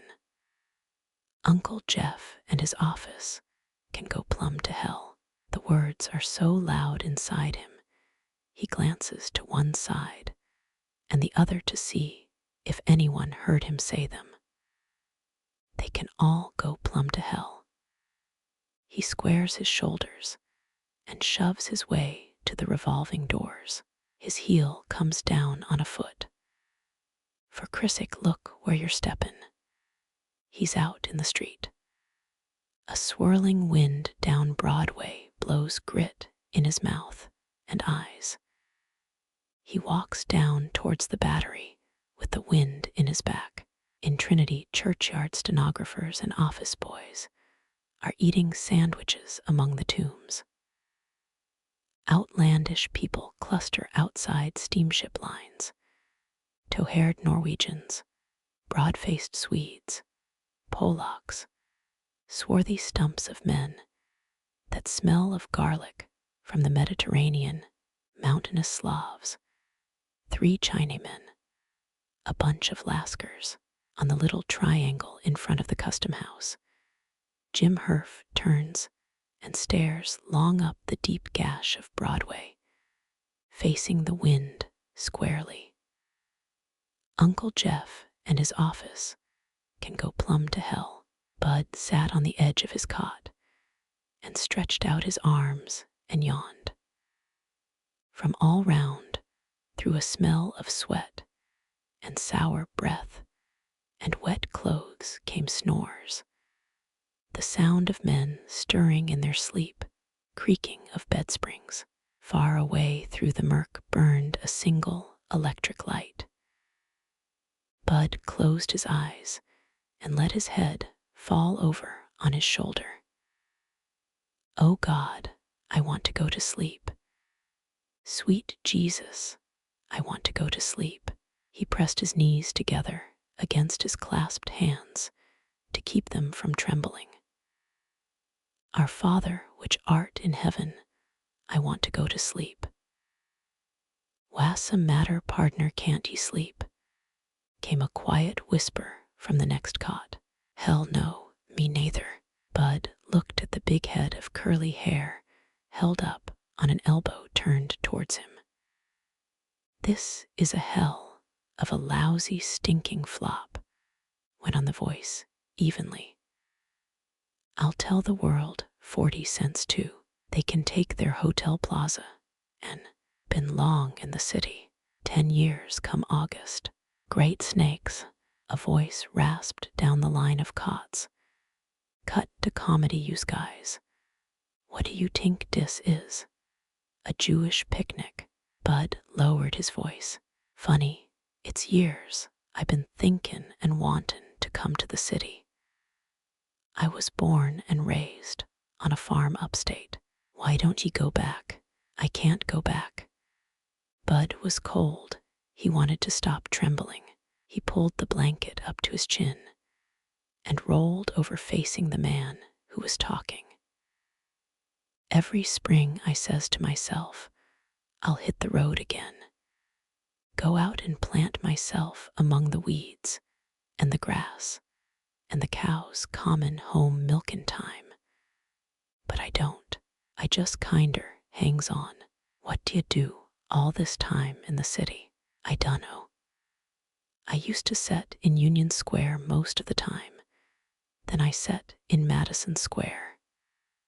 I been up in Hoboken and Jersey and Flatbush, and now I'm a Bowery bum. God, I swear I'm going to get out here tomorrow. I get seared here. Too many bulls and detectives in this town. You could make a livin' in handouts. But take it from me, kid, you go back to the farm and the old folks while the goin's good. Bud jumped out of bed and yanked roughly at the man's shoulder. Come over here to the light. I want to show ye somethin'. Bud's own voice crinkled queerly in his ears. He strode along the snoring lane of cots. The bum, a shambling man with curly, weather-bleached hair and beard, and eyes as if hammered into his head, climbed fully dressed out from the blankets and followed him. Under the light, Bud unbuttoned the front of his union suit and pulled it off his not-a-muscled, gaunt arms and shoulders. Look at my back, Christ Jesus, whispered the man, running a grimy hand with long yellow nails over the mass of white and red, deep-gouged scars. I ain't never seen nothin' like it. That's what the ol' man done to me. For 12 years, he licked me when he had a mind to. Used to strip me and take a piece of light chain to my back. They said he was my dad, but I know he ain't. I run away when I was 13. That was when he catched me and began to lick me. I'm 25 now. They went back without speaking to their cots and lay down. Bud lay staring at the ceiling with the blanket up to his eyes. When he looked down towards the door at the end of the room, he saw standing there a man in a derby hat with a cigar in his mouth. He crushed his lower lip between his teeth to keep from crying out. When he looked again, the man was gone. Say, are you awake yet? He whispered. The bum grunted. I was going to tell yer. I mashed his head in with the grubbin' hoe, mashed it in like when you kick a rotten pumpkin. I told him to lay off'n me, and he wouldn't. He was a hard, God-fearin' man, and he wanted you to be seared of him. We was grubbin' the sumac, oute the old pasture to plant pert-odors there. I let him lay till night with his head mashed in like a rotten pumpkin. A bit of scrub along the fence hid him from the road. Then I buried him and went up to the house and made me a pot of coffee. He hadn't never let me drink no coffee. Before light, I got up and walked down the road. I was tellin' myself, in a big city, it'd be like lookin' for a needle in a haystack to find yer. I knowed where the ol' man kep' his money.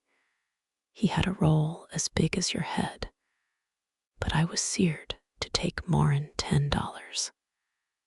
You awake yet? The bum grunted. When I was a kid, I kept company with ol' man Sackett's girl. Her and me used to keep company in the old ice house down in Sackett's Woods. And we used to talk about how we'd come to New York City and get rich. And now I'm here. I can't get work, and I can't get over Bain seared. There's detectives follow me all round, men in derby hats with badges under their coats. Last night, I wanted to go with a hooker, and she saw it in my eyes and throwed me out. She could see it in my eyes. He was sitting on the edge of the cot, leaning over, talking into the other man's face in a hissing whisper. The bum suddenly grabbed him by the wrists. "Look here, kid. You're going bluey if you keep up like this. Got any Mazuma?" Bud nodded. "You better give it to me to keep. I'm an old timer and I'll get yes oute this. You put your clothes on a take a walk round the block to a hash joint and eat up strong. How much you got? Change from $1. You give me a quarter and eat all the stuff you can get off in the rest." Bud pulled on his trousers and handed the man a quarter. "Then you come back here and you'll sleep good, and tomorrow men you'll go upstate and get that roll of bills. Did you say it was as big as your head? Then we'll beat it where they can't catch us. We'll split 50-50. Are you on?" Bud shook his hand with a wooden jerk. Then, with the laces flickering round his shoes, he shuffled to the door and down the spit-marked stairs. The rain had stopped. A cool wind that smelled of woods and grass was ruffling the puddles in the clean-washed streets. In the lunchroom in Chatham Square, 3 men sat asleep with their hats over their eyes. The man behind the counter was reading a pink sporting sheet. Bud waited long for his order. He felt cool, unthinking, happy. When it came, he ate the browned corned beef hash, deliberately enjoying every mouthful, mashing the crisp bits of potato against his teeth with his tongue, between sips of heavily sugared coffee. After polishing the plate with a crust of bread, he took a toothpick and went out. Picking his teeth, he walked through the grimdark entrance to Brooklyn Bridge. A man in a derby hat was smoking a cigar in the middle of the broad tunnel. Bud brushed past him, walking with a tough swagger. "I don't care about him. Let him follow me." The arching footwalk was empty, except for a single policeman who stood yawning, looking up at the sky. It was like walking among the stars. Below, in either direction, streets tapered into dotted lines of lights between square, black-windowed buildings. The river glimmered underneath like the Milky Way above. Silently, smoothly, the bunch of lights of a tug slipped through the moist darkness. A car whirred across the bridge, making the girders rattle, and the spiderwork of cables thrum like a shaken banjo. When he got to the tangle of girders of the elevated railroads of the Brooklyn side, he turned back along the southern driveway. "Don't matter where I go, can't go nowhere now." An edge of the blue night had started to glow behind him, the way iron starts to glow in a forge. Beyond black chimneys and lines of roofs, faint, rosy contours of the downtown buildings were brightening. All the darkness was growing pearly, warming. "They're all of 'em detectives chassin' me, all of 'em, men in darbies, bums on the Bowery, old women in kitchens, barkeeps, streetcar conductors, bulls, hookers, sailors, longshoremen, stiffs in employment agencies. He thought I'd tell him where the old man's role was, the lousy bum. One on him, one on all them goddamn detectives. The river was smooth, sleek as a blue steel gun barrel. Don't matter where I go, can't go nowhere now. The shadows between the wharves and the buildings were powdery, like washing blue. Masts fringed the river. Smoke, purple chocolate color flesh pink, climbed into light. Can't go nowhere now. In a swallowtail suit with a gold watch chain and a red seal ring, riding to his wedding beside Maria Sackett, riding in a carriage to City Hall with 4 white horses to be made an alderman by the mayor, and the light grows behind them brighter, riding in satins and silks to his wedding, riding in pink plush in a white carriage with Maria Sackett by his side through rows of men waving cigars, bowing, doffing brown darbies, Alderman Bud riding in a carriage full of diamonds with his $1 million bride. Bud is sitting on the rail of the bridge. The sun has risen behind Brooklyn. The windows of Manhattan have caught fire. He jerks himself forward, slips, dangles by a hand with the sun in his eyes. The yell strangles in his throat as he drops. Captain McAvey of the tugboat Prudence stood in the pilot house with one hand on the wheel.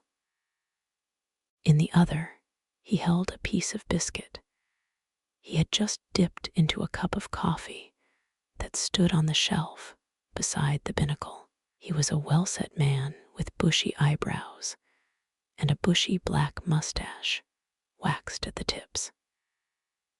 He was about to put the piece of coffee-soaked biscuit into his mouth when something black dropped and hit the water with a thudding splash a few yards off the bow. At the same moment, a man leaning out of the engineer room door shouted, "A guy just jumped off into bridge." "God damn it to hell," said Captain McAv, dropping his piece of biscuit and spinning the wheel. The strong ebb tide whisked the boat round like a straw. 3 bells jangled in the engineer room. A Negro ran forward to the bow with a boat hook. "Give a hand there, Red," shouted Captain McAvey. After a tussle, they landed a long black limp thing on the deck. 1 bell. 2 bells. Captain McAvey, frowning and haggard, spun the tug's nose into the current again. "Any life in him, Red?" he asked hoarsely. The Negro's face was green. His teeth were chattering. "Naw, sir," said the red-haired man slowly. His necks broke clear off. Captain McAvey sucked a good half of his mustache into his mouth. "God damn it to hell," he groaned. A pretty thing to happen on a man's wedding day.